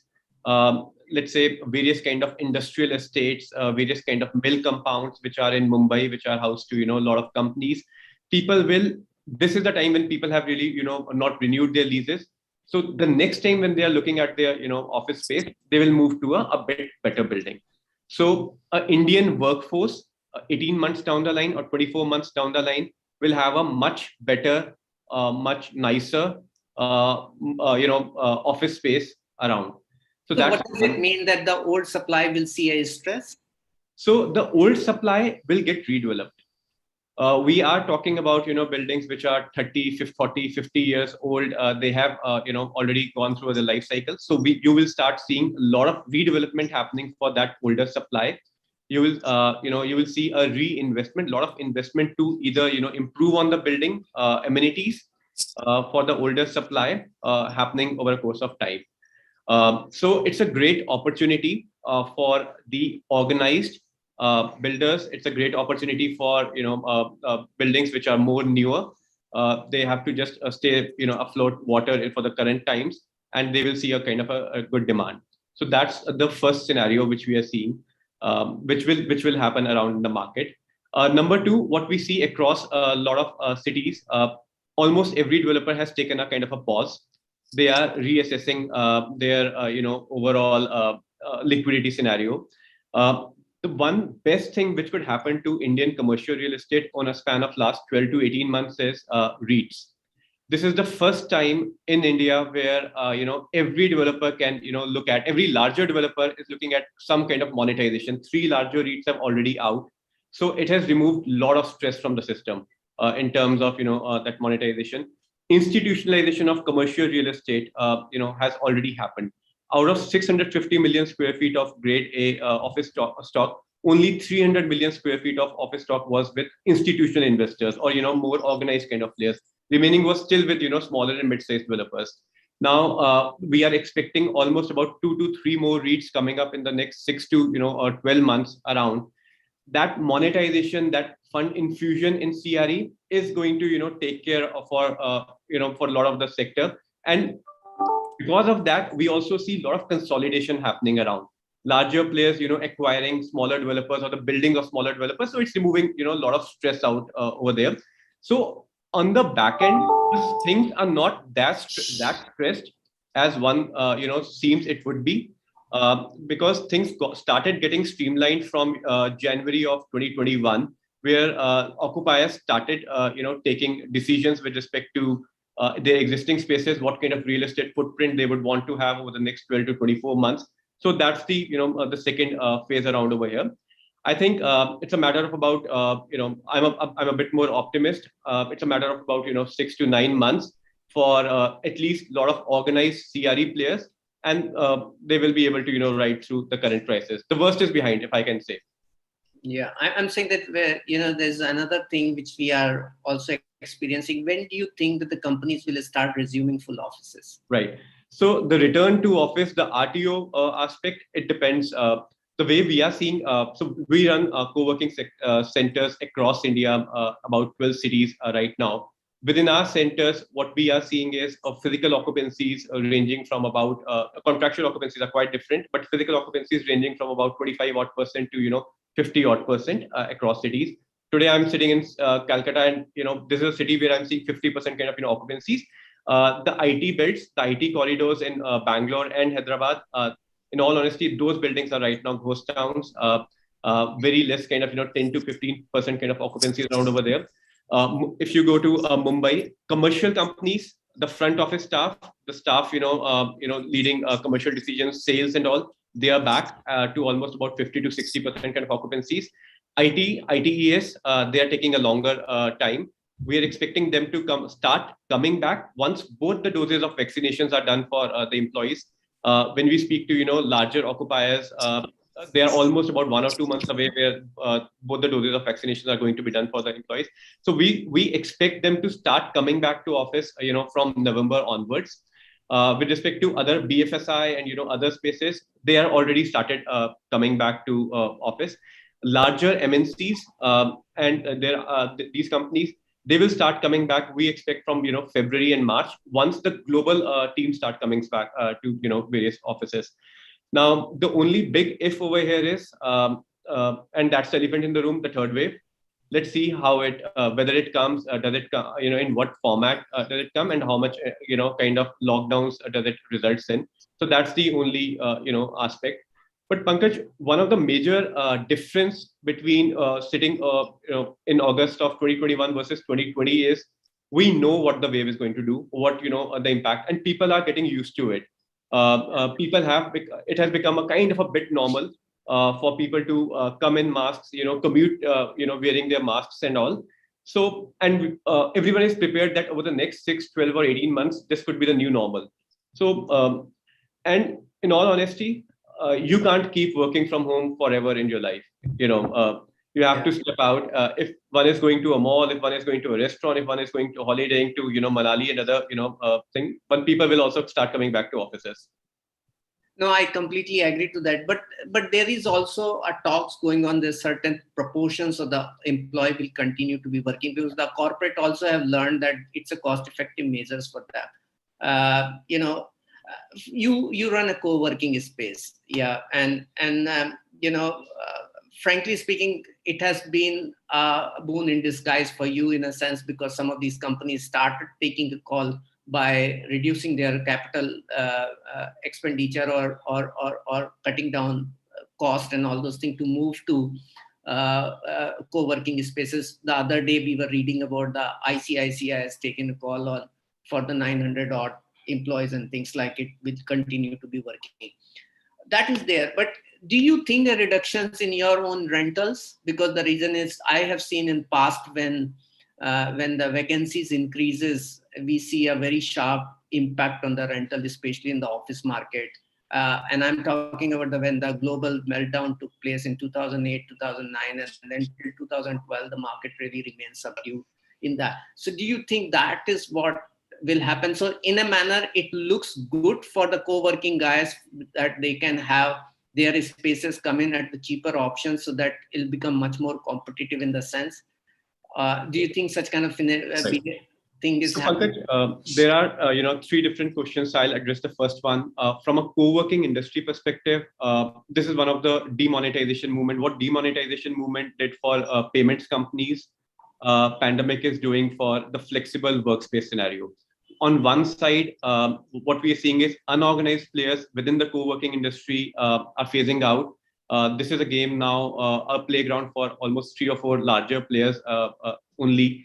So that's one aspect. And then there's a great tailwind of demand. Every large occupier you seen in this country has a flex office strategy now. Be it a Microsoft or an Apple or a Google, to any Indian large occupier, they have a flex office strategy. So it's a great kind of a scenario for co-working. So we are doing well. Every one of us is expanding right now. On the second part, with respect to the commercial real estate rentals, very, very local driven, very, very micro market driven. Even today, if you go to, let's say a BKC or a CBD in Bangalore, you will see a rental correction not more than about 5 to 7%. Yes, the deal structures are great. One gets, great kind of, rent-free periods, but not, a major haircut in terms of the rental. Also because the inventory is being held by larger organized players who have a holding capacity right now because of REITs and other monetization mechanisms. They are not under that kind of stress.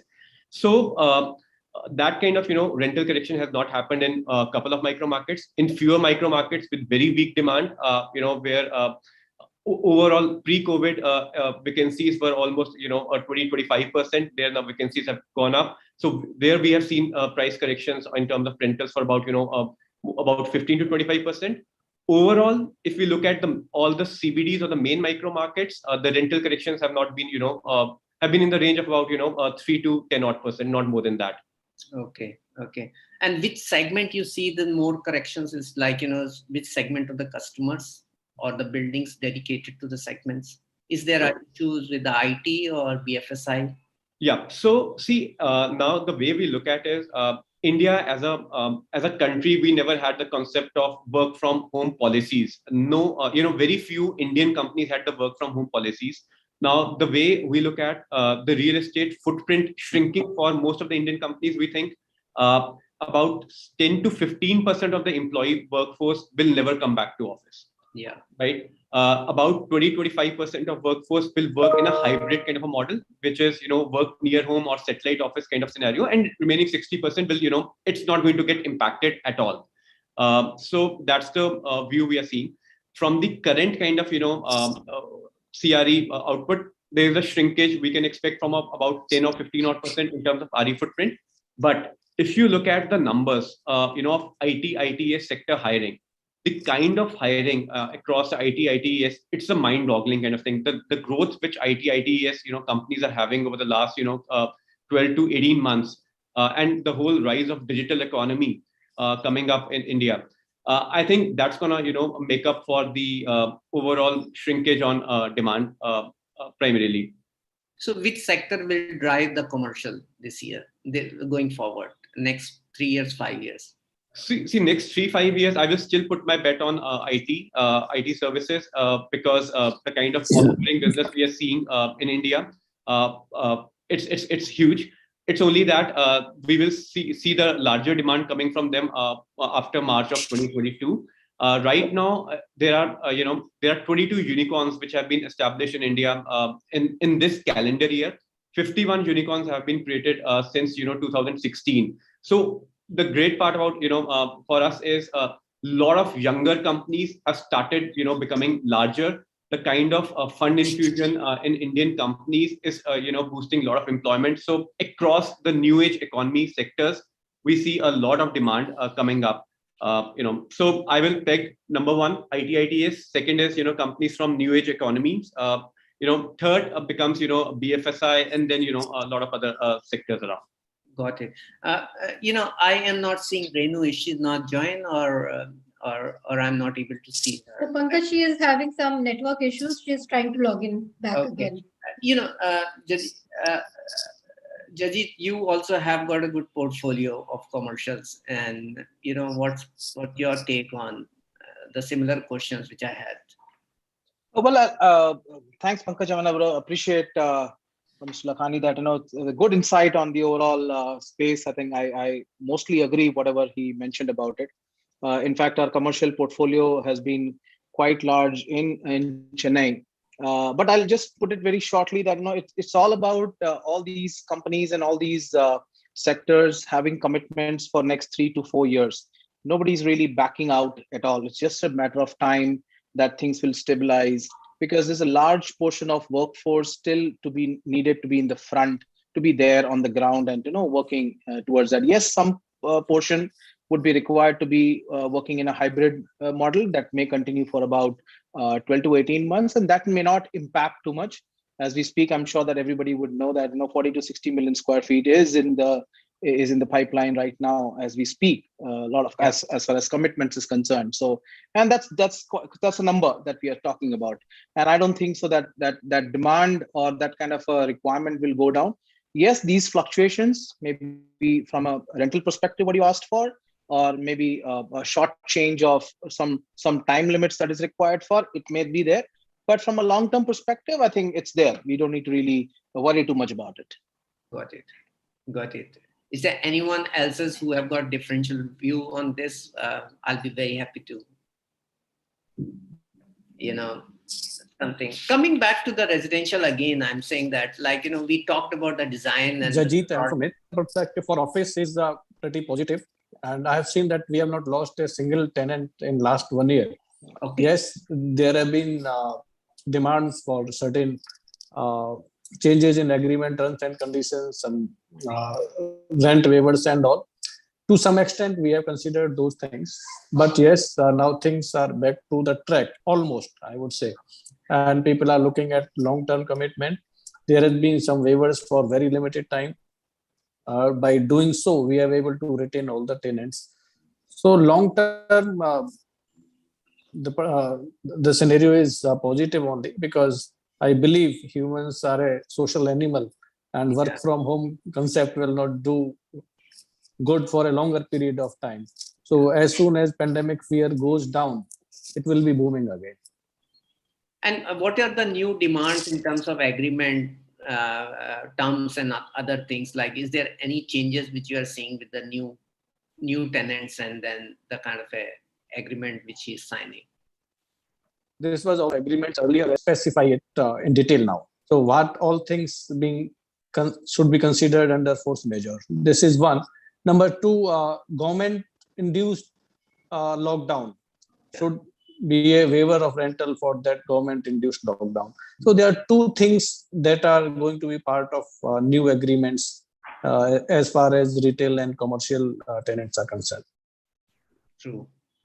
And anyone who can really throw some light on the upcoming fractional ownership concepts in this? How big is this, and how much it is going to really be impacting the market, and how long it is likely to go forward? Ibrahim, you have any perspective on that? In terms of office segment? Yeah, office segment. I don't handle office segment. I don't have much insight So anyone else, like, Pankaj, I can take a stab at the new trend around on fractional ownership for commercial real estate. It's an upcoming and very nascent trend. What we're seeing in the whole industry. Very straightforward concept. A single a unit, let's say a 25,000 square feet of unit owned by 50 to 100 different owners. It from a consumer side, it opens an interesting investment avenue to invest in commercial real estate. A lot of people are on the sidelines to invest in real estate because of the larger ticket size. It very clearly enables an investment from these retail investors directly into commercial real estate. So that's a big positive. Number one. Number two, from a commercial real estate owner perspective, it's a big positive because otherwise to monetize their properties, it becomes very difficult for them to monetize their properties, especially the properties which are not leased for a longer period of time. So from the buyer of property, this asset, it's a great thing. From a seller of this unit, it's a great aspect because otherwise the monetization is only for the larger, organized commercial aspect. There are though couple of challenges because the industry is a bit new. Number one is the transaction structures. There is still some minor gray area around in terms of regulation, how it will pan out. But I think regulators are working around with respective companies, and they will be able to figure that aspect. The other challenge we see is in terms of overall demand. Would people want to invest directly in a liquid asset like REIT? Because retail investors now have that avenue to invest directly into REIT, or would they want to invest and take a bit larger kind of an investment share in a single unit? So that's something in a span of next 12 to 18 months we'll be able to see how the consumer ends up behaving around on a fractional thing. But very interesting trend which is happening around on commercial. On residential, I think it's going to be a bit difficult because the yields on residential real estate in India from the rental yields are quite low, in between 2 to 4% odd. So I'm not sure if a financial product can be created around from fractional ownership perspective. I agree. I completely agree with that point. Coming back to Shwani and about the branding and the marketing aspects, how important the branding now. And because in past I have seen, and I have got different experience to it, like I'm saying that it has always been a reason, especially when it comes to the real estate, people hire the celebrities and put them into the face and then built in the big brands, and then we have seen the big defaults among some of these big names and all those things. Now, what role the branding is still plays, when we see the past has been something in that order, is it adding the credibility or how important it is in the current age of the marketing, and what is it achieving? So in the last 5 to 7 years, we've seen a paradigm shift where a lot of non-believers of branded real estate have become believers. When you talk about a lot of pioneering developers like Lodha, Rustamji, the way they sell lifestyle has become very aspirational to the customer today. And if you talk about the marketing of it, this is a very good time in the era of marketing where there is a perfect confluence of art and science. So what is the position of the project in that micro market? What are the amenities people are preferring? What is the kind of typography that people want? Now there are decks in bedroom because after being cooped up in homes, people have realized the space for the need for having space in their bedroom outside of the balcony. So, identifying these needs and creating a product around that, or having sanitization stations in the lobby and the ground floor. So, when you understand and identify that, okay, this is the kind of project that needs to be built out, and these are the kind of elements and features that need to be promoted, combine that with performance marketing, and you have yourself a solid marketing campaign today. And speaking of branded real estate, all of us have seen many examples where there are two projects getting constructed on two sides of the road, where one is selling 2x price per square foot than the other because it's branded, because it has created a buzz in the market, because it's from a credible developer and they've identified that, okay, this is how, we aspire, we create the aspiration for people to live.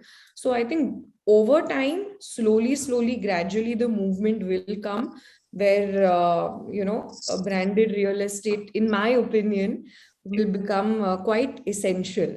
Is it like, Ibrahim, I have For the similar premium, question. the delta on the price per square. Yeah, like, is it true in the current market, which is actually is a buyer's market? Is the brand positioning is the one which is bringing the price, or it is a product which is bringing the price, which is, your architectural design, your product amenities, or your past conduct, and how well the building is constructed, or many other features. How much is like, because some of these branded developer, or branded projects which I'm seeing that they did not really perform to the level they were positioned once upon a time. I'll talk about, I don't want to really name the projects one by one, but some of them have not. But I'm saying that if the product is good, and the micro market is good, and the project has been conducted well by the developer. So in that sense, what do you mean by the branding? Is this a branding of newspaper ad, or a specific way of communication, or is it a conduct and overall what has been working? And I was very inspired by the projects when you launched Bhartiya City and other things. So what's your opinion? And then I want really others' opinions also. Sure. So Pankaj, let me just give a little insight of how we started. When we started, we definitely were in the ads, and definitely you saw the city painted red with Bhartiya City and so on and so forth. And we also did a lot of live concerts for us to introduce the location to the market. While we started, Bhartiya City was not a known brand. Bhartiya City was into designing. This was the first project, and we all took the leap of faith in getting into this project and joining hands, and also do the brand, promoting the brand. But it is equally important for us to promote the brand, any new brand or an existing brand for that matter. But eventually what matters is what we deliver. For example, if I would have promoted this Bhartiya City as the largest mixed use development or a township in the city, and I wouldn't have delivered what I have promised, then this brand value, it is just a snap it takes for the brand value to dilute. So it is equally important for you to introduce the brand, but eventually what matters is the design and of course the delivery. Because today every customer is, as a couple of panelists rightly mentioned here, are pro-consumer. They know what exactly they want. It is not just the speculation. They exactly know what they want. So delivery is equally important. The design is equally important. And yes, brand value plays a role. But of course, brand value cannot be only based on the promotion or the way you market yourself, but it also depends on how you deliver what you have promised. So that is a very important point. One should take it further. Mr. Menon. Yeah, Pankaj, I would like to add to this. I mean, I go back to what Shivani was discussing about the prop tech. She mentioned about customers are well informed, and that's true to a core. Is it as a consumers, us, we are extremely informed. Not doesn't matter whether we are from real estate or any other product that we buy, for that matter.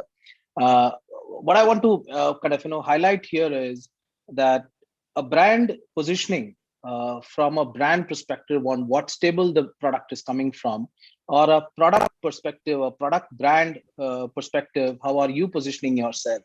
It's all about that, the perception that I carry about my particular product or my particular brand. If that perception is, you are able to transfer that perception to the consumer's mind, I think we'll be able to do a fantastic job. And because the customers are extremely informed, they are spending too much of time, and I mean, I would not say this, but thankful to pandemic, on the digital space, they've been extremely kind of exploited themselves. So what is happening is that they are very, very, very practical. So we cannot really fool around with them. We just need to position our brand as simple as honest and transparent as possible, so that customers can look forward to a product and relate to the product what exactly they are perceiving for. And that is what I would position the brand positioning, maybe from the stable where it is coming from, or the product that somebody is consuming. And at all India level, is there 3 names coming in your mind when the way you are describing? Sorry, Pankaj, network issue. I missed that point. At all India level, is there any 3 names emerging in your mind when qualifying the statement which you have said? Okay, that'll be quite funny to mention competition, but to be very honest, it's very honest, and I believe a couple of names being taken. I have worked with Lodha as well. I mean, the way they have created the brand perception is amazing. That's one name that come across. Another one is Hirandani, the kind of brand pull they have got. I mean, these 2 names really come up very well as far as the perception as well as delivery. Yes, of course, as you mentioned, the conduct and everything is extremely important. But when a consumer kind of takes a decision of transaction, not just sampling part of it, even during the sampling part also, is that they know it all. I mean, we cannot really judge a customer by saying just putting some supermodel there on a newspaper. We cannot really do anything out of it. We just have to ensure that whatever our perceptions is about our brand and our product is, it is carried forward very practically into the consumer's mind. Yeah, we haven't really touched much on the retail front. If your experience, Jajit, your Vishesh, or anyone, if want to really put a highlight on that, what's the state of the retail and what's kind of outreach? Well, Pankaj, we don't have much of retail portfolio right now. I would request some other panelists to take that. Yeah, please. Is there anyone? Okay. I think. Yeah, please. As far as retail is concerned, it is one of the most impacted industry as of now, because people were not moving out. They were apprehensive about the virus. But long-term perspective, again, I would say that it is positive only, because people have to move out. They have a social tendency. They will go for dine out. Yeah. So this is a must that people have to come out. And in fact, I was just going through a report a day before. There was a report in ArabianBusiness.com that MR malls have posted 80% jump in net profit as shoppers have returned again. This is in comparison with last year. So this is for first 6 months, April to current time. So in comparison to the last year, they have increased 80% of revenues. India, again, like I have seen, there are few of commercial properties. So people are started coming back to the malls. Hello. Yeah. No, I got the point on those particular front. On the residential front, coming back to what kind of a outlook we are seeing. So can I take this question, Pankaj? Please. Yeah. So at an outlook, it is positive. Everyone has been saying it is positive. Let me just get into a little bit of detail in explaining you how it is, because there's a lot of demand for a move-in, ready-to-move-in product. So if you see today in Mumbai, in Gurgaon, there are a lot of, it's been there for the last 10 years, but still if you see now, the demand is more. I think there's some network. Ready-to-move-in product. But also today, home has been much important. It is not just about 4 walls. Everyone is aspiring to go for a bigger space, and the appetite for owning an apartment has gone up. For the living space has gone up, and I would say it is much brighter than what it was, and we should look at it as a very positive note. That's what I could say. Two things which I want to really look at, and which may be putting some different perspective to it, is like we are seeing unsold inventories in the ready is just 7%, 93% falls into the under construction. while in terms of you see the sales proportions, 25% of the sales comes from the ready. In the ready, we have got 17 months of inventory, and in under construction, we have got 63 months of the month's inventory, which says the overhang in the market.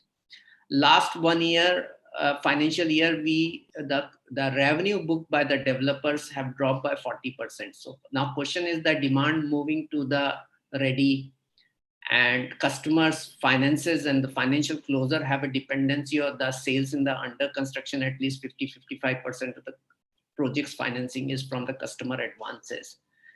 I see that as a looming stress on the real estate market, especially the execution of under construction property, because we have garnered lesser revenues on that particular front. And while the demand has shifted to ready, and various reasons, the GST has been one of the biggest demotivator for the people to go forward in purchasing, and plus the execution risk they don't want to really take in the current market.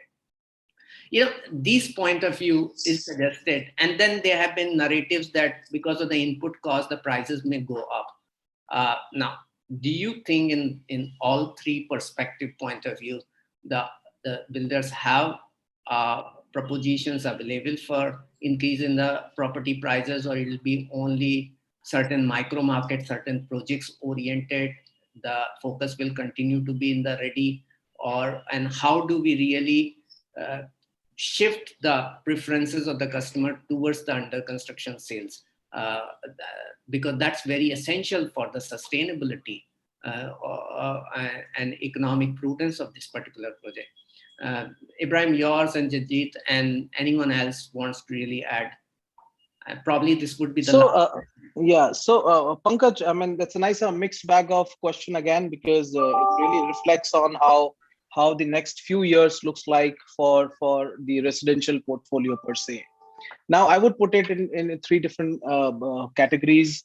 As far as the price increase that you mentioned, it is inevitable. Yes, the input costs are high. Some portion of pricing will definitely has to move up. But as far as the demand or the requirement of the consumers for the residential housing, even though under construction is concerned, it's going to remain a little bit on a higher side. It's just a matter of time. Yes, there's you would put it that way, that the risk that a consumer wants to take for the exposure right now may be little not in the game that as it was in the last few years, but just a matter of time. It'll just jump in sometime, because as Ibrahim rightly said, the need of home for all of us, everybody is realizing as desperately as possible. So if there's a good product in a fantastic micro market, in a fantastic market, there is a demand for that particular, even though it's an under construction. Yes, there was a little bit of I would say a shift towards an RTMI, and that's the reason you see that overhang has extrapolated to that particular level today. But the demand for under construction is still there. As I speak, I just speak for Shriram brand. All the projects that we launched in the pandemic time, I'm happy to say that those were sold to the tune of 50%. Those are under construction to be delivered in next 3 to 4 years, and that shows that there's a particular demand, and I believe that will remain as it is. Input costs are there; it will go up. Yes, a lot of things have been. We all have to consume the pandemic push that has been put on to us. Steel, cement, labor, whatever you call it, and everything is there. The last part, I mean, GST and the financial proposition or a financial structuring of the overall setup, I think government is doing a pretty good job in that particular area, wherein it is restructuring or a little bit of a delayed structuring or something of that sort is being offered, which helps for a developer to sail through in this particular time, and also gives a consumer, as you see, as we speak right now, all of us know that how the interest rate has come down, which was also a very helpful situation for our consumers. And I think moving forward, all these situations put together, it's going to be a great story to come up. It's just a matter of time, I believe, as I said in the commercial part also. Yeah, I think we have probably crossed the line, and Sapna has appeared. So it's probably an indication for me to conclude. And I think you put through the proper concluding remarks for this particular panel. I thank you, everyone. And Sapna, over to you. Thank you so much, Pankaj. I think it was a great discussion. We spoke about all the segments, how they are, how we are going to see the future trends, and including the technology part of it, how technology is going to be an enabler going forward. So we are seeing, like Sumit mentioned, commercial spaces seeing a lot of specializations with co-working spaces, managed offices, REITs coming in, residential. Everyone mentioned how the developers are focusing on the product offerings now, and there is a demand in all segments, and we are hopeful for a great 2022. Looking at how 2021 has been for real estate. So we have had great learnings and great opportunities as well. So thanks everyone for sharing your views, sharing your opinions, and giving us the sense of what is happening and what the new age template is going to be for Indian real estate. So thank you so much. Thanks, Pankaj, for that wonderful moderation. Thanks, Shivani, for sharing your views. Dr. Rawat, thank you for being here with us. Ibrahim, thanks for sharing your opinion on how things are going to look forward. And Mr. Menon, thank you for being here with us. Sumit Lakhani, always a pleasure to have you. Thank you, Sapna. Thanks. Thank you. Thank you. Thank you, everyone. Thank you. Bye-bye. So that was one wonderful discussion. We thank all our speakers for sharing their time and views. And let's now go on to the roundtable discussion of the day, where we are talking about rethinking offline sales and what is a blueprint for the new normal. So let me, after this very wonderful session, introduce our panel members for this roundtable discussion. Chairing the session will be Mr. Zahid Mohammed Mahmood, Director, Silver Line Realty Private Limited, Governing Body Member, BRAI, Regional Director, CIRIL. Mr. Zahid Mahmood is a second-generation real estate professional, and he specializes in property investment advisory, real estate development consultancy, agency management, and a wide range of property solutions. His extensive global networking has helped in the development of a large client base of high net worth individual investors and multinational organizations across India, US, West Asia, and Europe. He consults on infrastructure development and facility management for an elite global clientele and has played a pivotal role in the growth of the ITES sector in Bengaluru, and has also brought in many hospitality and retail brands to the city and country. Mr. Zahid Mahmood, a very warm welcome to you. Let me now introduce our experts of the discussion in an alphabetical order. Adil Altaf, Senior Vice President, Sales and Customer Service, Raheja Developers Limited, is here with us in this discussion. Mr. Altaf is a real estate professional with over 18 years of rich experience in sales and customer relationship management, business development, and team management. Presently, he is associated with Raheja Developers Limited as Senior Vice President. Let me now introduce our next speaker, Mr. Alok Gupta, Director, Graphis Ads. Alok Gupta has over the last 15 years brought in accountability and professionalism in all functions of the organization's working. He is connected with various associations like Entrepreneurs Organization, Roundtable, Indian Angel Network, CII Young Indians, and PhD Chambers of Commerce. Currently, he is serving CII Young Indians Delhi as chair for Air Pollution Vertical. His aim is to incubate new businesses that are of social relevance, build them from scratch, and make sure they contribute to the nation's growth. Our next very eminent speaker on this panel is Mr. Jayesh Rathore, Director, The Guardian's Real Estate Advisory. Jayesh Rathore is one of the founding members of the Guardian's Real Estate Advisory and holds a portfolio of the marketing, product development, strategy functions. And in total of 20 years of work experience, his career highlight has been the 13 years of resourceful work at Kaltaru in the capacity of marketing, product, and research head. At the Guardians, his able understanding and experience of product design has helped the organization add unprecedented value to projects consulted by it. He's currently working towards deploying best-in-class processes and introducing technology-led tools for the organization and its clients. So this was our eminent panel for the roundtable discussion. I hand it over to Mr. Zahid Mahmood to take forward the conversation. You are on mute, Mr. Mahmood.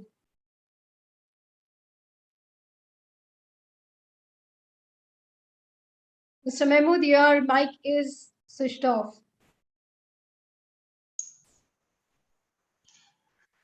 Good evening. Can you hear me, Sapna? Yes, we can hear you. Thank you, Sapna, for the lovely introduction. Really appreciate it.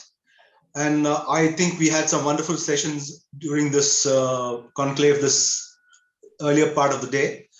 I welcome my co-panelists and would like to go straight away and give a brief talk about what my views of this topic is. Mr. Mahmood, before we go ahead, let me also introduce our final panel member, Mr. Sudeep Bhatt, who has just joined here. He's the President and National Head of Sales at M3M India. He's also joined here. And let me introduce Mr. Sudeep Bhatt. He's one of the key pillars of M3M India leadership team and is working as the President, Sales, Marketing and CRM. And he comes with a rich experience of 23 years with proven track record of both on-ground sales as well as strategic campaigns for the end customers. He truly is the force to reckon with in the real estate industry. Mr. Bhatt, a very warm welcome to you. Thank you so much. Mr. Mahmood, please go ahead. Thank you, Swapna. It's wonderful to have this great panelist here with me. Very experienced, seem to be well-versed in the industry, have a mix of young people and experienced people here. So I think we've all experienced this pandemic. Pandemic has created a situation where we need to think out of the box, innovative ways to reach out to customers. Vaccination drives are happening across the country. Yes, the fear is still there that the third wave might hit us, but life has to go on and we have to move on. Well, housing is a priority. We all need to make sure this industry is addressed and we make sure we are addressing the market. Indian cities are growing rapidly with major movement of population from the rural areas into the urban cities. There are a lot of employment opportunities in the cities today, and this is really adding on to the demand in the current market scenario. Yes, people are willing to travel that additional mile to go in for that excellent project. Now, with the development of good roads, highways, metro networks, and all this is adding on to good development here. Yes, finance is another aspect which is helping us get affordable loans at very, very attractive prices. Yes, also I feel that RERA has really ensured that the customer interest is protected, and the trust factor is very important, that we deliver the products on time, and builders need to ensure that the product is as per the marketing brochure. And whatever those sleek marketing presentations, the virtual reality presentations we have, we need to ensure that we deliver this. Our marketing team has to go out and sell, but end of the day, the backend has to deliver that. Well, it's always a dream that we sell our projects at the drawing board stage. But the real success of a project is when we see those lights coming on there and those happy families staying there. Well, homes are built across the country, and we need to reach out to those right home buyers. This is a challenging time. Now we need to look at innovative ways, whether we are going to plan a campaign, whether it's going to be above the line marketing campaign or below the line marketing campaign, or whatever works best for us. That is something which effectively each player has to look at it and see how it suits their market there. National players have a different role and the local regional players have a different role. Selling a mobile phone probably is the easiest factor in online marketing, but selling homes online is a different ballgame by itself. But at the same time, a mobile phone is kind of become the most crucial tool or device which is available in all our hands today. This is available with all segments, all classes, all groups, all segments, young, old, everybody has this. So a lot of campaigns today seem to be focusing on a mobile phone, whether we need to post a social media post or we need to reach a website, we are probably looking at a mobile phone. Yes, we have to make sure this happens. The developers have to offer something beyond. You see, now everybody is offering a swimming pool or a clubhouse or a children's play area. But in my view, in this time, pandemic time, everybody is talking of high-speed Wi-Fi networks. Probably this should be looked at and should be available across common areas, common facilities, and the list can go on. Another very important factor is innovative ways, maybe to have a car servicing center in your project. So these things probably add on to our segment of the market. Well, I see, primary sales is probably something which is the focus of most developers from here. But at the same time, I feel a secondary sale market, secondary sale buy-in market is also very important. If a secondary sale market is not existing or not active, then I see the primary sale market falling flat on its feet. So my view is that, at the same time, we need to focus on the secondary market, and as developers and as brand managers, focus should always be to sell a product what the customer needs, just not sell what we have. And that will take us a long way. In my view, that would take us a long way. Channel partners are also a very, very important cog in the wheel of driving sales today and in the years to come.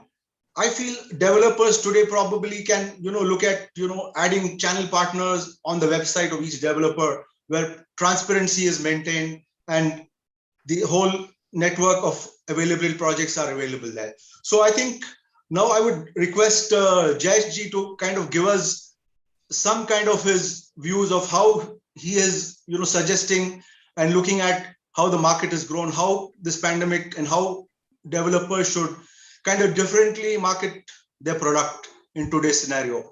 Jayesh ji, over to you. Thank you so much, Mr. Mahmood, for giving this opportunity. So, sharing our experience during this pandemic, especially for the discussion for, what we are having it, that since the lockdown got started, obviously there was a lot of fear about, what will happen, how the most important reality sector, which is after agriculture, will behave, how the demand supply will happen. But knowing that roti, kapda and makan is a basic human need, people cannot avoid of, all these three. They may take a gap, they may take time to make a decision, but with the strong feeling that once the lockdown will open, we will surely see this demand, which is getting piled up, will come back and people will come forward to make a purchase, because home was the only remedy as far as the COVID and lockdown was concerned. So since June 20 till March 21, we at Guardians must have sold 26 lakh square feet, of which around, I will say in terms of revenue wise, 7,500 crores worth inventory, which is once the lockdown got open. And in this, 67% was an affordable home. So sharing our experience that affordable homes, especially in the city of Bombay, where 1 and 2 BHK, anything less than 1 CR for 1 BHK, anything less than 1.5 CR for 2 BHK has done fabulously well. At marketing front, the approach has to be changed, and we actually adopted it, that nobody was moving out of the home. So if my team has to develop some kind of interaction with them online, then virtual platforms were required to explain the project to the customer, to the broker, so that the required information to tease them, to give the positive outlook was given. Having said that, our experience was maximum conversion has happened once the customer has visited the site. I mean, in our experience says that online purchase, as far as real estate is concerned, India is still not mature enough where people will go online, you explain them project virtually, etc. But they will still make a decision once he comes to the site. So this is broadly speaking our experience as far as the pandemic is concerned. It's wonderful to hear this, Jayesh. I mean, it's really heartwarming to hear that, that's wonderful sales have happened. And you have adapted to this dynamic situation and worked along with how the market requirement is there. Let me go to the next panelist. I would like to go to somebody who's probably in the digital marketing space. Let me get Alok onto the panel. Alok, my question to you is, you see developers, how do you suggest, keeping this pandemic in mind, how do you suggest a pandemic campaign should be designed and how best the industry will adapt to such situation? Yes, we understand that, as Jayesh ji said, that people are not willing to just buy on the internet. They would like to go on the site, visit there. So your view is, how do we do a kind of a campaign which is a campaign which comprises of both offline and online kind of a situation. Alok, to you. Yeah. Good evening, everyone. Good to be on a panel wherein we have other real estate players, and I am the only one who's representing advertising and marketing as a industry. So somewhere down the line, I have the option to play devil's advocate also. But to be honest, talking about pandemic and advertising and marketing around this scenario, what we have seen and observed is that, as Jayesh rightly told, that the real estate buying as a phenomena would obviously always happen when the end consumer visits the builder site. But the pre-site experience, or I would rather say that, the way a customer has to be pulled to a site, that now is getting decided virtually or through social media or online. So I was attending a session from Google, and what they suggested was that 80% of the buying decision today happens online or it happens on mobile. So as a real estate owner, our pitch or our pitch to our real estate clients is that you have to be ready for a customer who is tech savvy, who is digitally enabled. Unfortunately, most of the clients today are still not digitally enabled. So and the basic examples that we can give is that, okay, don't look beyond anything. Just open your own website on your mobile. If it is taking you more than 3 seconds, then there's a data that suggests 50% of your prospective customers have already left you. So the challenge today is that, you have to handle the new clientele, the impatient client.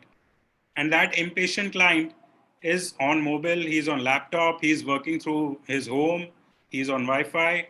So the challenge is to be virtually enabled. You don't have to sell. You don't have to have a payment gateway on your website to take the check, to take a 1 lakh rupee token amount. That is not required. You just have to be virtually enabled so that your project is visible all across the platforms. And at the end of the day, your previous experience with regards to sales, or your primary customer, or the customer which has been living in the previous deliveries of the client, they have to be your brand ambassadors. If they are good enough, if they are satisfied, then sales is not really a challenge. We have a lot of real estate players in Delhi NCR who have a great past record, who have a great credentials record. And the day they launch their new project, it automatically gets sold, even without the site visits. The only reason is that their past credentials, though it might not be a key to the future home, but it speaks volume. So it's a various mix of things. But yeah, the pitch today is you have to be virtually enabled for your new age clientele. And that's where we help our clients to convert all the processes which are so far physical in nature to ensure that they get either through CRM or through ERPs, they get digitized. That's where the key lies. Thank you, Alok. Let me take the next question to Adil. Adil, I'm sure you, being a person in the sales, probably interact a lot with customers. Now, everybody realizes that we have to have an online presence, but having an online presence at the same time, we need to ensure that that online presence is properly generated, properly guarded, and how your teams interact with those people. What happens typically when you get a lead? People reach out to these customers, and how your team reaches out to the customer is very important. So that is one part of the question I addressed to Adil, and other part of the question I would add to you is, how is Raheja looking at the situation in the pandemic? How are you guys, handling the situation, and how do you see things progressing online? How the sales are happening? Good evening, everyone. Thank you, Mr. Zahid, giving me opportunity to speaking in this platform. So first of all, we all have to understand, it is not we who has to sell the property. It is the customer who has to buy the property. He has to decide the property virtually. He may shortlist the property, but at the end, when he has to close the property, he would like to see the property physically. He would like to visit the site, then only he can finalize the property. So even what we have noticed in our past experience also, customer referral scheme is working very good in NCR market, provided you have given a good customer experience to your existing customers. So there are various projects, especially when we talk about Raheja, we don't have to go for a marketing, and our existing customer, they become our brand ambassador to sell the properties to us. So even I think this is the first time in my past experience, I have noticed all three markets are working together. They're doing fantastic. When we talk about residential market is doing fine in NCR. This initially what we have seen commercial. When we see good market for 2 years for commercial, then it turns back to residential. We see 2 years a good market for residential projects. But this is the first time when residential, commercial, and affordable all are doing together. They're doing fantastic. So even the number are exciting us. As far as Raheja is concerned, we are very much connected with our channel community, and we are doing aggressive. We are going with the digital marketing and all. But at the end, we also get a good number of bookings through our referral, through our existing customers. Thank you, Adil. Thank you, Adil. My next question is to Sandeep. Sandeep, I understand that NCR is a very, very active market, very buoyant market, and I'm sure there's a lot of action happening there.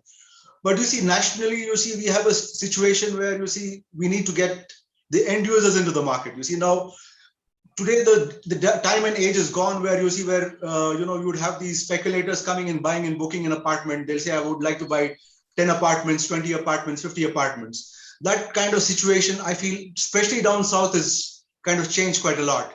Today, it's kind of an end user driven market, you see.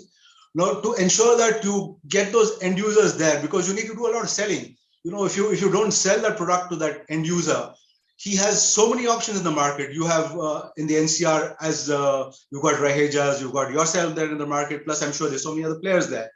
So how do you focus that, you stand out differently from those others? How do you ensure that you are different from the others? And how do you showcase your product? So first and foremost, good evening, everyone. Zahid, it is good to connect with you again. Thank you, sir. I think it's been a while that we spoke, but I think this digital medium is working fine. Adil, Jayesh, Alok, hello. Good to have you all here. So first and foremost, I'll start with what Marshall Goldsmith said. He said, what got you here won't take you there. So first and foremost thing is to understand that, in the current situation where we are right now, if you look back from your past experience and think that can take you forward and take you ahead, I think that is the biggest mistake that each one of us would be committing. At MGM, we've been fortunate to be blessed with the leadership who's been kind of thinking very, very proactively. I understand the biggest challenge is to reach out to the end consumer and have your message be communicated loud and clear, such that they understand what is it that they're wanting. So for one to be heard clearly, it is important that the right message is sent out through the right medium. So digital platforms are working very, very well for us. Second, very, very important thing from an end user's perspective to understand that they've been kind of taken for a ride in the past. So if you look at the stressed market size in India at the moment, so it's just almost about 1,85,000 or 87 lakhs crores worth of stressed market. So these are investors who have been stuck in various projects across India. So that's a very alarming number to look at. So very, very important things is to look at one's ability to deliver and deliver what the market requires. So you just cannot be thinking one size fits all kind of a model will work. So that customization, that personalization, and digitization, these are the two key things that we've been working on. Our communication to people has been very, very personalized. We've been able to reach out. Our market activation, both from our channel perspective and our ability to reach out to the market, whether going through ATL, BTL mediums, whether through the print or the electronic media. We've been fortunate that we've been able to do a 360-degree campaign, which has allowed us to reach the pole position in the Northern India market, and that allows us to be in the #1 position side. So important thing here is to kind of think out of the box. So you really have to come out of your comfort zone and really believe that something different has to be done, because the current buyer is somebody who is looking at a home. He is looking at a bigger house, he's looking at a better house. So that market is certainly there. If you got the product and the ability to reach out, I think half the battle is won.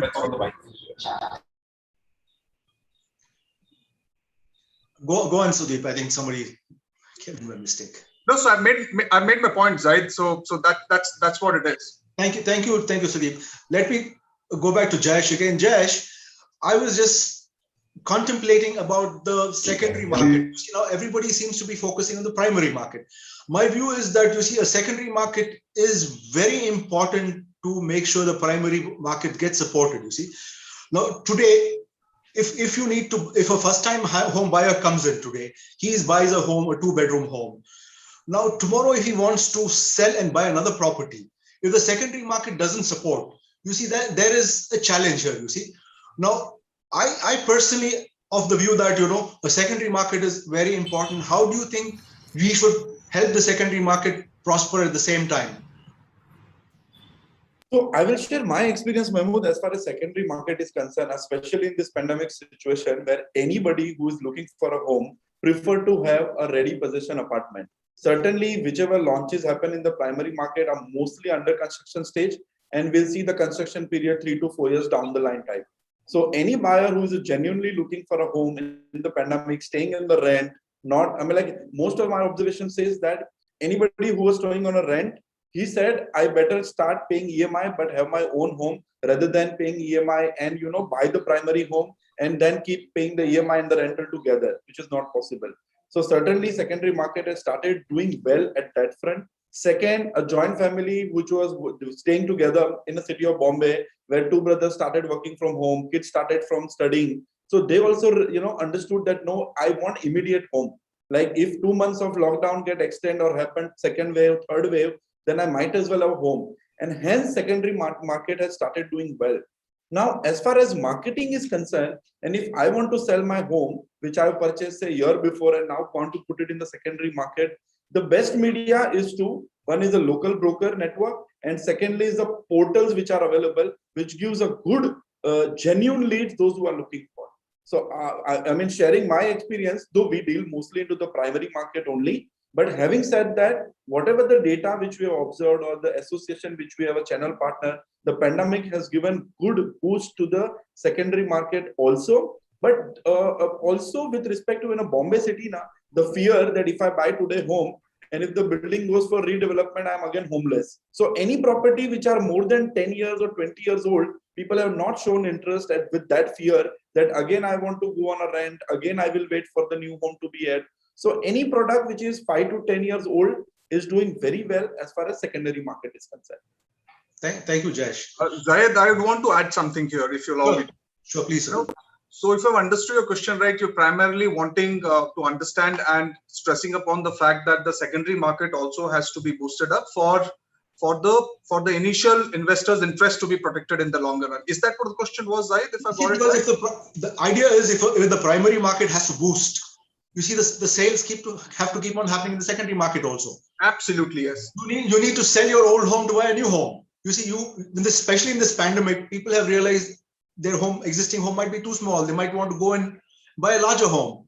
Correct. So if you need to sell that home, you need to sell it fast. So the secondary market is not buoyant, then he's not going to come in and buy that new home in the primary market. All right. So Zaid, I got your question. So let me answer it from both the perspectives. So from a developer side, it is important to also look at that the inventory that the client is currently having, it needs to get liquidated for him to get into the inventory that the developer is willing to push, right? So that's very important. We did a campaign called Port Your Property. You would have heard about that campaign, so which was something to do with this, and also our understanding there is a huge chunk of unresolved money in the market, which has been stuck for various reasons in the various parts of the country. So that was our initiative, MTRIM's initiative, to look at that pain area for the client. Zaid, also it is so very important, and each one of us would agree that as developers, the only way that the product has a premium is to continuously add value to that product. If you're not able to add value to your product and keep upping the game consistently, the sheen will lose out. So what is relevant today, as I have started selling, might not be too relevant, say about 18 months or 2 years down the line when I'm about to hand over the keys. So my ability to innovate and also to add value during this 12, 18 months, 24-month period is so very critical for me to ensure that the secondary market for my product is kept intact, and people who have joined early are also able to exit if there is a certain segment of an investor money coming into the product at an initial stage. So that was my piece to add on to your question. See, I would also look at it this way, Sudeep. Now, let us say, in the car automobile market, yeah. You see, you have a very, very innovative way where you get your old car into the showroom and exchange your. Correct. So can't the developers look at a model where, hey, I have this home here with me. Let me give this to you and I pay you the balance of the money. So what happens here? You are kind of getting rid of your inventory at some level. So I think at some level, the developers probably should, actively pursue this also, because, then we are killing two birds with one stone. You see, you can offload that in the secondary market, can be offloaded at some point of time. It's my suggestion for whatever I absorb. So I don't know your take on this, Sudeep. What do you say? So if you look at it, you just don't port your car. You port your mobile number, you port your insurance policies. So you port a whole lot of things. Right, so that portability eventually had to come into real estate as well. We made a small initiative and we've been phenomenally successful. Just that this is a new animal to be tamed, so there are a whole lot of legal aspects that one has to look into. Unfortunately, from our perspective, from our experience, I can tell you that our business is not very structured and regulated.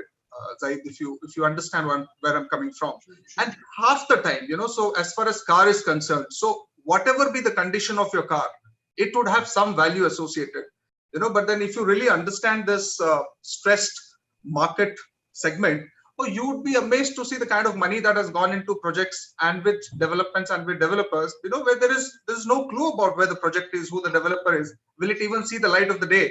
So for those cases, to really kind of take accountability and take financial cognizance of that particular asset, and to give a certain advantage to that previous buyer into a new segment. So these are challenges that one has to kind of go past. But fundamentally, your thought is right. It has to be done sooner or later. There is some support that the government ought to bring into this segment as well, because as I said before, the market size here is about 1.87 lakh crores pan India. That's huge. That's absolutely huge. No doubt about it. So how we address that, and very quickly I'll add up that if somebody wants to sell his 1 BHK and buy 2 BHK, in Bombay, how we do that, because if we sell, then rent and EMI both will start together, which is not accepted to the buyer. So innovative payment schedule like subvention scheme where he has to pay only 5 or 10% stamp duty, and the EMI, etc., all burden is on the developer, certainly at an additional cost to the base per square feet type. But customer is willing to have this kind of deal where he doesn't want to sell his existing home today, yet he can purchase the new home and upgrade it.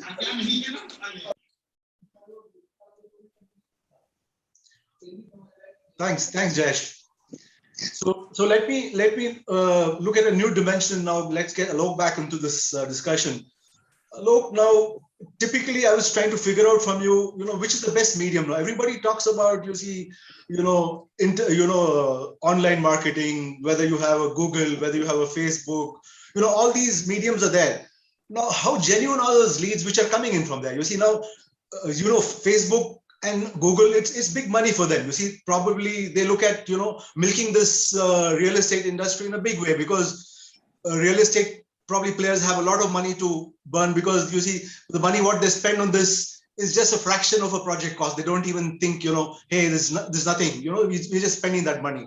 But when the smaller players who need to, look at selling, especially in the secondary market, have these problems of, looking at this. So that's one way. What do you suggest, and how do you think one can overcome this? Which is the best medium one should look at? So the answer is very simple. I would rather suggest to all the clients who are listening that, you have to eventually go and take a horses for courses policy. There is no specific straight line answer to sales, as all the salespeople know.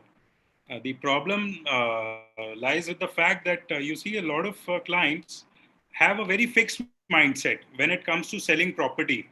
I've seen clients sell a luxury condominium, the same style they sell a mid-income housing flat. What they have to do is they just take a cover jacket of Times of India or an ET and they just place their ads. We try and convince the clients that no, this is not the way to sell a luxury project. It is more of a personalized sales that you have to do. But somewhere down the line, we have our own limitations. But thankfully, the younger generation, which is coming into the picture in a lot of cases, does understand that point of view, and they are willing to experiment. See, social media also has various platforms. I mean, Facebook is a platform, Twitter is a platform, LinkedIn is a platform. But tomorrow, if you say that, okay, I have this project, it's worth 50 lakhs, and I'll sell this on Facebook also, and I'll sell this on LinkedIn also, it just won't make sense. Eventually, the basics of marketing is that, you have to get your customer identification right. You have to get down to the basics and get your target audience right. That's the first thing any client has to do. And that's where most of them don't really, honestly speaking, most of them don't start on a positive note. So what you're saying, Alok, is that you see a product maybe which is a 1 crore below, probably sells better on a medium Google or a Facebook. Is that what you're trying to say? It can sell, but again, a 1 crore and below project would require a different customer than a 1 crore and above project. So today on a social media platform, it is very easy to segment your market and place your ads to the clientele which is relevant. So let's talk about LinkedIn only. You have a CXO target audience there, which can easily be tapped for a 2 crore, 3 crore project. But if you don't get that dynamics right, then you're just wasting your cost per lead. I agree to your point that cost per lead on digital is less, but that is less because your selling price is very high. Nothing else. I mean, if you're getting a lead at 400, 500 bucks for a 2 to 3 crore property, it is worth it. But if the segmentation is right, then the cost is 400 to 500. If the segmentation is wrong, some people pay more than 10x of this cost also and still don't get it right. So first come first, just get the target audience right, sit with your sales team, brainstorm internally for a couple of days, get your agency on board. Don't let your agency go to the procurement guys. I mean, today what is happening is that, the strategic agencies, the marketing agencies, they have to deal with the procurement people. Mm-hmm. So procurement people's KRA is to get the price down. But is price the criteria for the agency? That a client should know better than the agency. Thanks. Thank you, Alok. Let me go to Adil. Adil, everybody has these, model homes. We've got these, virtual reality kind of products where, a show home can be shown virtually in today, especially in today's scenario. So as a group, are you doing this, and how successful are you with this kind of, virtual reality kind of products? You think, this helps you? And are you looking at, technology growing? When technology grows, maybe, products from the gaming industry probably could be added on to, products where a walkthrough or inspection can happen through, which, probably gives you the real touch and feel factor of a product. So what has your experience been on this, Adil? Zahid, as far as commercial property is concerned, people can understand maths through a digital platform or through a virtual meeting. They can understand it. When it comes to buying a home, people will love to visit the site, and then on the moment they will experience it, then only they can finalize the property. Even in our case, as far as the commercial property, when we are selling commercial property, we have seen we are getting good response through SMS at this point of time, and we've been able to get good number of leads through SMS. So when we are selling a residential property, it is very much important that you have to convince customer to visit the site. Then only you can expect the good number of closures will happen. So let's say typically, say you get a lead, from one of these social media campaigns, or you get some numbers. Now, how do you reach out to these customers? I'm sure you have a CRM team which calls up to these potential customers. So what kind of conversion rate do you find from these, calls? How many people of those come to your site actually? Our topmost priority is to bring the client to the site. So then if I have to tell you the ratio, so the number of leads which we get, we've been able to convince approximately 15 to 20% customers wherein we've been successful to bring them to the site. So out of 15-20%, we've been able to get approximately 10% of the closure. So as developers, do you kind of do a telephonic campaign where people, do cold calling and things like that? Do you think that is also a good way to, market your product, or it's kind of counterproductive where people get irritated and hassled after some time? Hey, just don't keep bugging me, kind of situation. As I told you earlier, especially NCR market is doing excellent at this point of time, and people are looking for a bigger homes, and especially the residential market. And we have seen the good number of transactions happen in last 2 months. So we expect the same thing is going to happen throughout the year. And I think by end of the year, we will have the good number which will excite us towards the end. Okay. So let me put another question to Sudeep. Sudeep, you've been handling sales across various channels. Now, what has your experience been? I mean, would you like to give us a particular experience, where you found a customer who you kind of sold him a property literally? I mean, it didn't have to be, physically talking to them and convincing them to buy this particular property against that. So would you like to share some kind of experience like that? So, Zaid, the question that you asked to Adil a while ago. So let me kind of add on to it and then come to the question that you asked. So typically, I think telephonic is important, but then, it has to be, not one way. You just cannot barge into somebody's space and try create a sales opportunity. So it is very important that, Alok made a very valid point that you should know what your TG is and then find out the right medium to reach out to them. As a lead gets generated, the first level of connect that the client experiences is so very important. If he understands that his requirement has been understood right and he is in good safe hands, of course he does his piece of due diligence before taking a conversation forward. But that level of confidence that you instill in the client in your first level of conversation, which is our primary sales team, that first level of contact, so very important for them to be really on top of the craft. And from then on, that journey moves ahead. Adil made a valid point. If the client is not being able to, if you're not able to bring the client to the site, I think whatever good work has been done will all get undone. So essentially the game is to reach out to your target audience, have the right connect such that that transition from a telecall or maybe a SMS query or maybe a web query gets converted into a conversation which leads to a site visit and eventual closure. It can happen either through our teams directly or through our channel partner teams. Both have to be really trained to the topmost levels. So that's what I wanted to add to what you spoke to Adil about. Now, as far as my experience with clients is concerned, Zaid, I'm kind of a little old school in this, and I firmly believe that a happy customer is your best bet in the market. Absolutely. Is your best bet in the market. No amount of digital, print, ATL, BTL, or whatever else you can think of will ever give you the kind of returns that a referral business will give you. So the most important thing which we kind of many a times miss out on is our ability to reach out to people who've already experienced who we are.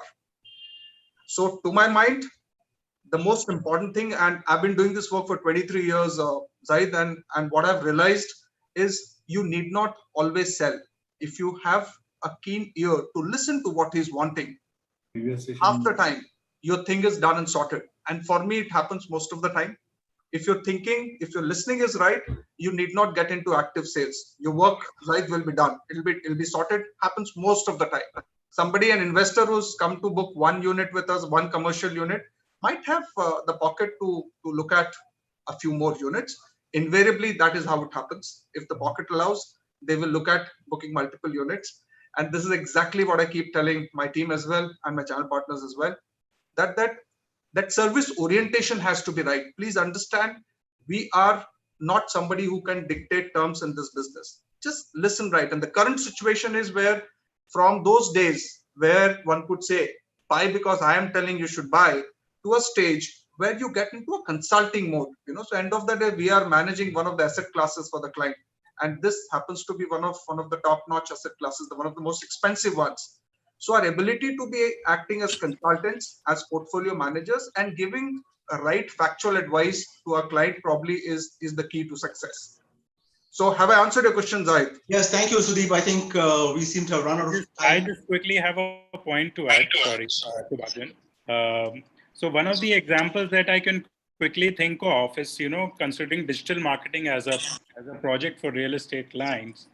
We all know that today tech industry is facing huge headwinds. I mean, the increments, the add-on packages that the techies are today getting is unheard of in the last 20 years also. But I am yet to see a project from any real estate client which focuses on this industry as a niche for digital marketing. You may have 50 odd features in your project, but a techie would have a specific requirement of 5 to 7 to 10 features.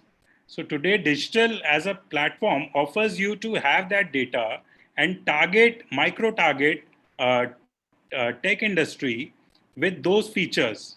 So this is something that, in future we would see that rather than plain vanilla advertising, a single ad campaign being put across all the mediums, we would have these small niches and builders would be targeting these niches through their strategic partner agencies. Sorry. Thank you, Alok. I think Sapna's back on the screen, but I was trying to pull this a little longer, but she's not going to let us have our way.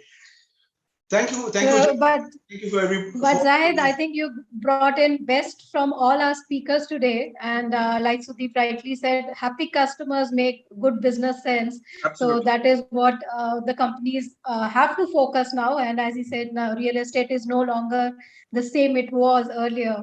And obviously targeted marketing and, like Alok said, targeted marketing, product offerings, Adil said, has to be in sync with the customer's demands, and as Jayesh said, that the sales have to be in sync with what the customer is looking at. It's not always making a purchase, but making a customer realize what he needs. So that was some fantastic takeaways that I think we had from this discussion today. And thank you so much for being here with us, sharing your views and opinions, Mr. Zahid, for so well moderating the panel. And I'm so sorry we could not give you more time, although we have so many questions that probably we'll have to take it offline with all our speakers. Thanks, Adil, for joining today, and Mr. Jayesh Rathod for being here with us, Mr. Sudeep Bhatt for sharing those very valuable viewpoints with us, and Alok giving us the advertiser's perspective on this panel. So thank you so much, everyone. Thank you, everyone. And Alok, I need to catch up with you. Thank you. Sure. Thank you. All the best. Happy selling, everybody. Thank you, Zahid. Thank you, everyone. Thank you, Adil. Thanks, Sudeep. Thank you. Bye-bye. So friends, with that, we come to the end of this wonderful conclave. Thanks to all our speakers for making this edition of Realty Plus Marketing Minds Conclave 2021 so informative, interesting, and not to mention thought-provoking. I can already see our host of the evening dancing as he is waiting for me to hand it over to him. So, but before that, let me also thank our awesome audience for being here with us today and sharing their queries. So now, ladies and gentlemen, let's move on to the much awaited felicitation segment. And I hand it over to our young and over-enthusiastic host of the evening, Miten Upadhyay, to take us through the Realty Plus Top 50 Marketing Minds Awards 2021 ceremony. Miten, over to you. You are on mute, Miten. Miten, you are on mute. Please switch on your mic. Thank you सपना यार कोई सीटी बजाओ ताली बजाओ यार Come on, everyone. For such a good intro about me from Sapna, everyone should be clapping and cheering for me. Because that's where the celebrations begin. And I'm here to celebrate your great work, your hard work. So once again, a big thank you to Sapna. Indeed, Sapna, you have kept everybody on the best mood since the afternoon towards the evening.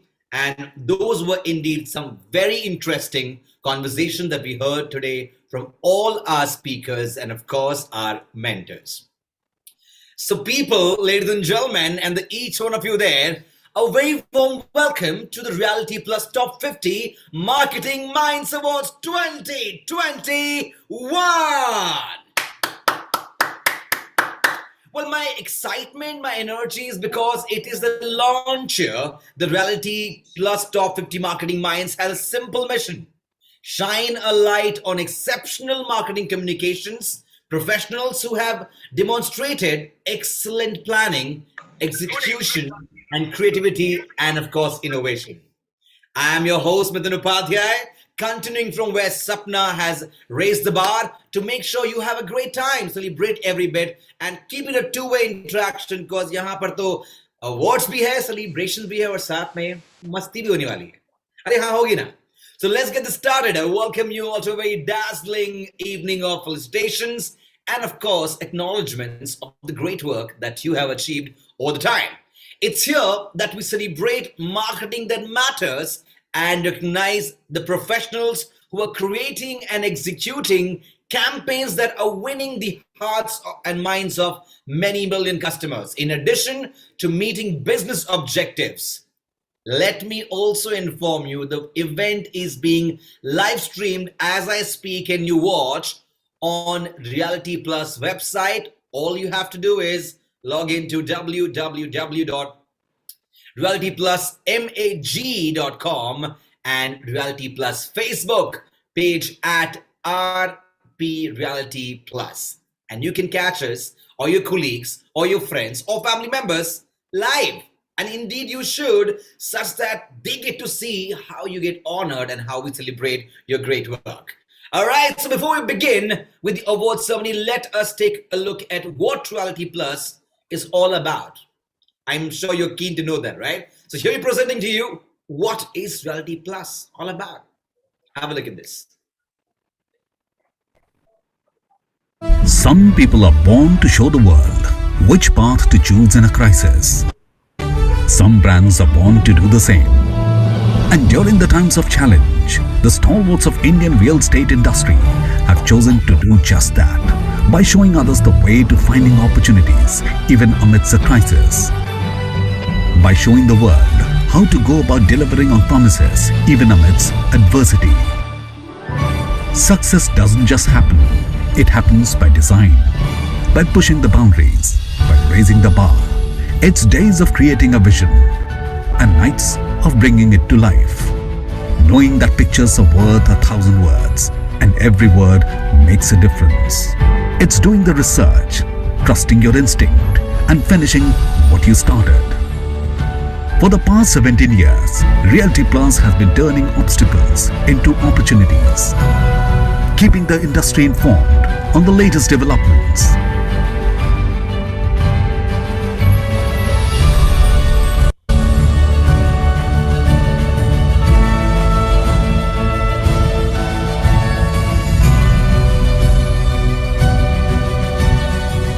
Innovating to inspire debate and discussion.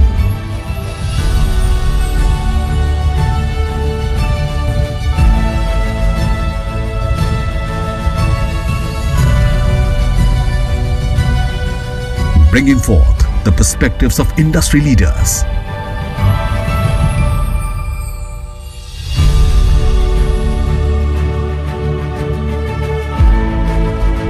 Honoring hard work and achievement.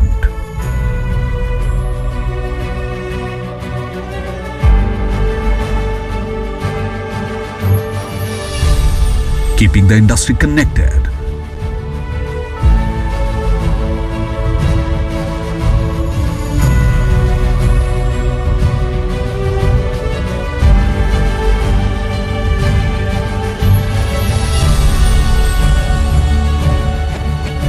This is what we are built on. This is what we are building.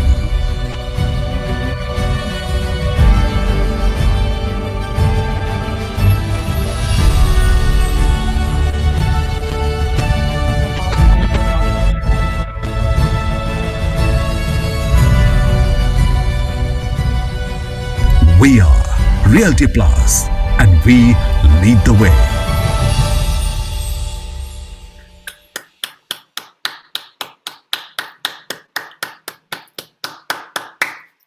We lead the way. Indeed, we do. So let's lead ahead. Let's begin the evening with a short message from the one and only, our very own Dr. Anurag Batra, Editor-in-Chief and Chairman and Exchange for Media Group, and of course, the business world. Known as India Media's mogul, Dr. Batra is a serial entrepreneur, media mogul, a journalist, and an eternal optimist rolled into one. He is a first-generation entrepreneur, and after acquiring the iconic business media and magazine brand Business World, Mr. Batra has expanded BW Business World into digital events and BW communities. Can we have the AV, please?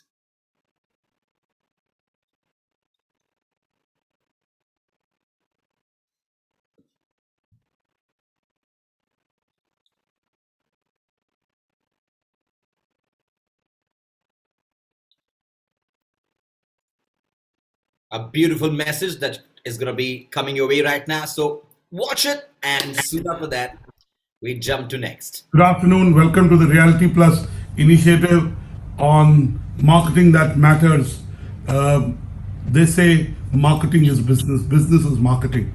Real estate sector in India is one sector that has been impacted positively by real estate.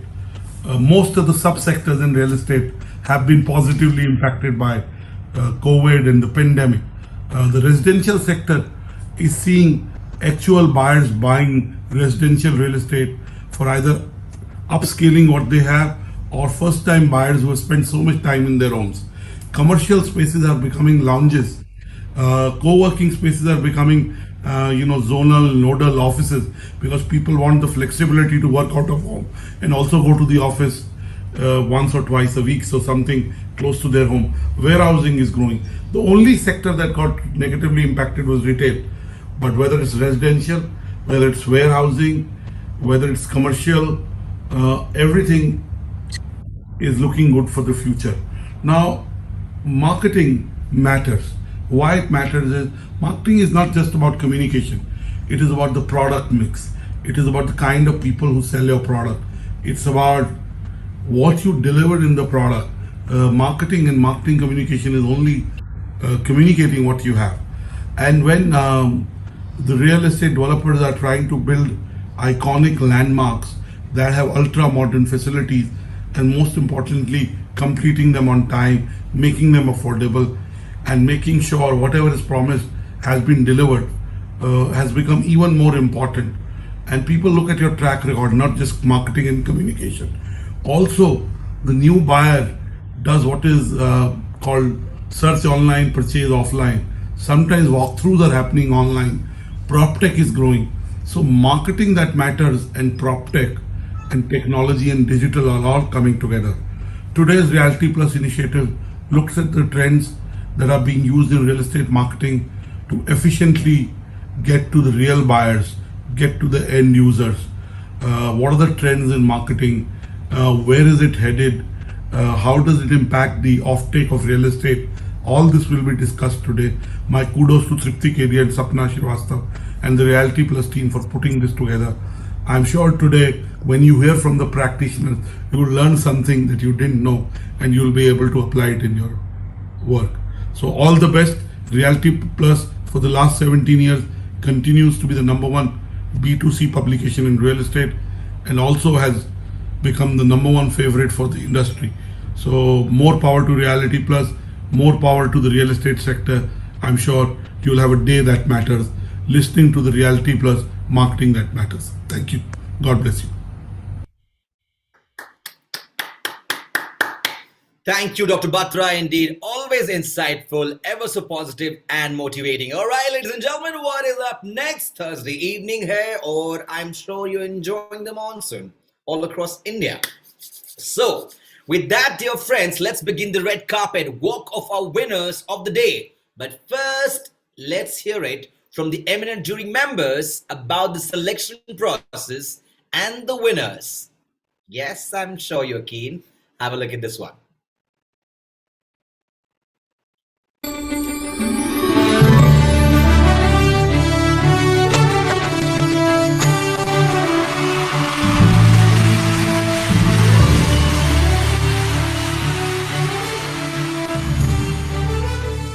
The hunt is on for the industry's top 50 marketing minds. Don't forget to nominate yourselves. Reality Plus and the jury is looking for you. In this time of COVID, if you look at it, what has happened is everybody has started to innovate things. And it's a great thing that the Exchange for Media Reality Plus has still, in spite of the tough times, they're trying to do this awards, and which is a great motivation factor and always has been a great motivation factor for people in the industry, especially the marketers. In terms of the awards, the marketers really, as the Exchange for Media has innovated, I'm sure the marketers are also innovating. They need to look at new, more ways of reaching out to the customers. And one thing which I feel is, which marketing people should also focus, especially in real estate, is in the product itself, along with all the other marketing activities which they are involved in.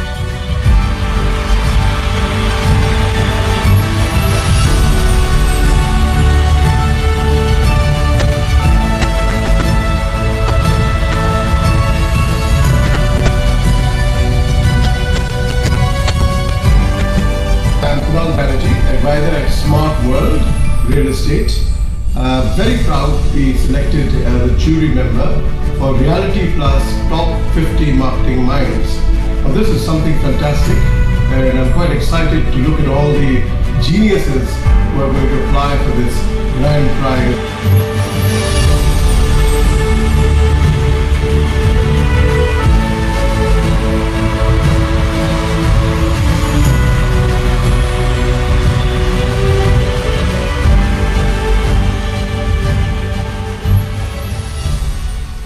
Hi, my name is Rajesh Srinivasan, marketing advisor to CEOs, author, and a keynote speaker.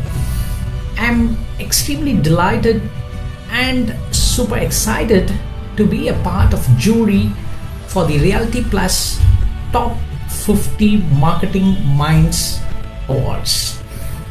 This awards initiative by Reality Plus comes at a crucial juncture when the overall real estate marketing landscape and consumer behavior goes through a massive transformation due to the pandemic.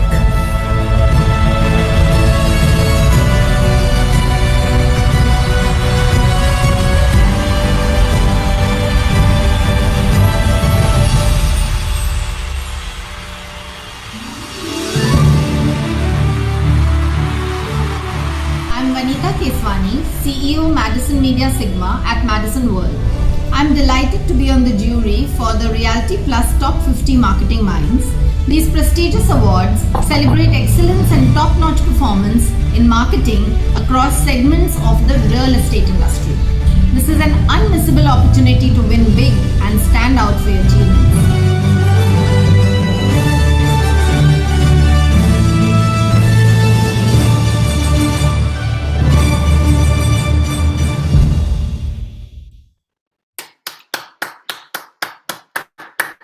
Indeed, from our jury's mouth itself in terms of what you have to do and what has gone through it entirely. So that is what our esteemed jury had to say, and it was indeed a high job and a tough job that these esteemed leaders had on their hands to select the best among the best. We also have some members joining us live right now, our jury members. So let me invite them and ask them to share their opinions with us. Please welcome Rajesh Srinivasan, marketing advisor of CEOs, author and speaker, founder, Mindful Marketing, along with Raji Ramaswamy, Chief Executive Officer, Contract Advertising Private Limited, along with Reema Kundani, brand advisor and consultant, along with Srinivasan Subramanian, CEO, SNN Builders. Hi, everyone. Good evening to you all. Good evening.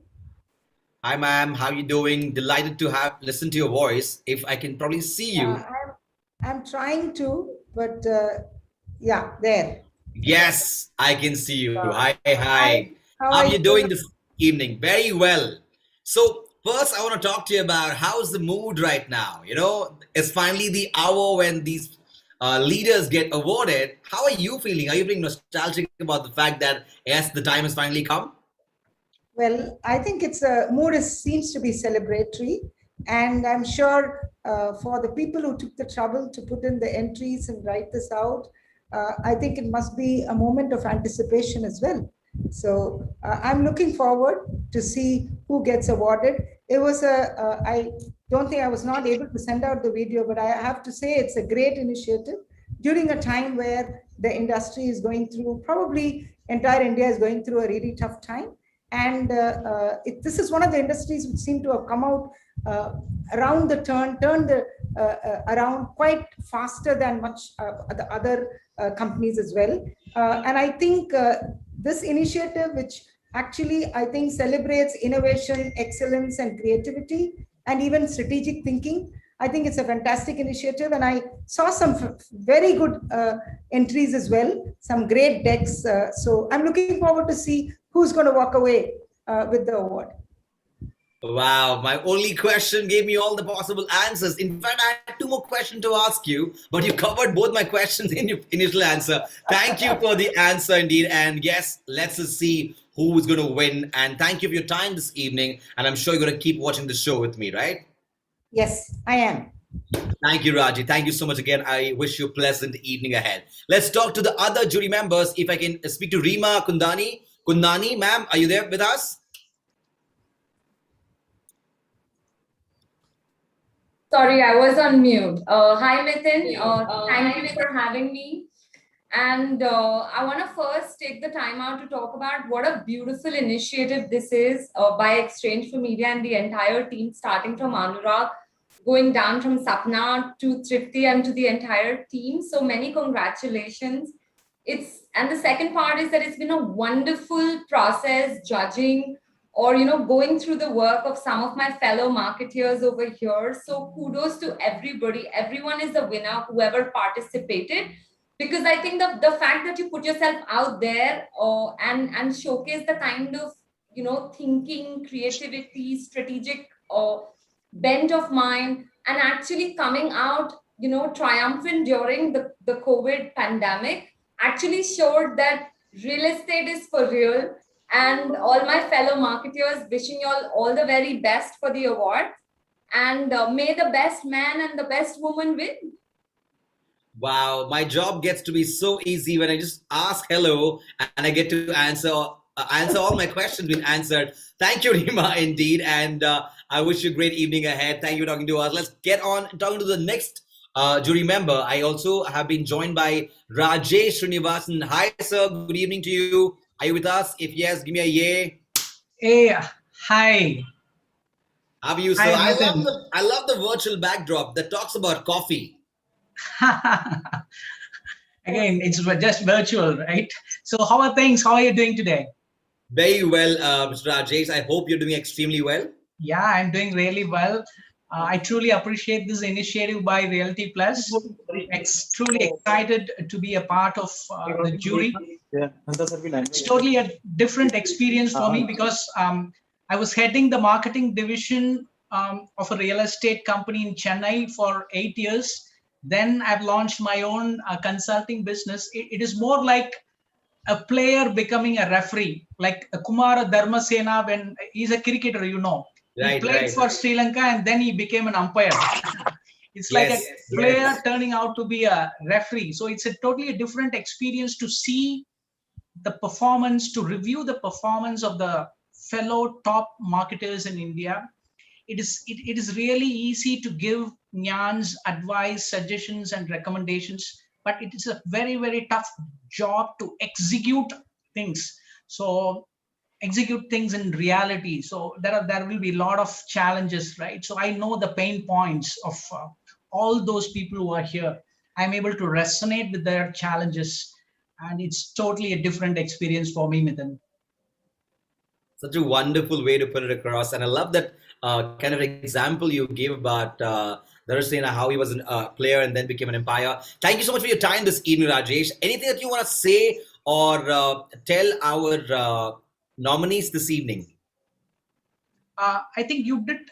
It was a difficult job for me to evaluate everyone's campaign and come out with the best. But what I've noticed is the effort all these nominees have taken to put their strategies and their tactical plans together was exceptional. I truly appreciate that, and I personally wish them all the good luck for the rest of the year. Thank you so very much. I like how it was so mindful to listen to, and I wish you a great evening ahead. All right, let's go on and talk to our last jury member. May I please welcome Srinivasan Subramanian, CEO, SNN Builders. Hi, sir. Good evening to you. Hi, good evening. Your energy level, I simply love it. Even at 6:30, 7 o'clock in the evening, you're doing that hand waves, and I love your mustache as well. Thank you, man. Thank you so much, sir. It's maybe because I had to meet such great eminent jury members, and that's why I think I'm here, all excited, pumped up. So you tell me, how was your experience? Being a jury member and seeing some vast number of people or the leaders, from the best, being nominated for the entire. Every time, whatever Tripti does and Sapna does is always a nice thing to kind of enjoy. Actually, when they told me that Srini sir, you'll have to become jury for this 50 wonderful marketing minds of real estate, I said, am I really qualified to judge them first at the first? Then I said, okay, at TBWA, where I used to work in the Middle East, we always believe that disruption should be part of your life in whatever you're doing in the positive way.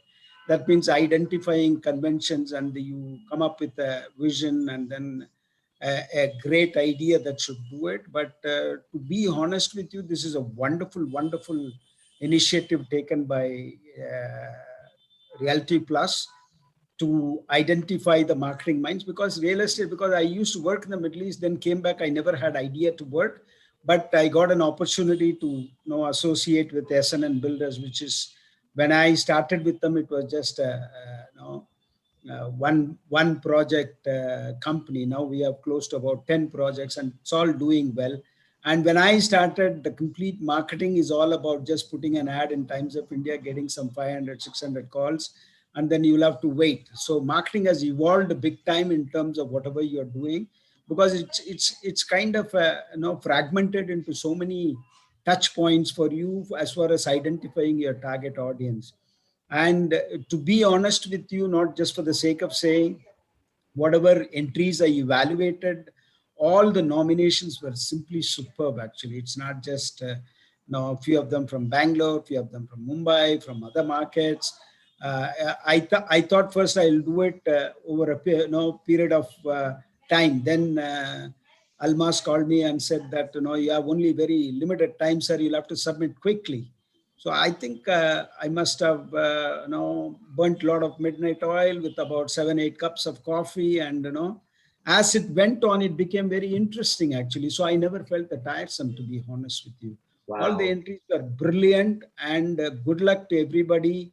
Let the good one, good nominee wins this very coveted trophy, 1, 2, 3, whatever you guys are trying to categorize.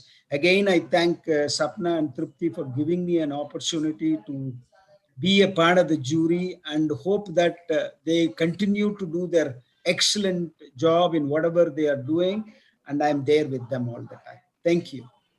Thank you so much. Such a wonderful thought from your side, and I wish you a great evening ahead. I hope you enjoyed the show. It's only getting started to celebrate some great moments. So let's enjoy the coffee in your hand and I will talk. Thank you, Mithun. Keep smiling, keep laughing. You look wonderful on that. Thank you so much, sir. All right, with that, such great thought, such great prospect about the entire Reality Plus. And there was a judges who have done a great job, and they indeed shared their best of thoughts in terms of what, how, and now it's time to see what's gone in the place. So I know everybody's eagerly waiting. I can see about 60 plus people have joined in. Well, it's your platform. But before I jump into that, it's very important that you all are with me on the same page. There's a chat box that you can see on your screen.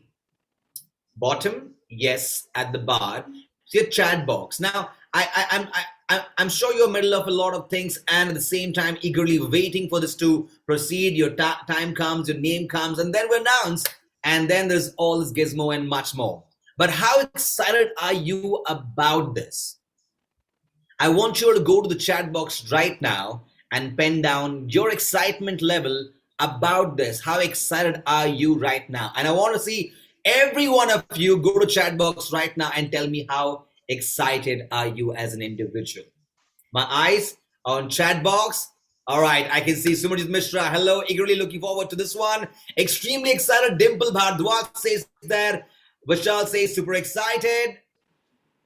Sukanya says, very excited, extremely excited. Everybody is now talking. Exactly. I want to feel that excitement. That's when we can probably leverage ourselves, enjoy the celebration. I know it's virtual, but we can make it like an experience that we can have on ground, right? And let's go ahead. Let's go ahead. Super excited for this moment. Okay. And now, without a further ado, I present to you the winners of Reality Plus Top 50 Marketing Minds Award 2021. Now, before we do that, do remember to tag us in all your lovely winning moments and shots all over social media, and you know the drill how to go about it. So, welcome to the Reality Plus 50 Top 50 Marketing Minds. It's here that we celebrate marketing that matters. In this exciting launch edition, we shine a light on the exceptional marketing communication professionals who have demonstrated an excellent planning, execution, creativity, and of course, innovation. Before we announce the winners, let's take a look at the nominees. Each of them made of the jury selection round because of their standout entries showcasing their dedication and of course, how kicked they were about the entire thing. Making it as a nominee of the Reality Plus Top 50 Marketing Minds is a commendable feat in itself. And then beginning in the alphabetical order, we commence the reveal of first award winner of the evening. So, shall we now look at what is coming our way? All eyes on screen. Ladies and gentlemen, and each one of you, I present to you Reality Plus Top 50 Marketing Minds now.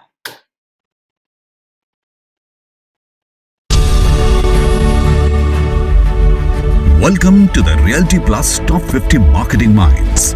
It is here that we celebrate marketing that matters. In this exciting launch edition, we shine light on exceptional marketing communication professionals who have demonstrated excellent planning, execution, creativity, and innovation. Before we announce the winners, let's take a look at the nominees. Each of them made it to the jury selection rounds because of their standout entries, showcasing their dedication and dynamism. Making it as a nominee to the Reality Top 50 Marketing Minds is a commendable feat in itself. And then, beginning in the alphabetical order, we commence with the reveal of our first award winner of the evening. And the award goes to Anji Matthew, co-founder and CEO, Indus Net Tech Shoe Private Limited. Anji Isaac Matthew believes that a good business makes a good society. His vision is to build a sustainable digital success company that resonates the same philosophy. A big congratulations to Aji Isaac Matthew. Well, the first awardee this evening. Congratulations to you, Aji. If you're with us, I would request you to please switch on your video and tell me how excited are you right now? Absolutely excited. Thank you so much for the nomination and the award. Really appreciate it. Wow, and how do you feel? Come on, it can't be with just about 2, 3 words, right? Ajit, something more than that. No, absolutely. I think the whole marketing is evolving so well. And what we have seen at this moment is there is so much of clutter, so many things happening. But I'm sure a lot of maturity will come into the picture and it will really add trust to the marketing domain altogether. So there is a lot to learn. There is no Philip Kotler in digital marketing. So we will all have to, make our own books and we'll have to define this whole industry. And this pandemic has been a area where a lot of customer has come to digital. They have experienced digital virtual tours for the first time. So I think there is a lot to be done and we'll see a lot of hybrid things happening. And I'm so excited to be in this space. And thank you so much for all the initiatives. And Thank you so much, Ajit. Congratulations to you. Let the weekend already begin on a Thursday evening with Thank you. celebrations. All right, let's move on to the next awardee, ladies and gentlemen. All eyes on screen. Let's see who is our next winner. And the award goes to...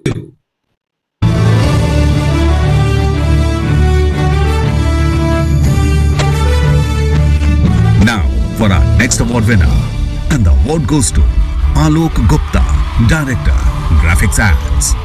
Alok Gupta always makes sure to set a meaningful marketing matrix and follows marketing in the business planning process from the very beginning.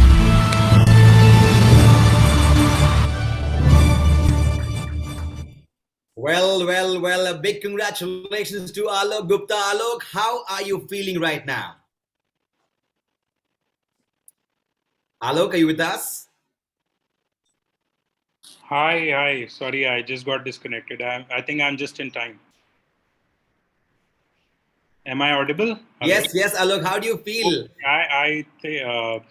Thank you. I really feel ecstatic. First of all, I think I need to thank my parents for keeping my name with A so that I could be the first on the list, I guess.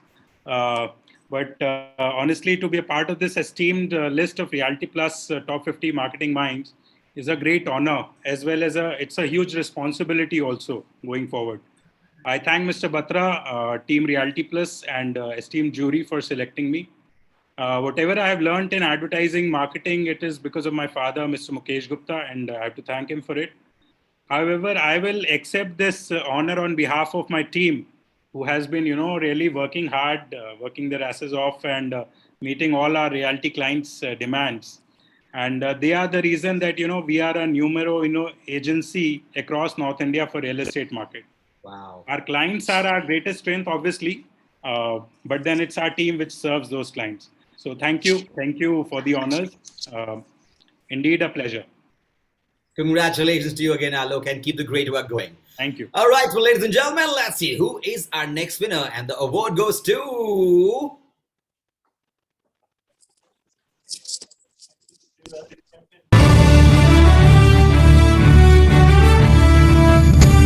Now we have another promising marketing leader, and the award goes to Archal Singhal, General Manager, Marketing, M3M India. Archal Singhal is focused on planning campaigns for robust sales and to augment the image of the company as a leading real estate player.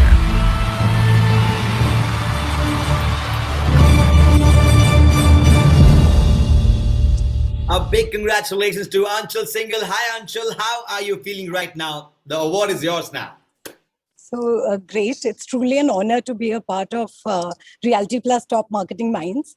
And definitely a mention to Almaz and Tripti and the entire team because, they have done a 360-degree marketing push to promote all the events and across segments. So it's truly an honor to be part of such a prestigious platform.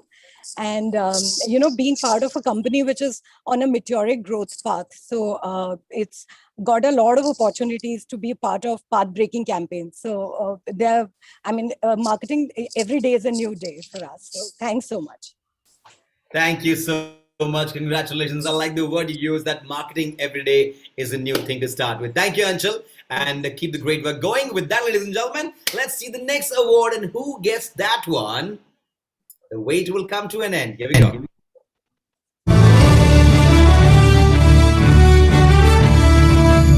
Announcing our next award winner, and the award goes to Ashwini Sumant, AVP, Marketing, Bagmane Developers Private Limited. Ashwini Sumant's core skills lie in marketing and customer relationship management. across the spectrum of tenant acquisition and relationship management.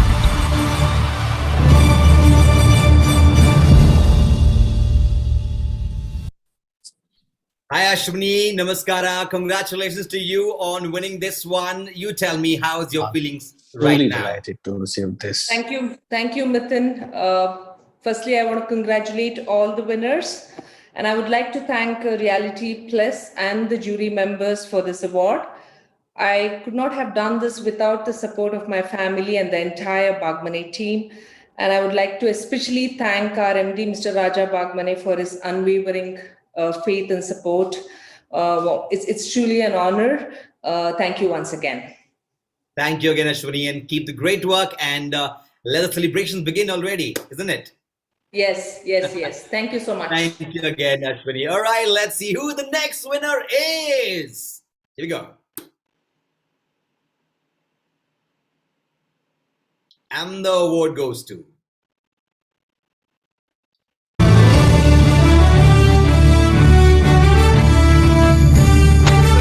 Now for our next award winner. And the award goes to Atul Desai, Executive Director and CEO, Prism Johnson Limited. Atul Desai is skilled in innovative ways to go to marketing, operational excellence, and people management.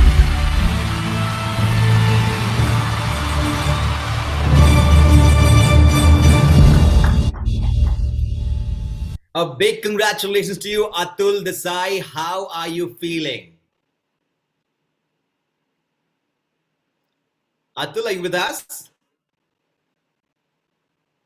Hi, Atul, if you're with us, you need to switch on your camera as well as switch on, as in unmute yourself, and probably then I can hear you. Hi. Yes, there we have you. If you could switch on your video, maybe then I can probably gauge how happy or excited are you right now with the expression. Just a minute. My video is just a minute.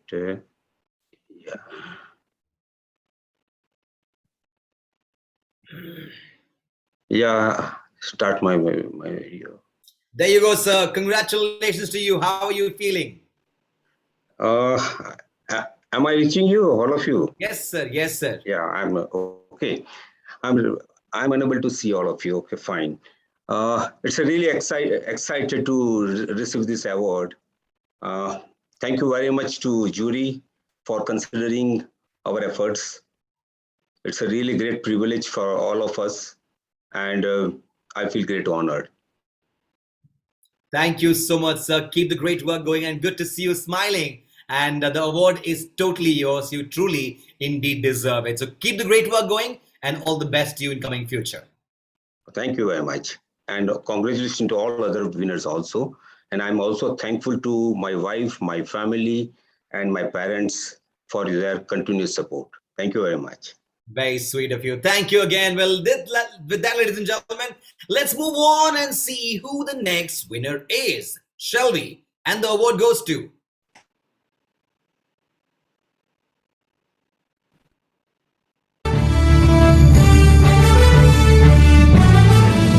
May we have a virtual round of applause for our next winner.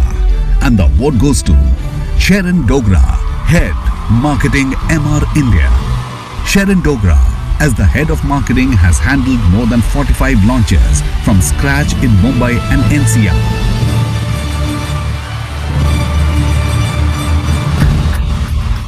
A big congratulations to you, Sharon. How are you feeling? Thank you, Mithun. I'm feeling very good. And very congratulations to Exchange for Media and Reality Plus for getting this platform together for the bright minds of marketing. I'm glad to see so many good people who do such great stuff on marketing. Indeed, a platform to be done. So many congratulations to everybody out here. Once again, thank you. Thank you, Sharon, and God bless you with the great work that is in future for you. And of course, a commendable job that you have achieved in what you have achieved. 45 launches, yeah, that's a lot. That's a lot across Mumbai and NCR. So keep the great work going, and all the best to you in coming future. Thank you so much. And all the best to everybody around on this platform. Right. With that, ladies and gentlemen, how about the award goes to the next awardee? Who's that? Wondering? Let's have a look at that now.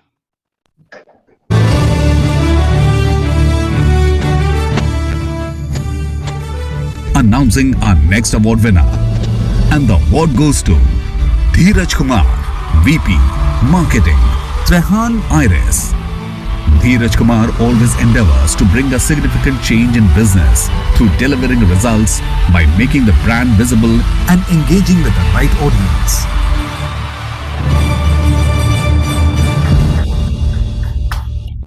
A big congratulations to you, Mr. Dheeraj Kumar. And you have to just say the delightment and the excitement that you have right now. A very good evening to the members of Reality Plus, and a warm hello to all my other marketeers, fellow marketeers, and all the other distinguished guests. In reality sector, we often talk about ROI, return on investments. And I think for me individually, this is the best ROI that I have received for myself to feature in top 50 marketing minds by Reality Plus Exchange of Media. I think this is a great initiative by Reality Plus, and I am very thankful to them for choosing me as one of the winners. And I'm also thankful to my organization for encouraging me to participate in this nomination procedure. Once again, thank you so much, Reality Plus. Keep rocking, and all the best to the other fellow marketeers, and heartiest congratulations to everybody. Thank you. Thank you so much, sir, and all the best to you in the coming future and more endeavors. All right, with that, ladies and gentlemen, let's have a look at what is the next. And the award goes to...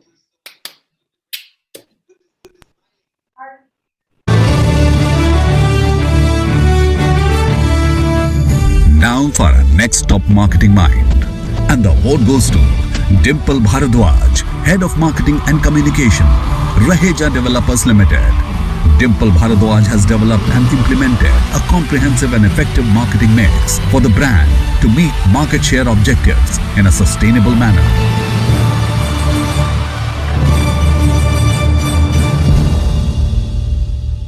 Well, a big congratulations to you, Dimple Bharadwaj. You tell me, how excited are you at this very moment?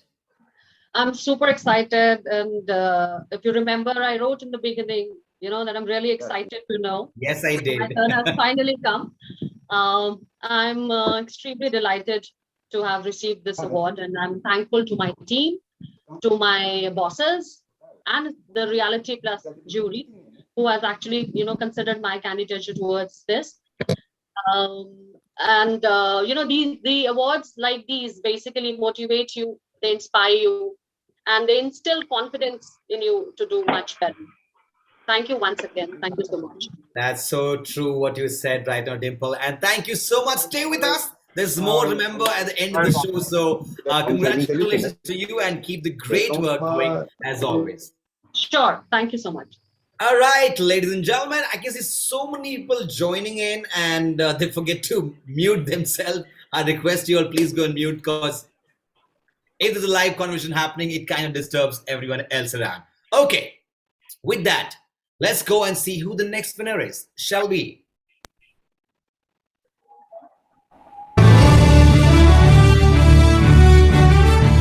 Now for the next winning marketing champion. And the award goes to Dr. H.C. Marius Kimid, Managing Director, Lingal Windows and Doors Technologies Private Limited. Dr. H.C. Marius Kimid believes marketing strategy will only work when there is new product innovation, and his endeavors is to add newness in the product category and the services he provides. Well, a big congratulations, Dr. H.C. Mario. Hello, and how are you doing?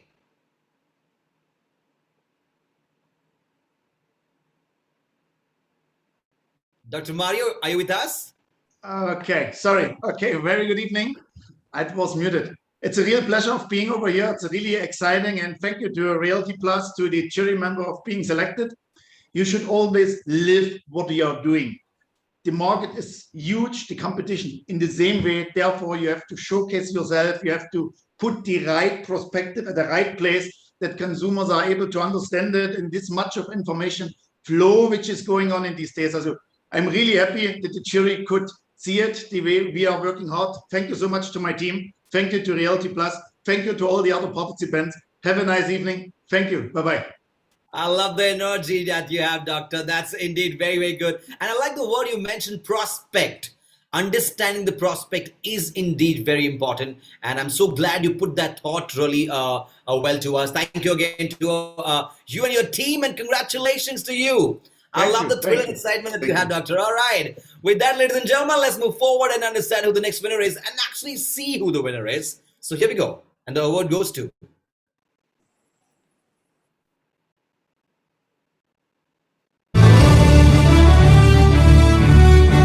We are proud to announce our next Realty Plus Top 50 Marketing Minds winner, and the award goes to Gayatri Kunte, AVP, Marketing, Kulte Patil Developers Limited. Gayatri Kunte's strategic vision is to see the brand Kulte Patil as the most preferred and trusted brand across regions where it operates and across the entire ecosystem.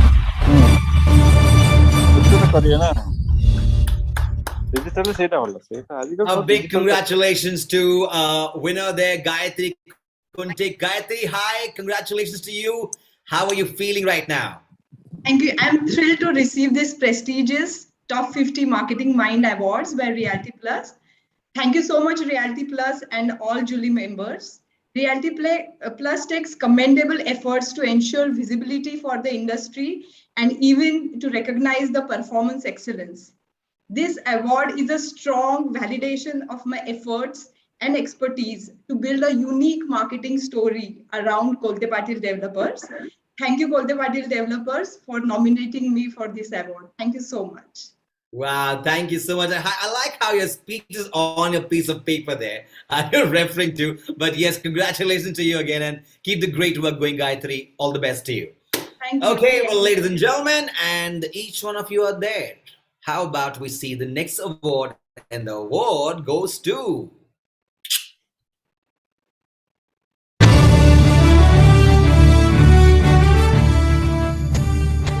Revealing our next dynamic marketing leader, and the award goes to Govind Rai, founder and CEO, Insomniacs. Govind Rai believes in being a brand custodian for his clients, helping them to position themselves higher in the current times.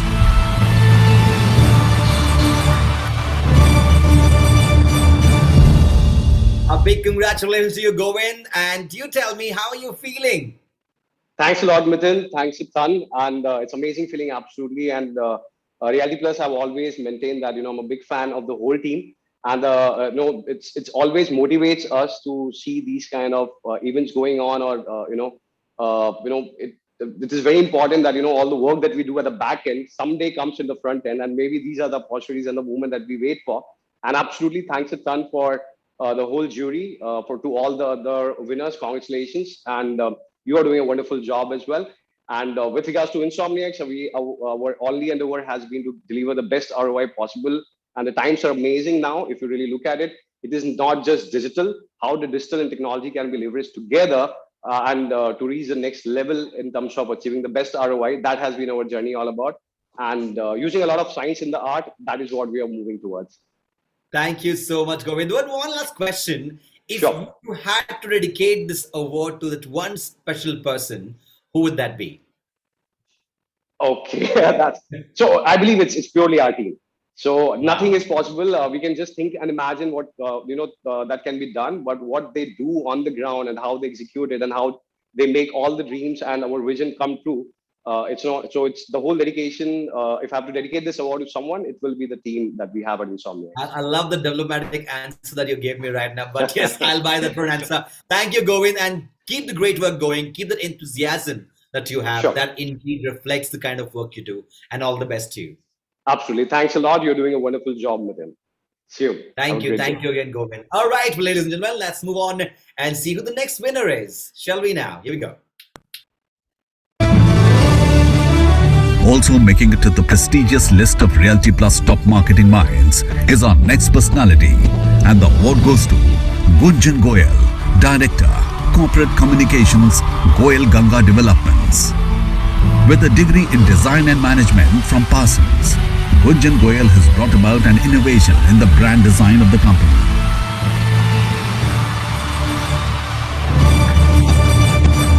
A big congratulations to Gunjan Goel. Gunjan, you tell me, how is the feeling at this very moment? Extremely honored to receive this award and recognition, of course. I think all of us know how real estate can be quite limiting when it comes to innovation in marketing. So my team and I work extremely hard to design out-of-the-box campaigns, and when they're appreciated so well by the market, I think it only encourages us to outdo ourselves each time. And our aim, of course, at Goel Ganga Developments has always been to excel in everything we do. So yeah, congratulations to all my fellow marketeers, and a big thank you to Realty Plus, of course, for appreciating our efforts. And like you've already resonated today, marketing matters. I like how every word was just so Oscar type. The Oscar type. Thank you again, Gunjan. All the very best to you in coming future, and keep the great work going. All right, with that, ladies and gentlemen, and each one of you out there, we are now moving towards our next award, and the award goes to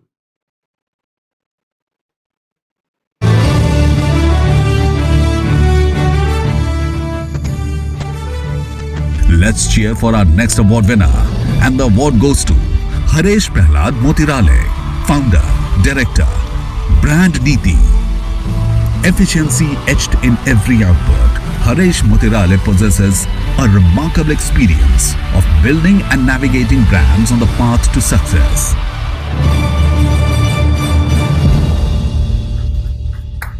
congratulations to Haresh. Haresh, hi, how are you doing right now? Hi, And Min.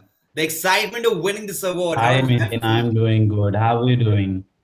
I'm absolutely well, Haresh. Absolutely delighted and honored with this prestigious award. I would like to thank my entire team at Brandniti, Realty Plus, eminent jury members for this honor. Delighted. Thank you so much. Thank you, Haresh, and keep the great work ahead. Thank you, Mithun. Thank you so much. All right, well, ladies and gentlemen, I also request all our awardees to stay with us till the end of the show, because there's something very special, and it is incomplete without you. And with that, let's move forward and see who the next winner is.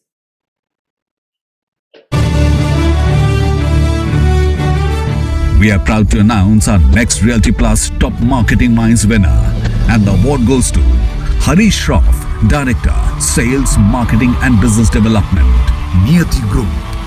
Harish Shroff comes with excellent leadership skills, leading a team of over 40 members in the diverse functions of marketing, sales and recovery.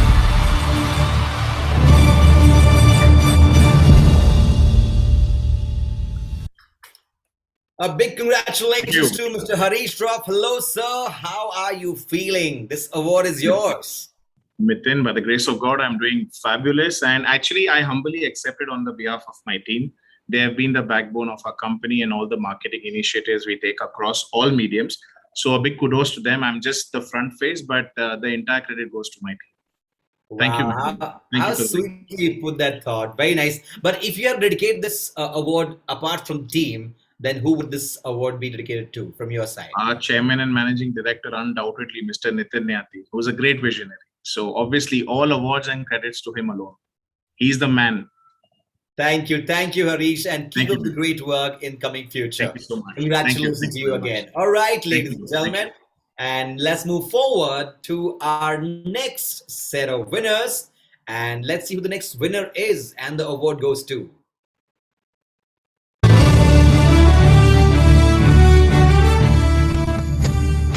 Announcing the next winner, and the award goes to Ibrahim Sharif, VP, Residential Sales and Marketing, Bhartiya City Developers Private Limited. Ibrahim Sharif leads a team of about 40 young and dynamic professionals comprising sales, marketing and customer relations who have been extremely proactive in building the brand. Well, heartiest congratulations to you, Ibrahim, and to your entire team. How delighted are you at this very moment?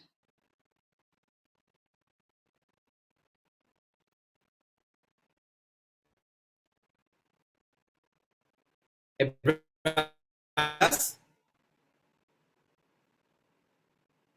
you're with us, you should just unmute yourself and switch on your camera. Then probably I can see you. Okay. Okay. Yes, he's there. Can you hear me? Okay.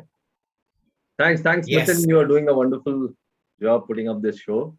Thank you, Brian. First of all, I would like to thank Almighty for giving us this life, and then I would like to thank Team Reality Plus for doing this wonderful show, and then the jury for choosing me as one of the winners. And I would like to thank all the nominees and all the winners out there who have been nominated and who have won the awards. And I would like to thank my team, sales, CRM, and marketing team. This is dedicated to them. And I would like to also thank my promoters, Mr. Snehadeep Agarwal and Arjun Agarwal, without whom this wouldn't have been possible. Last but not least, I would like to thank my mentors who have mentored me throughout my career at every phase. They say teamwork makes dream work. So it's all dedicated to my team. Thank you so much. Thank you, Brian. Quick question, Brian. So you're a writer in Bangalore, right? That's right. So I just want to say thank you to you on behalf of this lakhs of people who kind of experienced their first ever big concert in Bharti City. I don't know if you recall this or not, but now that I was there since the inception. Yes, of course. Yes. Which concert are you talking about? Mafia, Guns N' Roses, the first one. Tears to a second one, but first one, like about 1 lakh people out there in Bharti City, the whole road being jammed up. I think so for us, when it came to the biggest ever concert in Bangalore, it was Bharti City in all aspects. So I want to say thank you to you, Brian, for that. That was indeed very, very amazing experience. Pleasure is mine. Pleasure. Thank you. Thank you. All right. With that, let's move forward to our next winner. And ladies and gentlemen, and each one out there, let's see who the next award goes to.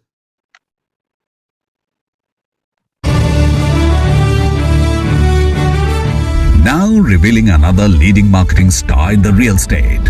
And the award goes to Jajit Menon, Director, Sales, Marketing and CRM, Shriram Properties. Jajit Menon focuses his activity on the strong potential synergy that subsists between financial performance and attention to community and social needs. Well, a big congratulations to you, Jajit Menon, sir. And you tell me, how is that feeling right now about winning this award? Jajit, sir, are you with us? You may just have to switch on your camera and unmute yourself, maybe. Okay, let's move forward to the next awardee. And the next award goes to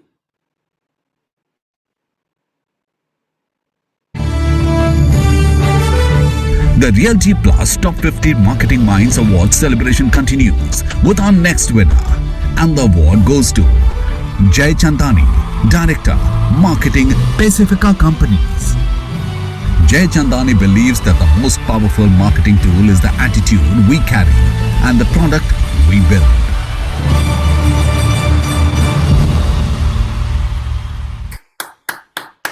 And a big round of applause. And to our only winner in this one, Jay. Hi, Jay. Congratulations to you. How are you feeling? I feel great. This is indeed a very pleasurable experience. And a big thanks to you for keeping us all energized. Love the panels that happened right before. Very, very interesting. And getting to my thanks, I know you have a lot of people. Big thanks to the jury. A bigger thanks to Reality Plus. I am a fan of the team. Tripti ji, Sapna ji, and of course, the person I'm a biggest fan of is Mr. Batra. We love the work that you guys do, and just I hope you keep doing this. For the award, the thanks goes to our MD, Mr. Israni, for supporting us and guiding us through all the crazy innovative ideas that we keep coming up with and letting us actually do it that got us here. And finally, the team, because they're the ones who actually do it, right? No team, no campaign. So big thanks to all of these people. Thank you, everyone. Thank you again, Jen. Congratulations to you one more time. All right, well, ladies and gentlemen, let's move forward and see the next award. And the award goes to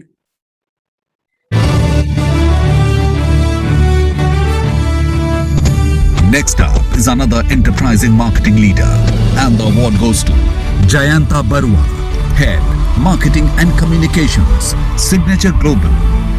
A thorough professional, Jayanta Barua's skills lies in having acute clarity of his marketing objective and how to achieve it.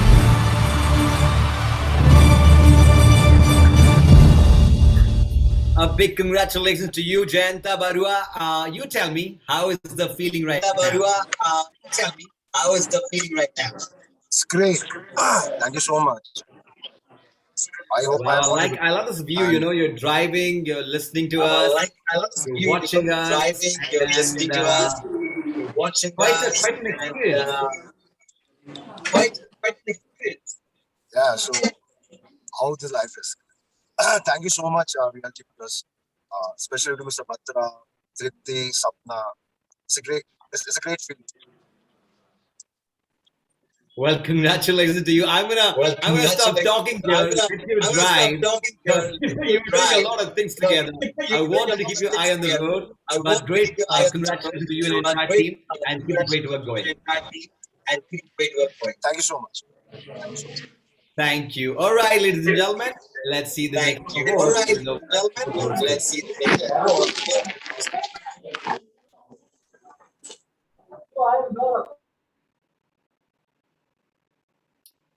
And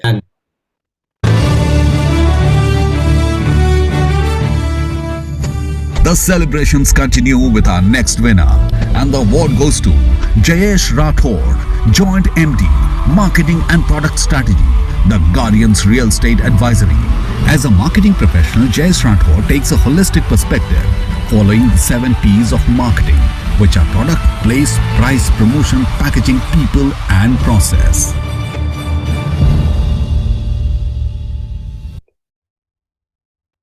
congratulations to you, Mr. Jayesh Rathore. Well, you were earlier a part of the segment, and now here as an awardee. What's the difference in how you're feeling right now?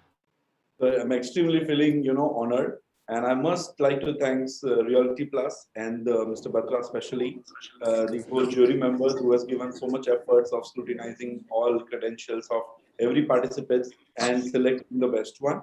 Heartiest congratulations to the whole the entire all winners. And I must accept this award on behalf of Guardian's family, which they include sales, pre-sales, and marketing department. My marketing department includes a fabulous young enthusiastic team. And with this award, we have raised bar for ourselves to work on all the 7 P's much more innovatively to achieve the 8th one, which is, I will always say, positive perception, where the sales begin. Thank you so much. Wow, I like that. I like that thought, how you bring that 7 P's: product, place, price, promotion, packaging, people, and process. And the next one is positive.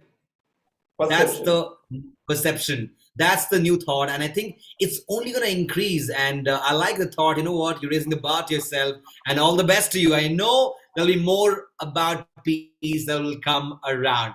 Thank you for your time here, and I wish you great luck in coming future. Thank you so much, man. All right, let's see who the next awardee is, and the award goes to. Ta-da!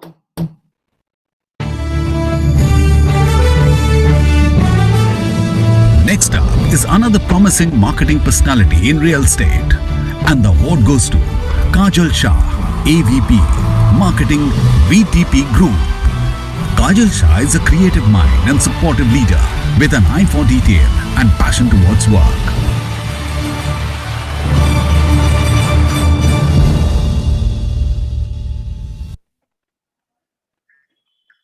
A big congratulations to you, Kajal Shah. You have to tell me, how is the feeling at this very moment? Thank you so much, Miten, and I'm feeling elated at this point, and extremely honored to have been featured on this prestigious list. Thank you very much, the jury, Dr. Batra, Tripti, Sapna, and the entire team. And you have been a fantastic host. I'm very proud to have been associated with the BTP Realty brand in Pune. We are the market leaders. I head the marketing function, but more importantly, what I'm prouder about is I have been able to be a part of the growth story, the success story of this brand here, and extremely ably supported by my team. And I could not have been here without the guidance of our CEO, Mr. Sachin Bhandari. So this team of mine, my mentors, my guidance, my peers, I think a marketeer learns every day and grows every day. So without all of these people around me, I wouldn't have been here. So thank you very much again, and congratulations to everybody else on this list. It has been a fabulous evening. Thank you. I wish you great luck. Thank you so much again. Thank you for joining us here, and congratulations to you again. Thank you. Okay, so, and the next award goes to who? Here we go. The glittering Realty Plus Top 50 Marketing Minds Awards gets another jewel in its crown with our next winner. And the award goes to Chiron Dinshaw, Head, Brands, Piramal Realty. Chiron Dinshaw curates valuable marketing strategies for the current times that set the brand apart from the competition.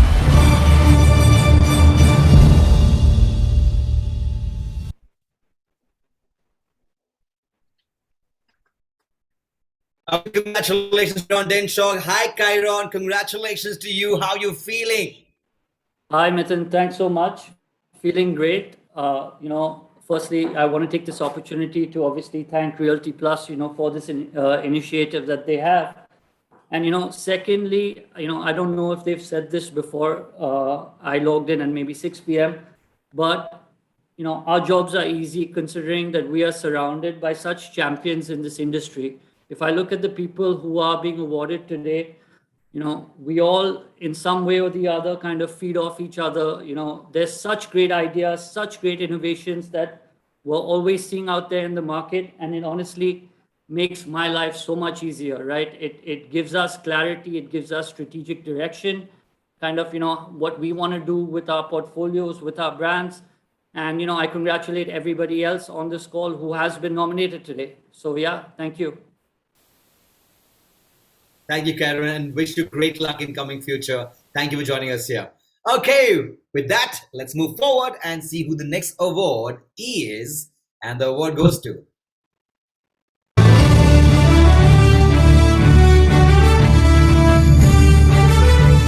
Now for our next award winner. And the award goes to Lakshman Tari, Head, Brand and Communication, Legron India. Lakshman Tari believes in improving lives by transforming the spaces where people live, work and meet with solutions that are simple, innovative and sustainable. Well, a big congratulations to you, Lakshman. You have to tell me the feeling, the excitement right now. Firstly, thanks to you, Mithun, for keeping us awake throughout your electrifying compelling which you are doing for this show. Thanks a lot for it. And regarding this award, it's really a great honor to receive the award along with the top marketing biggies in the industry. So thanks to Realty Plus and E4M for this award. If you will ask a question about the credit, I can ask now only. The credit goes of this awards to my organization, definitely Allegra, who has given this opportunity to drive disruptive marketing initiatives through the modern technology and the digital transformation. Thanks, Mithun. Thanks, E4M. Yes, absolutely. And I can see that with your virtual background that you have, that kind of talks about the digital transformation. Yeah. So thank you so much again, Lakshman, and congratulations to you and your entire team. Thanks, Mithun. Okay, with that, let's see the next awardee, and the award goes to who?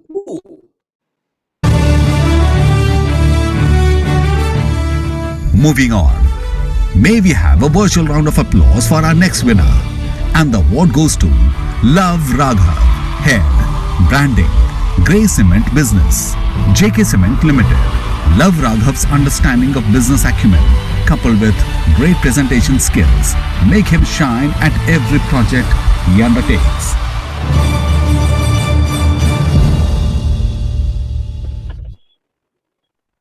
Well, a big congratulations to Raghav. You tell me, I love the glasses to start with, but how is excitement right now?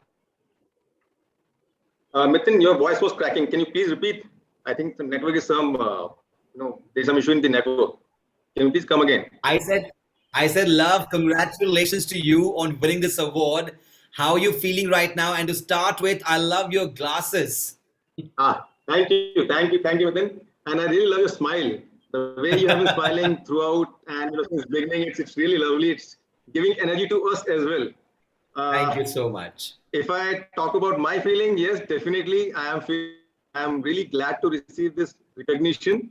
I'm grateful to Realty Plus and all the honorable jury members for the appreciation and recognition to my work. I would like to thank my entire team and my organization for their continuous support. I appreciate this initiative of Realty Plus for encouraging the talent in the industry, and I wish them really good luck, a bright future. Thank you. Thank you, love. Congratulations to you once again and the entire team. And go out there, achieve more, and I'm sure you will. Thank you. Okay, so now let's jump next and see who the next winner is, and the award goes to.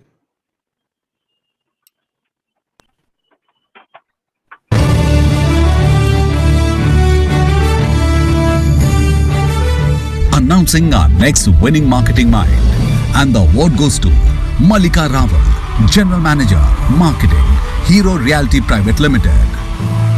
Malika Rawal has a diverse combination of hard and soft skills and always adopts process methodology for risk management, learning agility, and interpersonal effectiveness.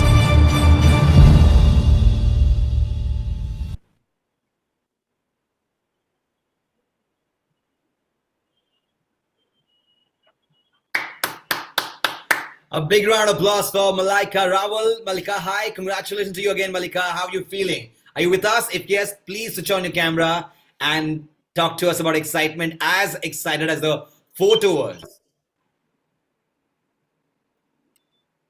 Malika?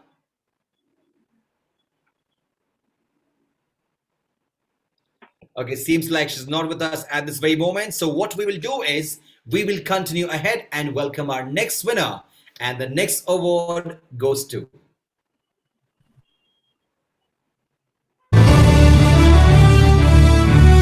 Next up, please get ready to congratulate our next winner.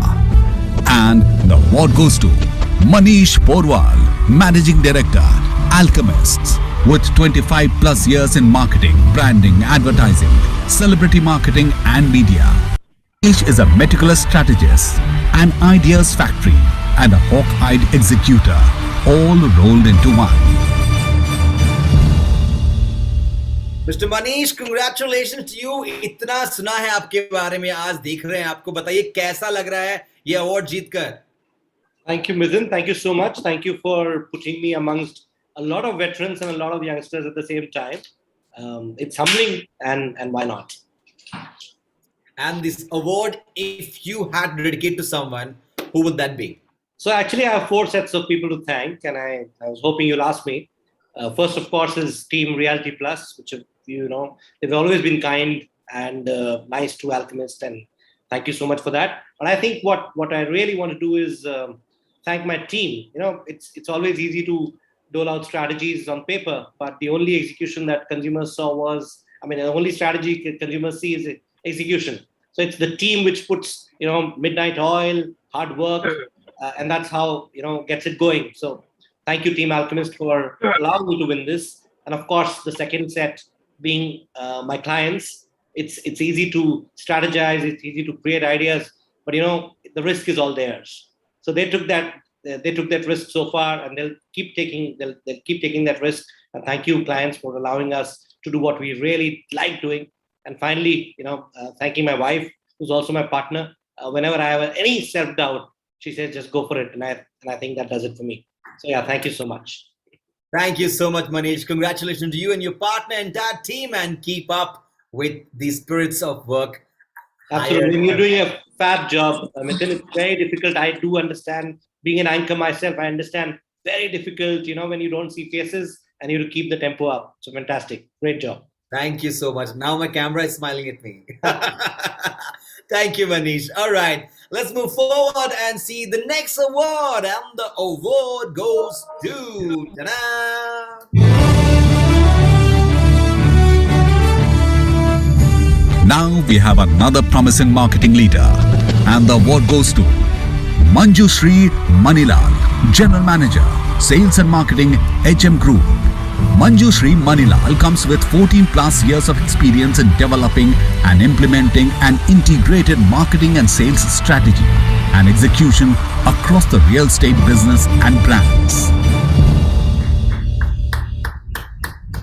A big congratulations to you, Manjushri. You tell me, how is the feeling? I can see on your face, actually. You're very happy, very excited, very delighted. But words would do wonders to us. So, yes. Super excited, Mithun. And I should say, top 50 marketing minds is such a big, powerful statement by itself. And to stand along with all the other winners itself shows that I've not yet become redundant in the industry. Yes, so... And the fact that, I was just happening to go through a book, an article by Philip Kotler, Marketing 5.0. At the age of 90, he has written it. So it goes on to say that a marketer has to be relevant at whatever age he is. So I would be very happy if I continue to get this award. Every year, it shows that I'm relevant in the industry and to the consumers alike. Yeah. Thank you so much. Absolutely. I'm doing a fabulous job, Mithun. It's not easy to keep 50 marketing minds energized, and it seems like all rolled into you now. Yeah, fabulous. That's a good thing. Thank you, Manjushri. I'll take that compliment. Thank you again. And yes, a marketer keeps going, and you have to keep going about that, right? All right. Thank you again. Kudos to you and your team. And with that, ladies and gentlemen, and each one out there, how about we see the next winner, and the award goes to...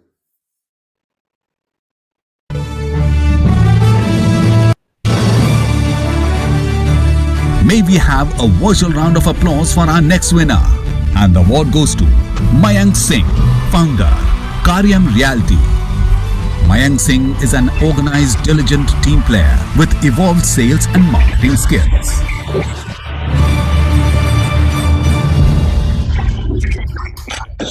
Mr. Mayank, congratulations to you. What a changeover. Thank you. कुछ और दिख रहा है, यहाँ पर कुछ और हो आप. But this look is much better, I'm sure. I'm telling you that. Thank you. I'm happy, honored, and humbled to be awarded the top 50 marketing minds by Realty Plus. I would like to thank the organizers, Realty Plus, and the jury. Along with this, great thanks to all my team members in the past. And very importantly, people those who thought that we could and those who thought that we could not. So bigger thanks to them also. At the same time, whenever you have an idea, it always is like a baby. It is the best. However shitty it might be, it is the best. So thanks to all my previous mentors and bosses, those who believed in those crazy ideas and gave us the chance to unleash it and kind of make things happen. At the same time, I feel very, very excited to understand that the people on this, the other awardees on this podium, we are kind of the first batch of people who would have seen very generic marketing like normal classified ads to now the high-end digital marketing ads. So it feels like a pleasure that we have seen a sea change happening in how marketing is being done. And believe me, it's just the tip of the iceberg. There's a lot more to go. And I think we have great things to be done in the future. Thank you. Absolutely. A lot more to go. Thank you again for your time. Congratulations to you, Mayank, and keep the great work going. And with that, all eyes on screen and see who the next awardee is.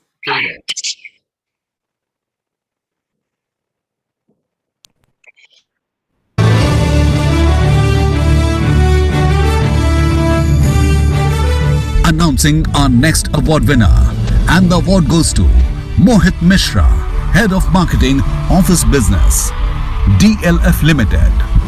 Mohit Mishra brings fresh energy, sharp strategies, talented partners and platforms, and above all, respect for the marketing discipline in his organization.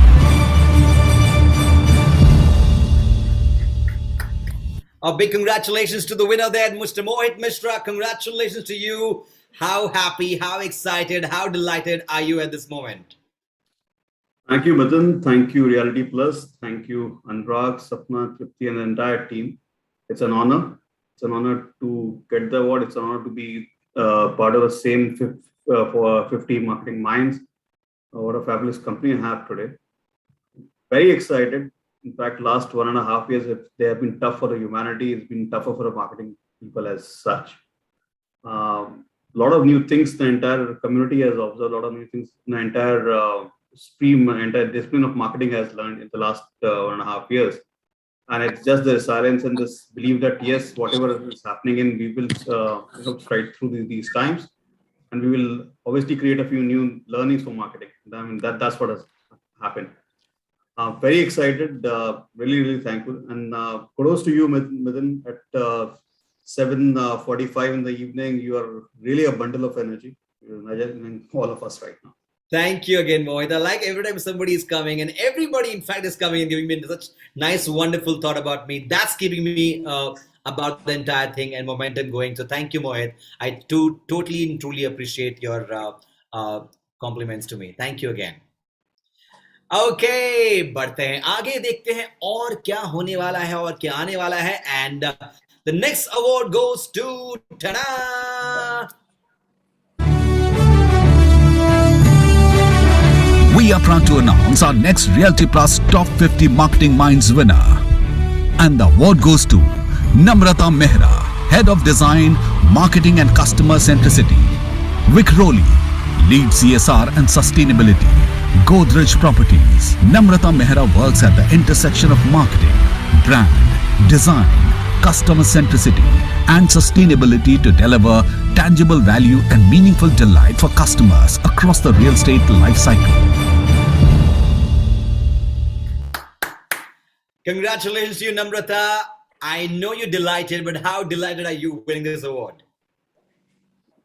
I'm actually grateful to my team for putting it together, for sharing it with all of my lovely colleagues in the industry. It's a pleasure to be here and to see everyone participate and contribute to our collective experience, increasing our expertise, and continuously delivering more and more customer value through marketing for all the people who are here looking out to buy, whether properties are residential, commercial, or various different assets. So pleasure to be here, and thank you very much for having us. Thank you, Namrata, and all the best to you in coming future. Thank you again. Likewise.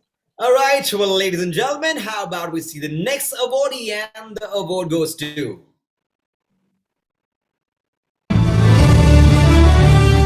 Now revealing another leading marketing star in the real estate. And the award goes to Netra Nand Patnaik, DGM, Marketing, Cyber City Builders. Netra Nand Patnaik is responsible for the successful transition of the brand from a product-centric real estate developer to a customer-centric brand, as well as an effective and result-oriented sales organization. Well, congratulations to you, Netra Nand. How are you feeling? You have to tell me everything about the excitement. Hey, Mithun, a very good evening to you, and thanks for being such a fantastic host for the evening. You sent a lot of good vibes away, so thanks for that. Thank you. How are you feeling? How are you feeling? Feeling very exciting, Mithun. I'm very excited about it, and thanks for all the honor and recognition. It means a lot, and thanks to Realty Plus also. Thank you, and all the best to you for coming future. Thank you so much, and I must say that Tripti and Nidhi from the Exchange for Media team has been very helpful, and they've been helping me all along. So thanks for that. And since it comes from the members of the fraternity, it makes the award all the more special. So thank you once again for that. Well, thank you again, and all the best to you again. With that, ladies and gentlemen, let's move forward and see the next awardee, and the award goes to...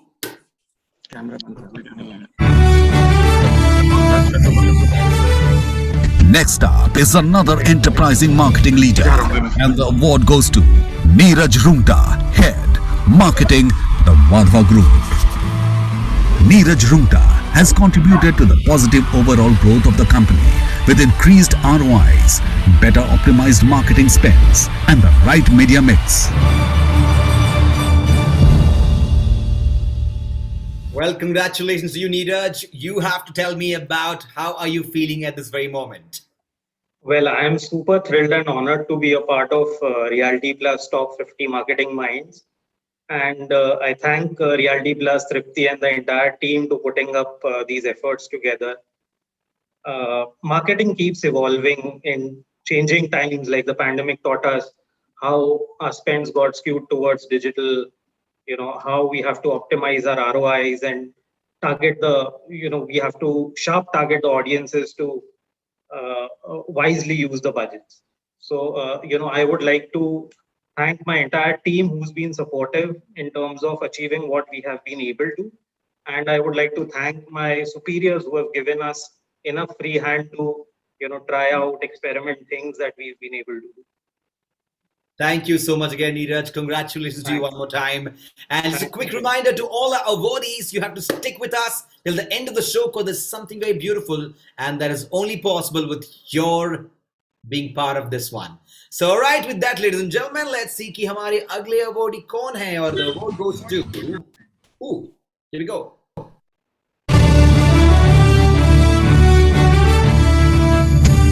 Announcing our next award winner. And the award goes to Dr. Nitesh Kumar, Managing Director and CEO, Imami Realty. Leading from the front, Dr. Nitesh Kumar evolves a team culture that emphasizes the importance of members and recognizes the value they bring to the organization. Well, a big congratulations to Dr. Nitesh Kumar. Let's hear it from him, what he has to say about winning this award. Thank you so much. I am blessed and honored to receive the award from Reality Plus to be amongst the top 50 marketing minds in the country in the field of real estate. However, the main credit goes to my wonderful team who pressed me hard and encouraged me to push me to my limits for innovations and strategies in the field of marketing. Thank you so much. Thank you so much. Congratulations to you. Let's move forward and get to see who is our next awardee.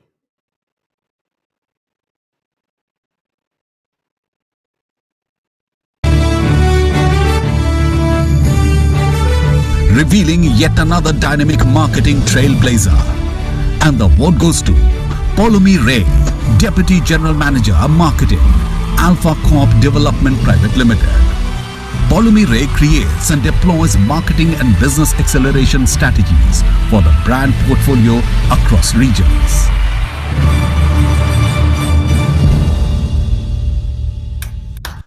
Well, congratulations to Paulomi Ray. Paulomi, you tell me, how happy are you at this moment? Very good evening, Mithun.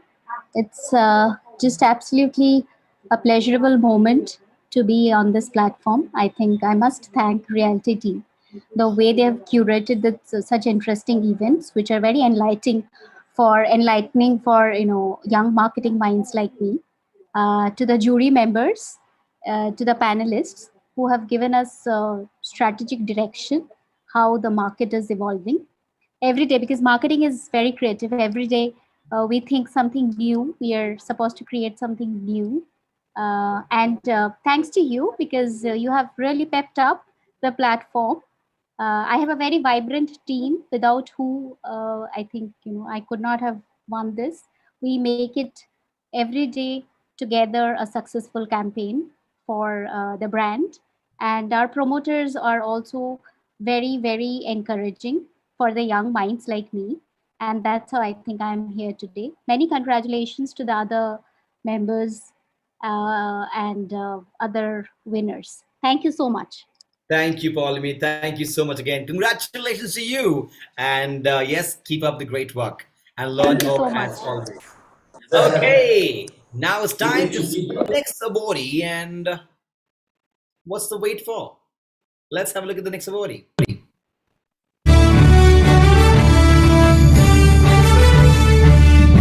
Now for our next award winner. And the award goes to Rajiv Kumar Dash, VP Sales and Marketing, Shahpurji Palonji. Rajiv Kumar Dash is focused on making his organization customer-centric and works with marketing as a brand investment. Rajiv जी, बहुत हार्दिक शुभकामनाएं आपको. Congratulations to you and your entire team. कैसा feel हो रहा है बताइए हमें.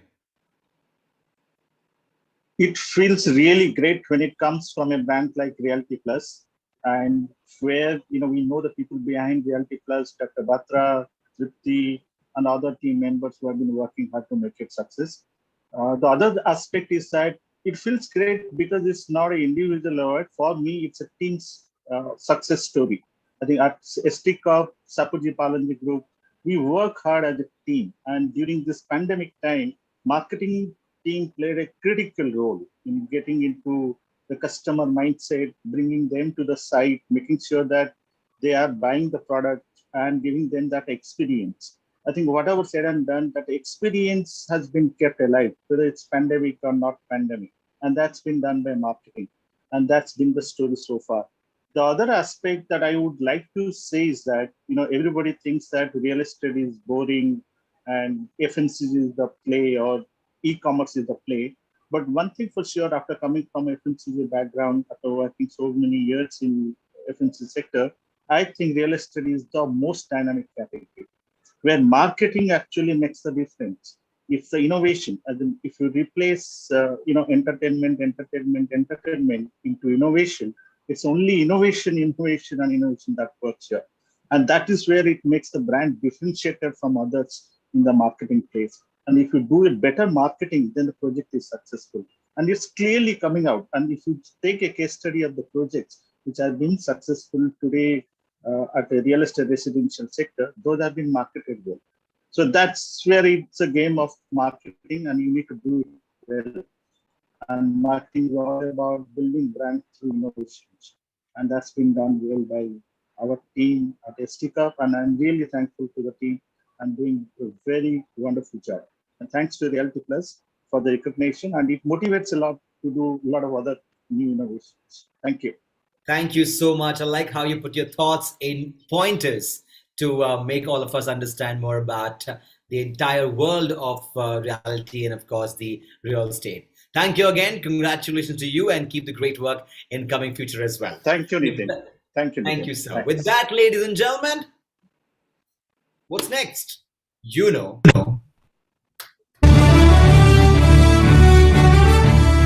Moving on, may we have a virtual round of applause for our next winner. And the award goes to Rohit Mahavir Mehta, Director, Swamitva Group. Rohit Mahavir Mehta is proactive in anticipating rising administrative needs and takes the initiative to go beyond the expectation.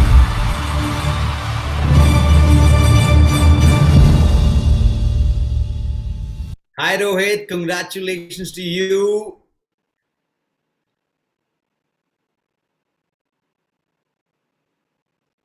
Rohit, are you with us? If you could please switch on your camera and unmute yourself. Okay, seems like Rohit is not with us, but yes, congratulations to you, Rohit, and the entire team. And with that, let's move forward and see who the next winner is.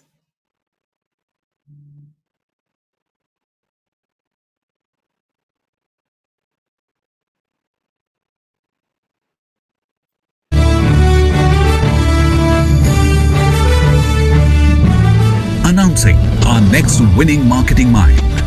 And the award goes to Sarthak Seth, Vice President and CMO, Tata Realty and Infrastructure. Sarthak Seth has been awarded and applauded for contributions by various national and international organizations.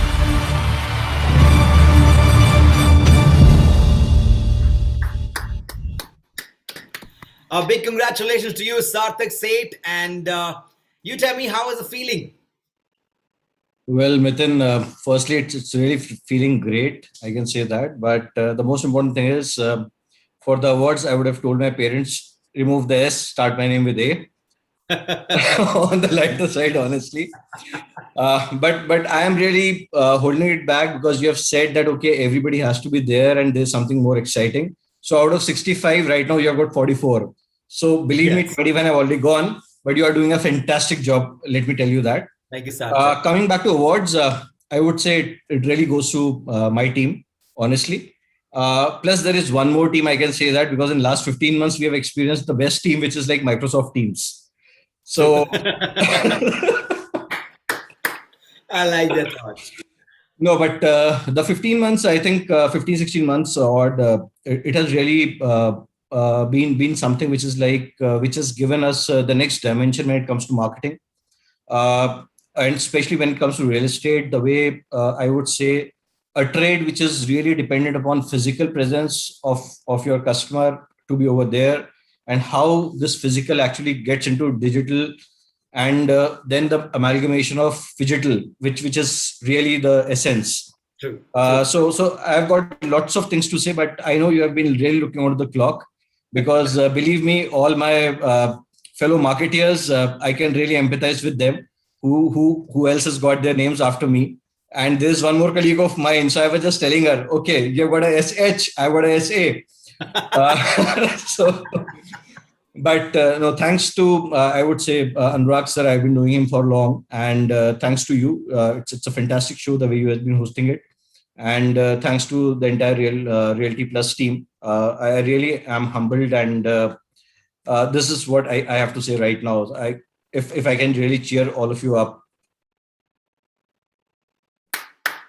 You have done it. Don't worry. Thank you so much, Sarthak. And I'm waiting for the next colleague to come and talk about you. The edge of it. But yes, thank you so much again, Sarthak. So many books I can see behind you. How many have you read already? I would say I've got a collection of more than 3,000 plus books. Wow. Believe me, only about 200 plus is non-fiction. Rest everything is fiction. Okay. All right. Thank you, Sarthak. All the Thank best. you, Madan. Great hosting, I would say that. Cheers. Thank you. Cheers to you. Kash mere par kuch hota hai, I would have said cheers, but koi nahi. Agli baar. Sure. Thank you. All right. Ladies and gentlemen, it's always good to have a little bit of laughter, a bit of humor. And when it comes from the other end, it's fantastic. Let's move on to the next awardee, and the award goes to.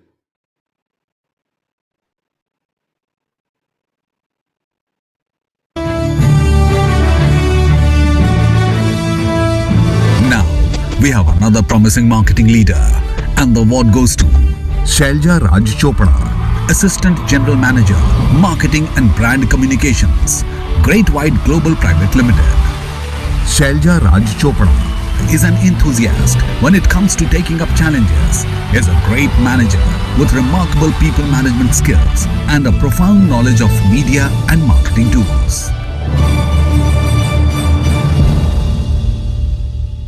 Well, a big congratulations to you, Shailja. Hi, Mithun. Can you see me? I cannot see you, but I can hear you. Okay, I think I have started my video. First of all, please take a round of applause for yourself for doing such a great hosting. Then to a virtual, keeping everybody's energy so high. So congratulations to you, buddy. Thank you, Shailja. I am still wondering that why my video is not on. Maybe you can switch it off again, switch it on. Maybe it'll work. One second. I think my camera isn't working. I'm not sure. We have a lot of time. Don't worry, Shailja. We can wait for the camera to come back and probably. Okay, Oh, yes! I see you. Yes, I see you too. Okay, Shailja. Okay. Congratulations to you again. Thank you so much. I mean, that's very surprising and excited. And I must say to Sarthak, there is one more SH after him, apart from his colleague. So it's very exciting to receive this award from Realty Plus. Thanks to the jury, especially what a remarkable jury, I must say. I was excited and thrilled to see the names across. Special mention to my friend out there at Realty Plus, Tripti, Sapna, right from Ganesh, and the coordination, what they've been doing so far. And I think what we all are facing in today's scenario, which nobody would have imagined, that being the marketeers, anybody would experience this kind of situation. And here it goes. Learning is never ending. And what we have learned during this pandemic, it is totally unexpected, very dynamic, very challenging. And when, especially in this scenario, when your work is seen and appreciated, it means a lot. It really means a lot. So yes, I'm thrilled. So before you ask me whom you want to dedicate this award, I think it goes obviously to my leader, a person who is very dynamic, very visionary, very young, my MD, Mr. Hemang Shah, for keeping all his faith in me, because I've joined this company very recently. And during this pandemic, in fact, I've been serving my duties through home. And during this time, when somebody puts in so much of faith in you and gives you all the liberty to perform, and you outshine the performance and your work is seen, I think that makes a very big difference. Absolutely. And a heartiest congratulations to all the winners, to all the nominees, to all the great marketing minds out here. Very good evening to all of you, and cheers. Thank you. Thank you so much. Thank you, Shalja. All the best to Thank you. you. Thank you again. All right. With that, let's move on to the next awardee and see who the next award, and the award goes to who.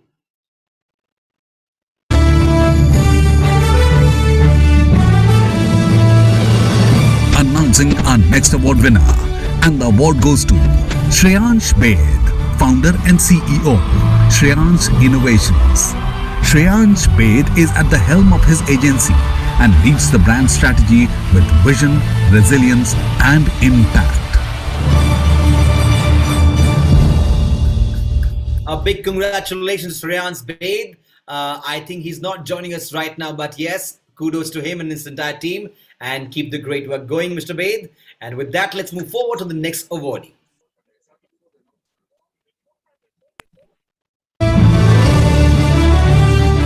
Revealing our next dynamic marketing leader, and the award goes to Shruti Kaushik Agarwal, Assistant Vice President, Tata Realty and Infrastructure Limited. Shruti Kaushik Agarwal leads the thought process of communication and brand by creating integrated marketing strategies to develop the brand's evolution and media awareness. A big congratulations to Shruti Kaushik Agarwal. Now I know Sarthak's colleague is here. The H factor is finally here. Shruti, how are you feeling right now? Of course, super excited. And I was just going to tell you, yes, I messaged Sarthak. I think we both are taking an award home, Sarthak. He says, okay, yes, definitely. So yes, I am the SH. How are you feeling? And would you want to dedicate this award to someone or anyone special? Well, I think I would dedicate this award to.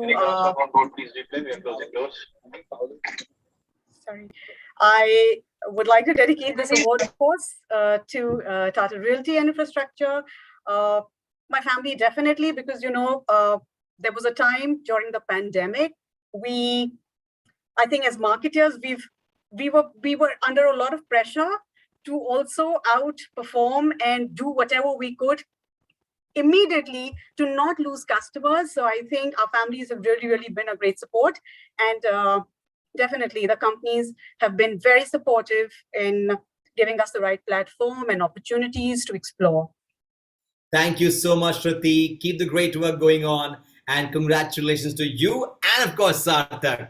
And So you both can I celebrate. think my thank you is still pending. I really want to thank, firstly, you've kept Come on, go ahead, go ahead. So, of course, my thank you definitely goes to Dr. Batra and his team, Almas, Tripti. They've been, and I've worked with them for years in terms of marketing campaigns that we've also done.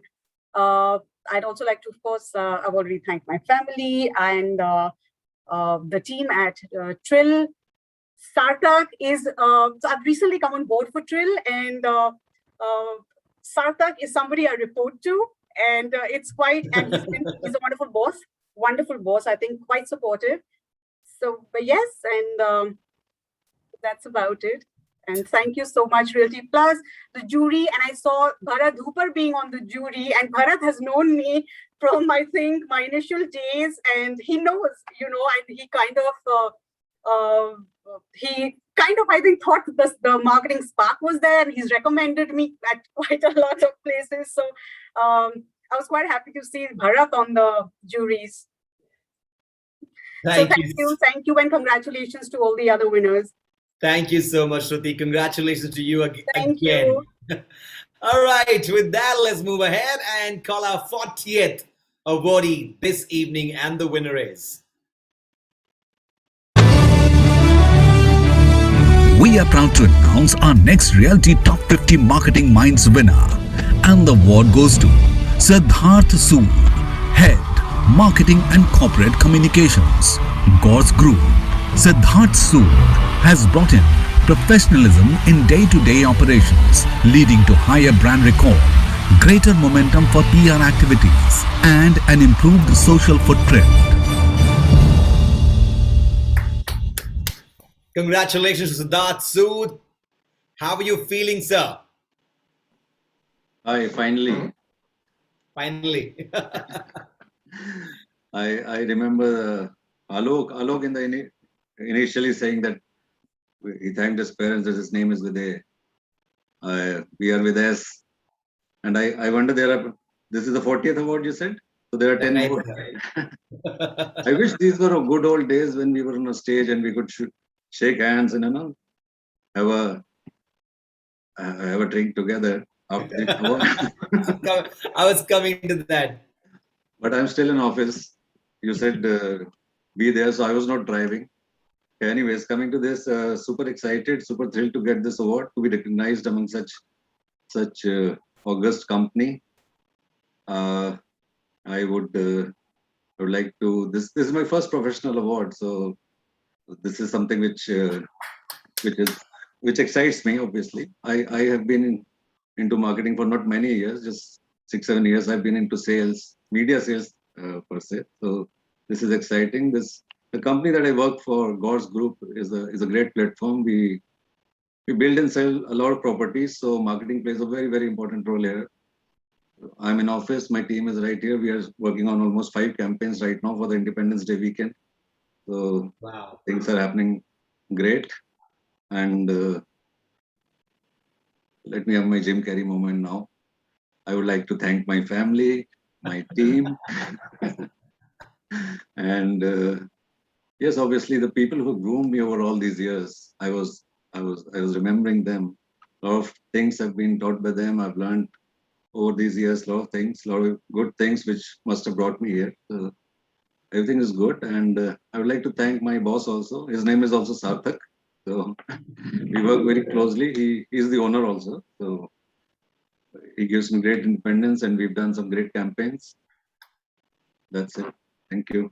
Thank you so much. The jury members. Yeah.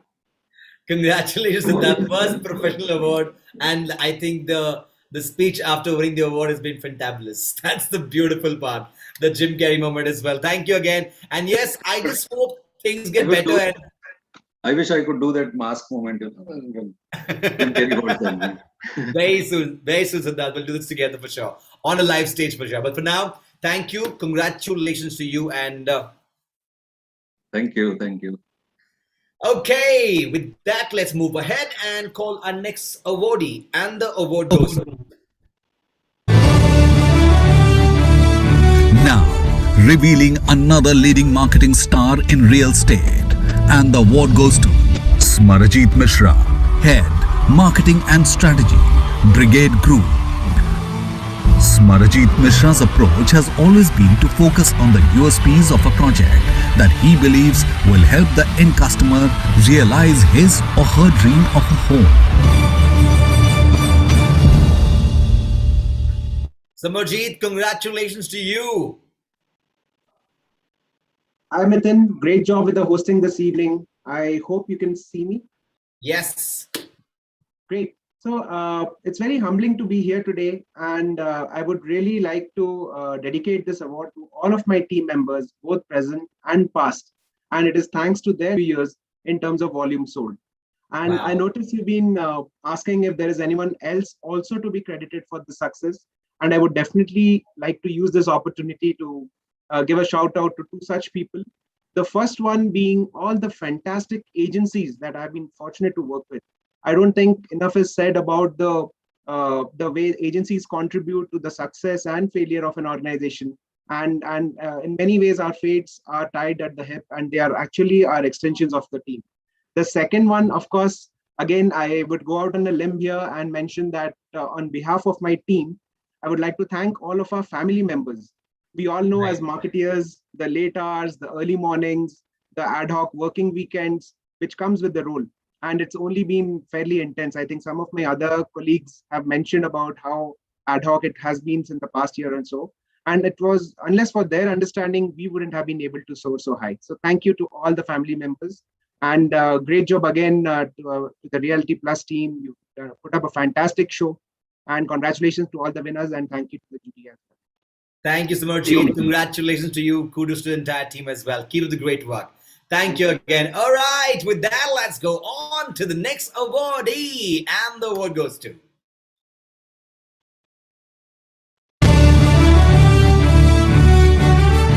Next up is another enterprising marketing leader, and the award goes to Sukanya Das Gupta, Director, Marketing and Communications, Colliers.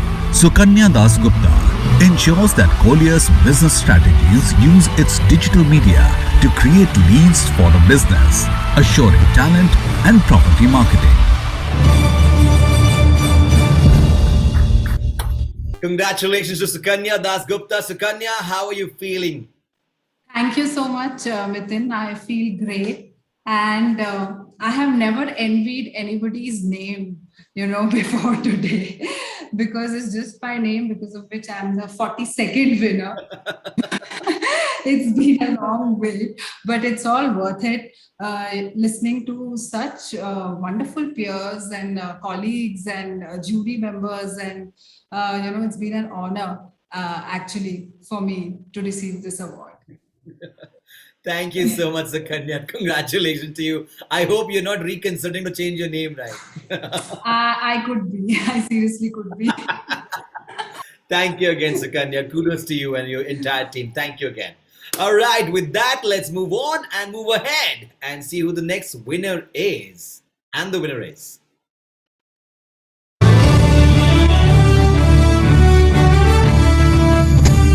The celebrations continue with our next winner, and the award goes to Sumit Chunkhare, Chief Marketing Officer, Shobha Limited.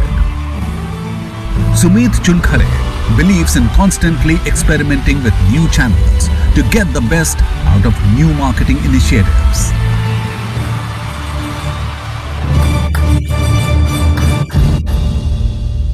Congratulations to you, Sumit. Hey, hi, Mithun. I'm unable to start my video, but I hope you can hear me. I can see you, but a lot of light. Yes, I can see you now. Nice, fine? Yes, perfect.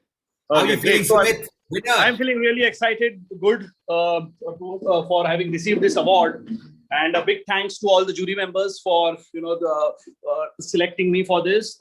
Thanks to Realty Plus. And let me tell you honestly that, Mithun, you have been really keeping everybody engaged. I can really vouch for it because I might be not the last one, but definitely one of the last contenders in this list of awards. And last but not the least, I would certainly dedicate this award to my entire team. Because I'm just receiving on their behalf, but actually the true winners are each and every team members of mine.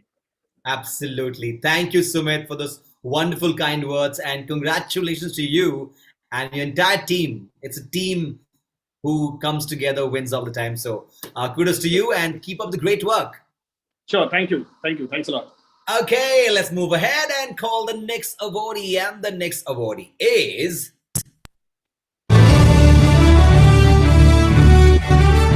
Revealing yet another dynamic marketing trailblazer, and the award goes to Uzma Irfan, Director, Corporate Communication, Prestige States Projects Limited.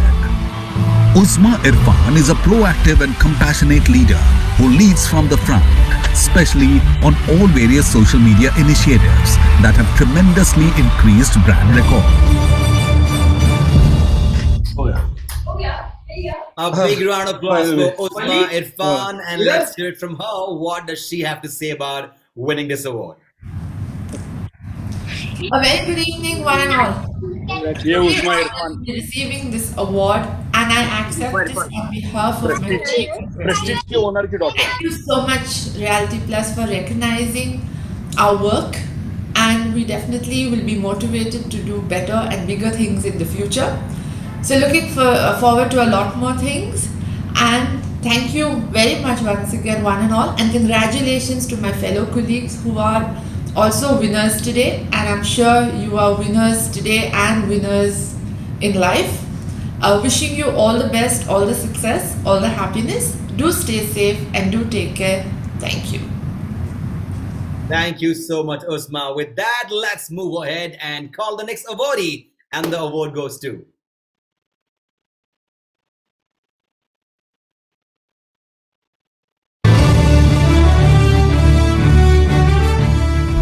now revealing yet another leading marketing star in real estate. And the award goes to Vikram Kotnis, MD and CEO, Amura Marketing Technologies. Vikram Kotnis is on the verge of taking the company to the next level with his innovation in marketing approach.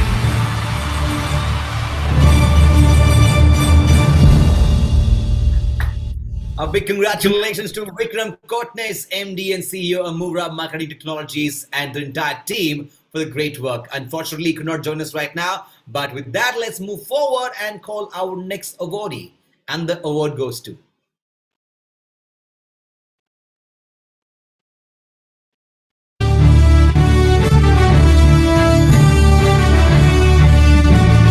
Now for our next award winner, and the award goes to Vishal Doshi, MRICS, Vice President, Head Sales and Marketing, Rajesh Life Spaces. Vishal Doshi is part of the core management team responsible for strategizing sales, marketing and CRM of over 7 million square feet of residential, commercial and retail spaces. a big congratulations to you, Vishal Doshi, and your entire team. Thank you, Mithun. I wish I have mustache like you, and I'm sure I will reach there one day. Yeah, better in fact. I will reach there one day.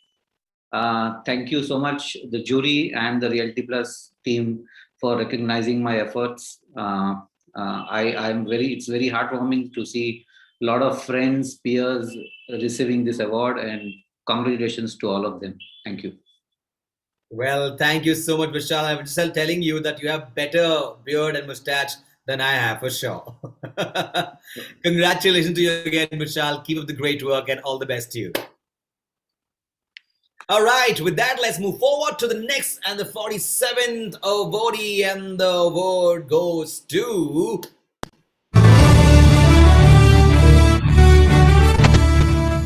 The celebrations continue with our next winner, and the award goes to Vishal Sharma, Director, Sales and Marketing, Raymond Limited. As one of the founding members of the Realty Division of Raymond Limited since 2016, Vishal Sharma has played a pivotal role in setting up the business and the departments under him. a big congratulations to Vishal Sharma, Director, Sales and Marketing, Raymond Limited. If you're there with us, sir, how are you feeling? Well, I think he just logged off. But again, congratulations to you and your entire team. And with that, let's move forward and welcome our next award. And the next award goes to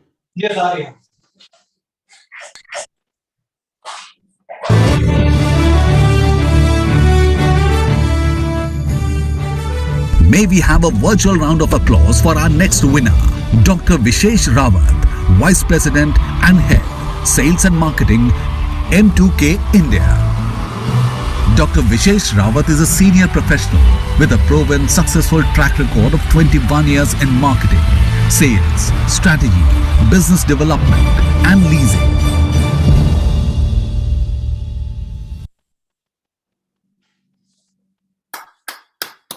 Congratulations, Dr. Vishesh Rawat, and tell me how you're feeling right now.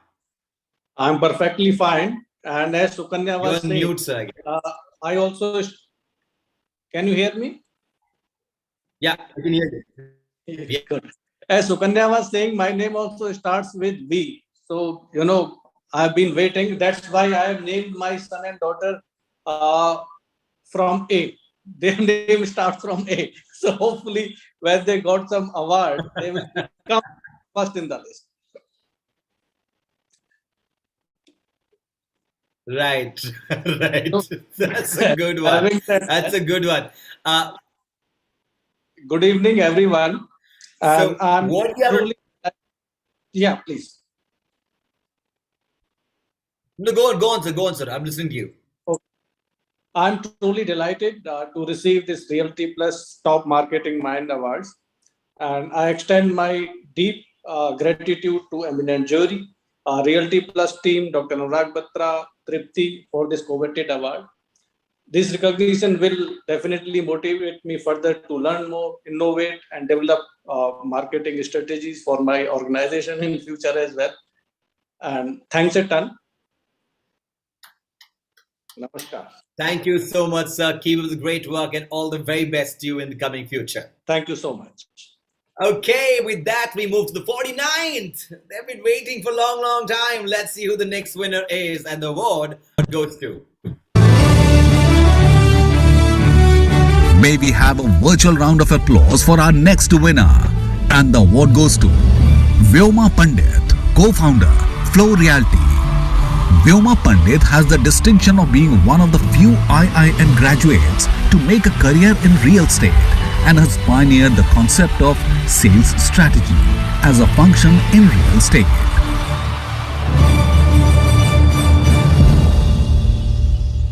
A big congratulations to you, Vyoma. Thank you. So I'm not going to add to the woes of the alphabetical order of the awards, but I do feel the exact opposite of how kids in English class would feel. The kids who used to have their initials with A would feel when the teacher would say, hey, read the next paragraph. Right. Yeah. And at that time, I used to be the happiest. But yeah, nevertheless, first of all, thank you so much for all the participants to hang in there till the end. It's a very, very sweet and noble thing to do. Thank you for waiting up for the 49th person. Yeah. And thank you, Realty Plus. I've been, in the capacity of a marketing head at Brigade, CMO at Shriram, I've been applying to a lot of your awards for the campaigns. Right, and we've always wondered कि वो campaign को award मिल जाता है, उसके पीछे जो team ने काम किया उसका क्या होगा, right? So everybody remembers the most awarded campaign or the media mix or the project launch. But for the first time, a great initiative to recognize some people in marketing. Of course, a lot of other people in the industry have done good work. So a big shout out to all the great marketeers in real estate. It's not one of the most easiest industries to market for. Especially in India, right? And we have a long, long way to go as compared to other industries to learn from. But over the last 5 to 7 years, the industry has evolved a lot. We've started seeing a lot of interesting campaigns, a lot of use of digital mediums, right? And a lot of virtual selling as well. Considering that this is one of the highest value purchases a customer buys in his lifetime, right? It is a lot of hard work that goes into it. And a big shout out to all the people who make it happen. Cheers. Yeah. Thank you so much, Vyoma. Congratulations to you again. And yes, I kind of understand when you said, like in school days, when they say read one para and then, okay, A onwards you go on. By the time you get to P or R, the class is over. The bell rings. Yeah. Yes, the bell rings. Correct. So I can connect to that. Thank you so much again, Vyoma, and all the best to you in coming future. And with that, ladies and gentlemen, and each one out there, it's now time to call number 50th award. And the awardee goes, the award goes, and the awardee comes, and the award goes.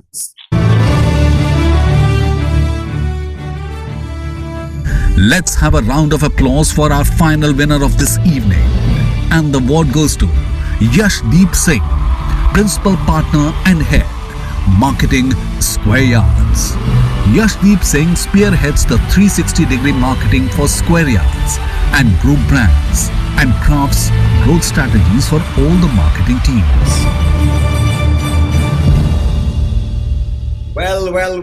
Unfortunately, the winner is not available here with us at the moment, but a big round of applause to the winner and each one of you. Because of you, we've made things possible, and you have indeed made things possible. So let's quickly jump to something very interesting right now. I request that each one of you to please switch on your videos. Everybody, I want to see all your lovely faces together on our big screen, and keep a smile bright so we can all connect to.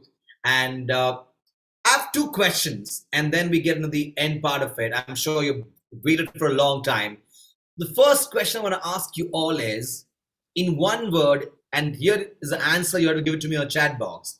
One word to describe the experience here at the Reality Plus Top 50 Minds, the marketing minds.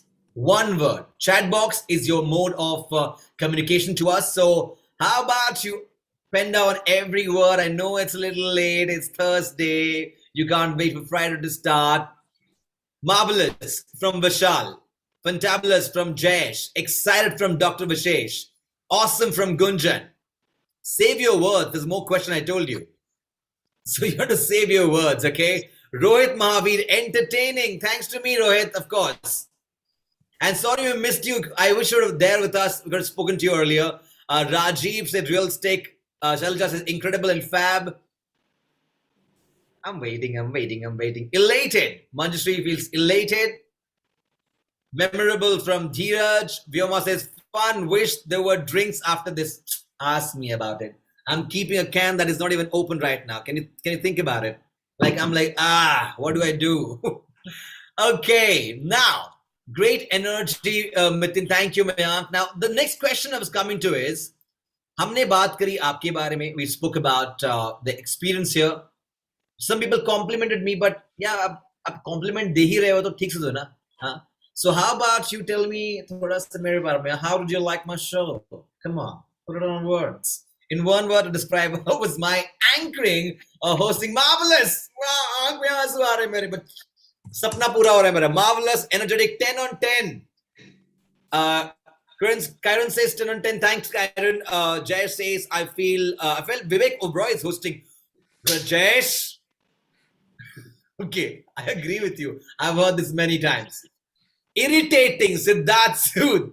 I know, I am like that. But kidding. Super Sibi Upar, very warm and energetic. Vyoma Pandit, thank you for that. Mustaches, that's a nice word. I'm going to use that word to describe myself in the coming future. Very warm and energized. Now, I will request you all to stop typing. I know there's a long typing happening. But I would want you all to give yourself a round of applause. Why? I'll tell you. You're not among the people who finish things. You are the people who achieve in order to finish. And here I take an honor to give you all a loudest round of applause. And at the same time, I want you all to give yourself a loudest round of applause because you have achieved it, you've done it, and I'm so proud of you all. And keep this great work going, keep the energy going, and keep the excitement going. A big thank you to all our jury members again. It's indeed because of you we are celebrating 12th of August 2021. This day you shall remember for a long time. I want you all to smile for a nice photo that my backend team is clicking right now. I too shall take a photo. It's a very momentous occasion. You can all smile. Oh, it's beautiful. Yes. And everybody there. Yes. Thank you so much. And I wish I could serve you dinner, but unfortunately we are on a virtual platform. You have to go back home, or if you're home, you have to eat at home. And that's all I can say.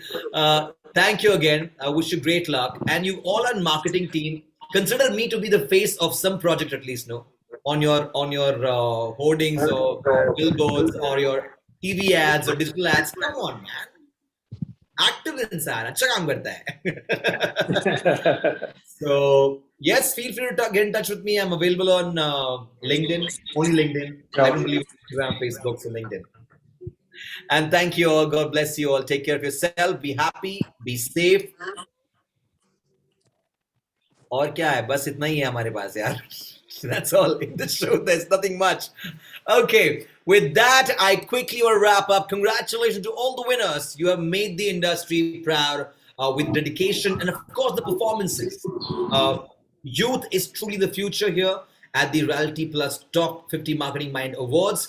All the best to all our dynamic winners, our peers, and may they pave the way of positive growth in Indian real estate. A big thank you to all our jury members. You have nurtured the best out of the best.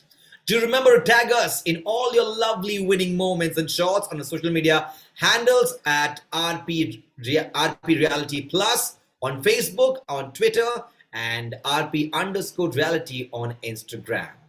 And with this, we look forward in seeing you very soon virtually. Actually, not virtually, bahut ho gaya virtually, in live. So we can chat after the show and talk more about it. But be delightful as you are, be human as you are, be soulful as you are, be positive, humble, happy. Thank you so much for joining us. My name is Mithun Upadhyay. I will see you when I see you. Till then, have fun.